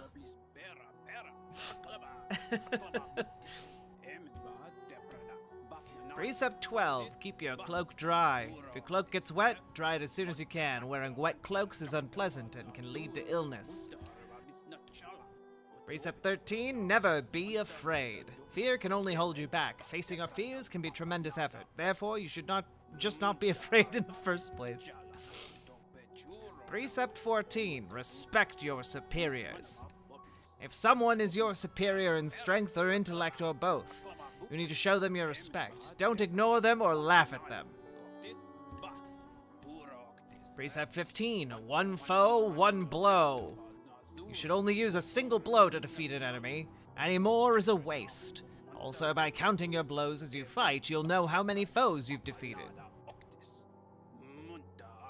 Precept 16. Don't hesitate. Once you've made a decision, carry it out and don't look back. You'll achieve much more this way. Precept 17. Believe in your strength. Others may doubt you, but there's someone you can always trust. Yourself. Make sure to believe in your own strength and you will never falter. Precept 18. Seek truth in the darkness. This precept also explains itself. Precept 19. If you try, succeed. If you're going to attempt something, make sure you achieve it. If you do not succeed, you have actually failed. Avoid this at all costs. Precept 20. Speak only the truth. When speaking to someone, it is courteous and also efficient to speak truthfully. Beware, though, that speaking truthfully may make you enemies. This is something you will have to bear. Precept 21. Be aware of your surroundings. Don't just walk along staring at the ground. You need to look up every so often to make sure nothing takes you by surprise. Precept 22. Abandon the nest. As soon as I could, I left my birthplace and made my way out into the world. Do not linger in the nest. There is nothing for you there. Precept 23. Identify the foe's weak point. Every foe you encounter has a weak point, such as a crack in their shell or being asleep. You must constantly be alert and scrutinizing your enemy to detect their weaknesses. Precept 24. Strike the foe's weak point. Once you have identified your foe's weak point, as per the previous precept, strike it. This will instantly destroy them. Precept 25. Protect your own weak point. Be aware that your foe will try to identify your weak point, so you must protect it. The best protection? Never having a weak point in the first place. Precept 26. Don't trust your reflection. When peering at certain shining surfaces, you may see a copy of your own face. The face will mimic your movements and seem similar to your own. But I don't think it can be trusted. Precept 27. Eat as much as you can. When having a meal, eat as much as you possibly can. This gives you extra energy and means you can eat less frequently. Precept 28. Don't peer into the darkness. If you peer into the darkness and can't see anything for too long, your mind will start to linger over old memories. Memories are to be avoided, as per Precept 4. Precept 29. Develop your sense of direction. It's easy to get lost when traveling through winding, twisting caverns. Having a good sense of direction is like having a magical map inside of your head. Very useful. Precept 30. Never accept a promise. Spurn the promises of others, as they are always broken. Promises of love or betrothal are to be avoided especially. Precept 31. Disease lives inside of dirt. You'll get sick if you spend too much time in filthy places. If you're staying in someone else's home, demand the highest level of cleanliness from your host. Precept 32. Names have power. Names have power, and so to name something is to grant it power. I myself named my nail Life Ender. Do not steal the name I came up with. Invent your own. My OC. Trademark. Do not copy. Precept 33. Show the enemy no respect. Being gallant to your enemies is no virtue. If someone opposes you, they don't deserve respect or kindness or mercy. Precept 34. Don't eat immediately before sleeping. This can cause restlessness and indigestion. It's just common sense. Precept 35. Up is up, down is down. If you fall over in the darkness, it can be easy to lose your bearing and forget which way is up. Keep this precept in mind. Precept 36. Eggshells are brittle. Once again, This precept explains itself. Precept 37. Borrow, but do not lend. If you lend and are repaid, you gain nothing. If you borrow but do not repay, you gain everything. Precept 38. Beware the mysterious force. A mysterious force bears down on us from above, pushing us downward. If you spend too long in the air, the force will crush you against the ground and destroy you. Beware! Precept 39. Eat quickly and drink slowly. Your body is a delicate thing and you must fuel it with great deliberation. Food must go in as fast as possible, but fluids at a slower rate. Precept 40. Obey no law but your own. Laws written by others may inconvenience you or be a burden. Let your own desires be the only law. Precept 41. Learn to detect lies. When others speak, they usually lie. Scrutinize and question them relentlessly until they reveal their deceit. Precept 42. Spend geo when you have it. Some will cling onto their geo, even taking it into the dirt with them when they die. It is better to spend it when you can, so you can enjoy various things in life. Precept 43. Never, ever forgive. If somebody asks forgiveness of you, for instance, a brother of yours, always deny it. That brother, or whoever it is, doesn't deserve such a thing. Precept 44. You cannot breathe water. Water is refreshing, but if you try to breathe it, you are in for a nasty shock. Precept 45. One thing is not another. This one should be obvious, but I've had others try to argue that one thing, which is clearly what it is and not something else, is actually some other thing, which it isn't. Stay on your guard. Precept 46. The world is smaller than you think. When young, you tend to think that the world is vast, huge, gigantic. It's only natural. Unfortunately, it's quite a lot smaller than that. I can say this now having traveled everywhere in the land. Precept 47. Make your own weapon. Only you know exactly what is needed in your weapon. I myself fashioned Life Ender from shellwood at a young age. It has never failed me, nor I it. Precept 48. Be careful with fire. Fire is a type of hot spirit that dances about recklessly. It can warm you and provide light, but it will also singe your shell if it gets too close. Precept 49. Statues are meaningless. Do not honor them. No one has ever made a statue of you or I, so why should we pay them any attention? Precept 50. Don't linger on mysteries. Some things in this world appear to us as puzzles or enigmas. If the meaning behind something is not immediately evident, though, don't waste any time thinking about it. Just move on. Precept 51. Nothing is harmless. Given the chance, everything in this world will hurt you. Friends, foes, monsters, uneven paths.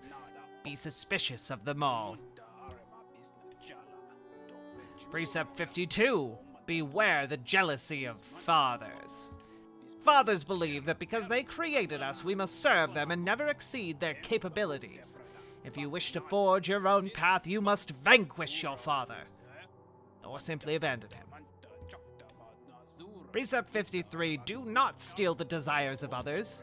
Every creature keeps their desires locked up inside of themselves. If you catch a glimpse of another's desires, resist the urge to claim them as your own. It will not lead you to happiness. Precept 54. If you lock something away, keep the key.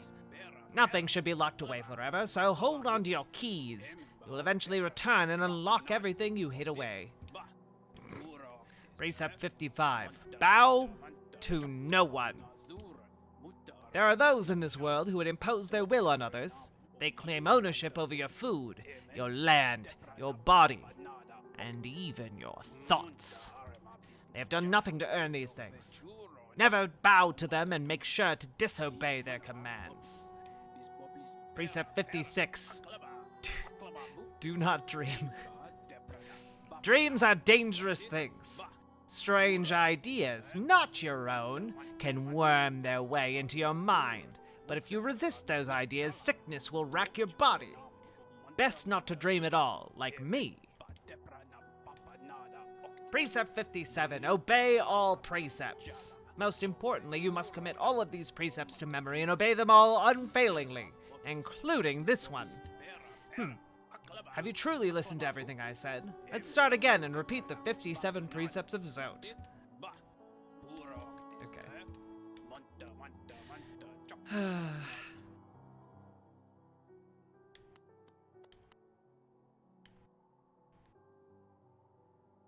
The Grey Prince, heaving heavy breaths, flushed from the exertion of battle, the figure emerged from the well. Triumph was his, and trophy he bore to prove it, the fearsome skull of his vanquished opponent. Startling warning he brought to the village, one that rung so true. Their white savior, thought a hero by the bugs, was a vicious beast. That the shrouded Grey Prince was in truth the hero deserved.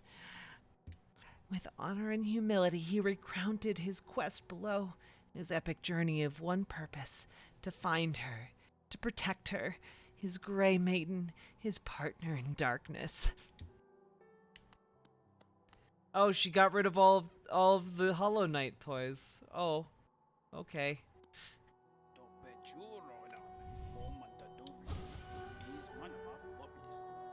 I came to this kingdom to fulfill a promise, and now I have succeeded. That promise I made so long ago. A promise to myself. A promise of glory. Glory for I, Zote the Mighty. I have never doubted myself, never faltered, and now I have achieved everything I desired.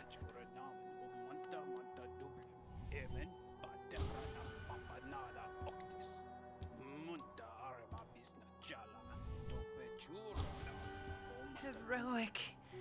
Beautiful. To descend into that ruin, why? So many things are so much simpler up here.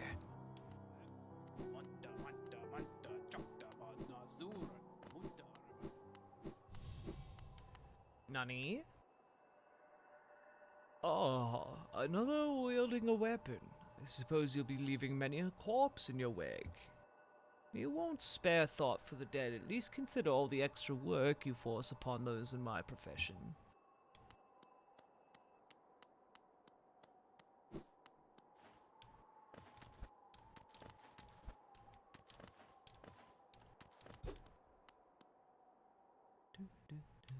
Really? I like this guy's character design, but I don't really feel like I have need of his services, unfortunately.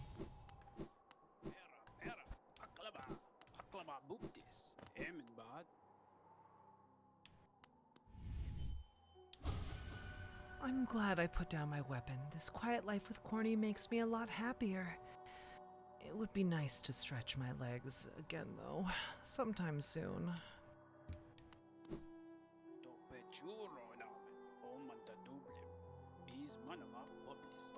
You never saw the fangirl dump you?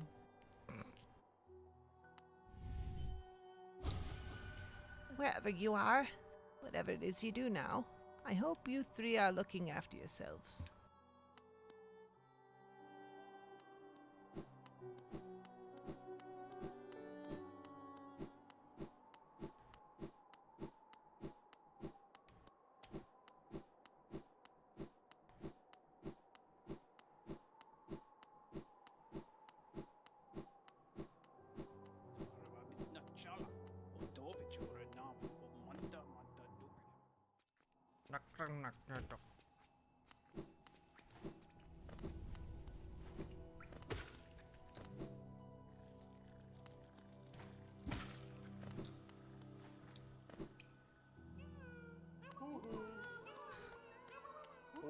Hello, friends.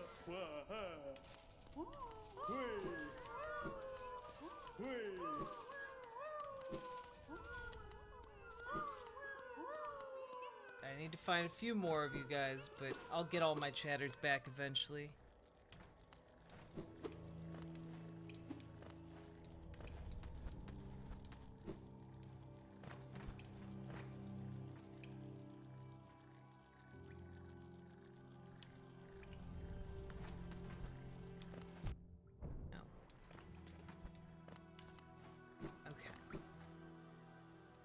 It's us, the chatters. Yeah, they put you in the video game, chat. You're all the cute little adorable creatures.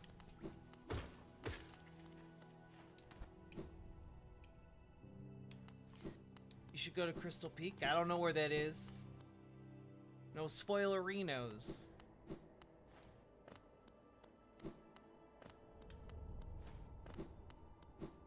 Guess I need to kill those 3 creatures, and then I can open the black egg.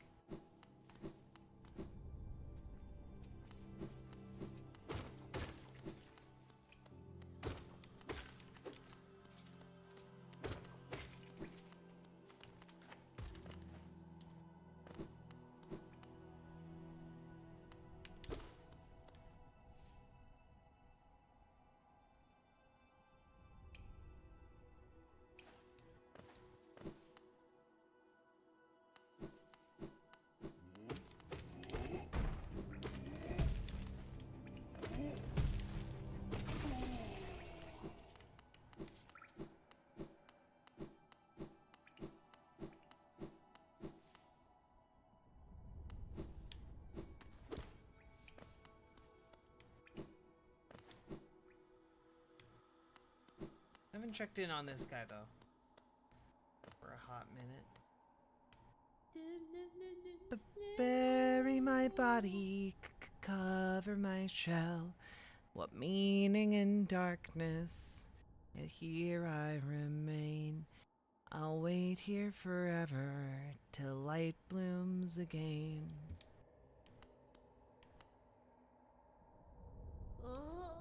Bury body, cover shell, darkness, no meaning.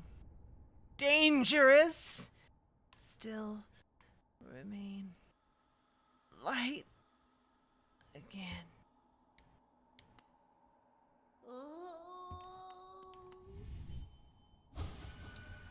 How much longer? Kill it! How much longer? Dangerous! How much longer? Kill it! How much longer? Kill the empty one! How much longer must I dig? Oh.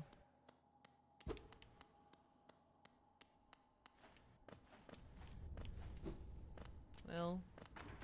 Oh.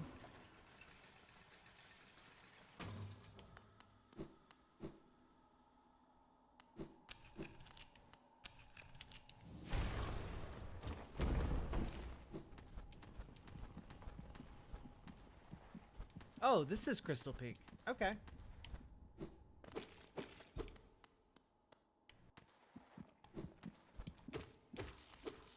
Give me your rancid egg, you goon.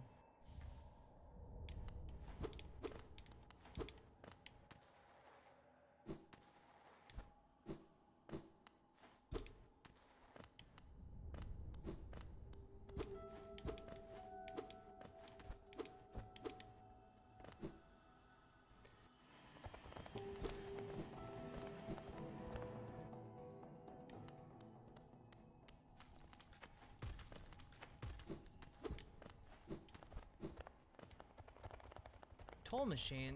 Okay. Don't mind if I do.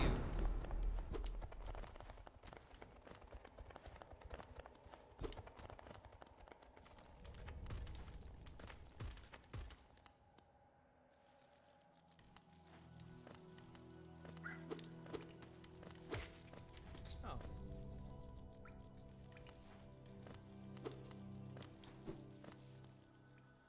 Oh, I opened the... Okay, that makes sense.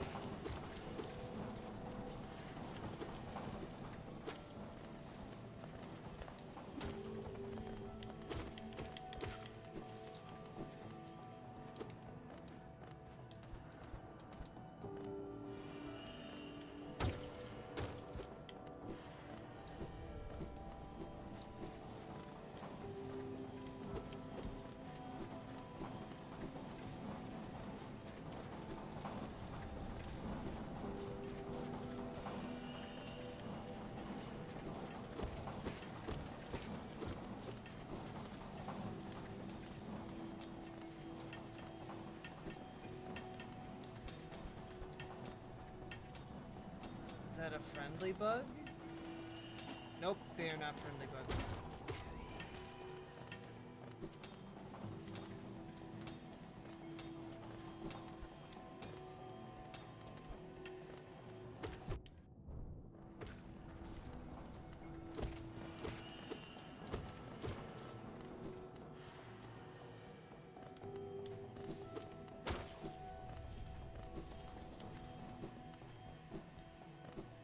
Hope everyone feels loved today. I do.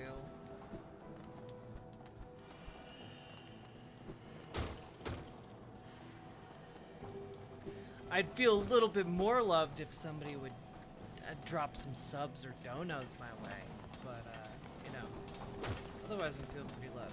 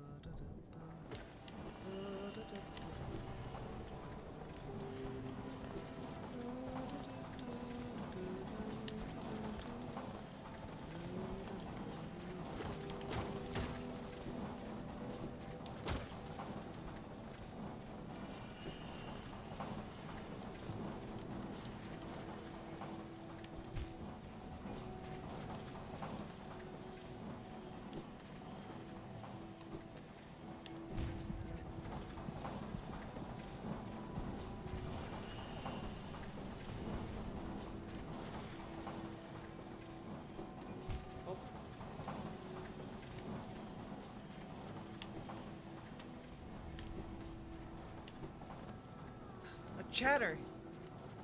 Don't worry, chat. I got you.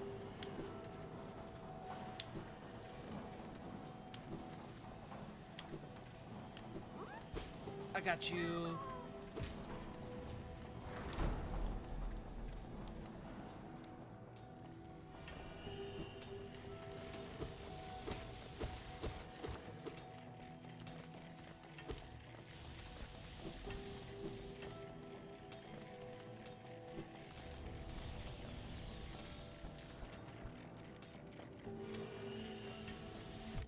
What?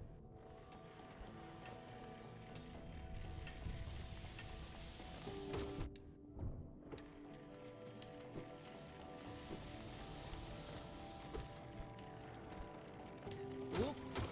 Close to that humming motherfucker.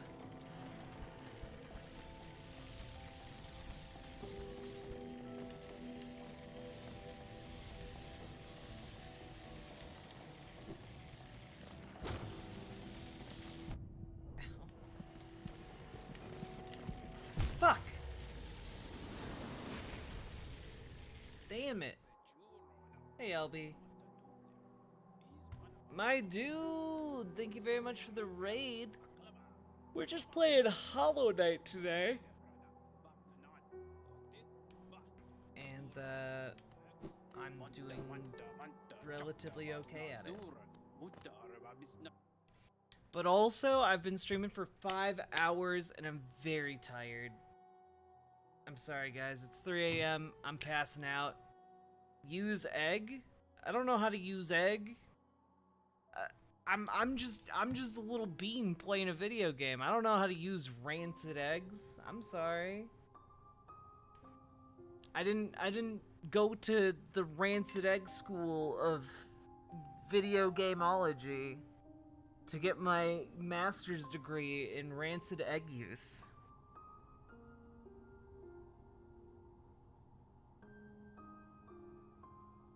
I'm being sassy, I'm sorry.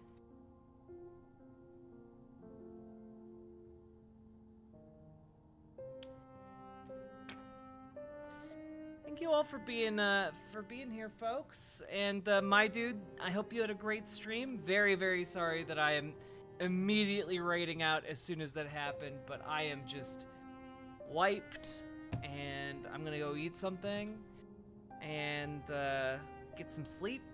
And I'll be back tomorrow with like an actual show and not just Hollow Knight.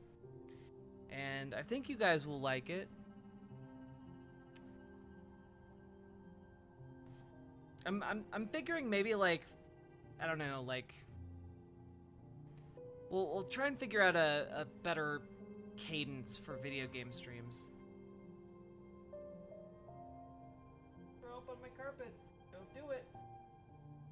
Don't you throw up on my carpet and my very nice high heel shoes that are right here. Don't you do it. Don't you do it. Come on. Come on. Here. Come here.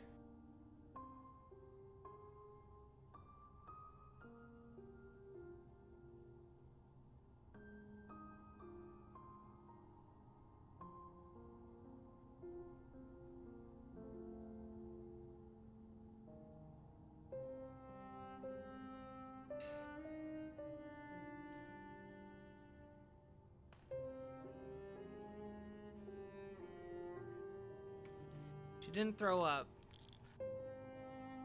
But, like, she wants to be comforted, so she, like, will bring her face over by me while she's, like, making throw-up sounds. You need to get some segments that you can add revenue off of? Well, my YouTube channel is so small that, like, I have never made enough, like, ad revenue off of my videos to actually make money and get a check from YouTube. So, we're working on it. But we need like a consistent flow of videos, and we've been struggling to get that for a long time. But yeah, I'll probably try and make a more concerted effort to get maybe another editor on board. We'll see. Anyway, love you all, and right into Conyer. We love Conyer, don't we, folks? You guys have a good one. I'm passing out. Bye. Bye.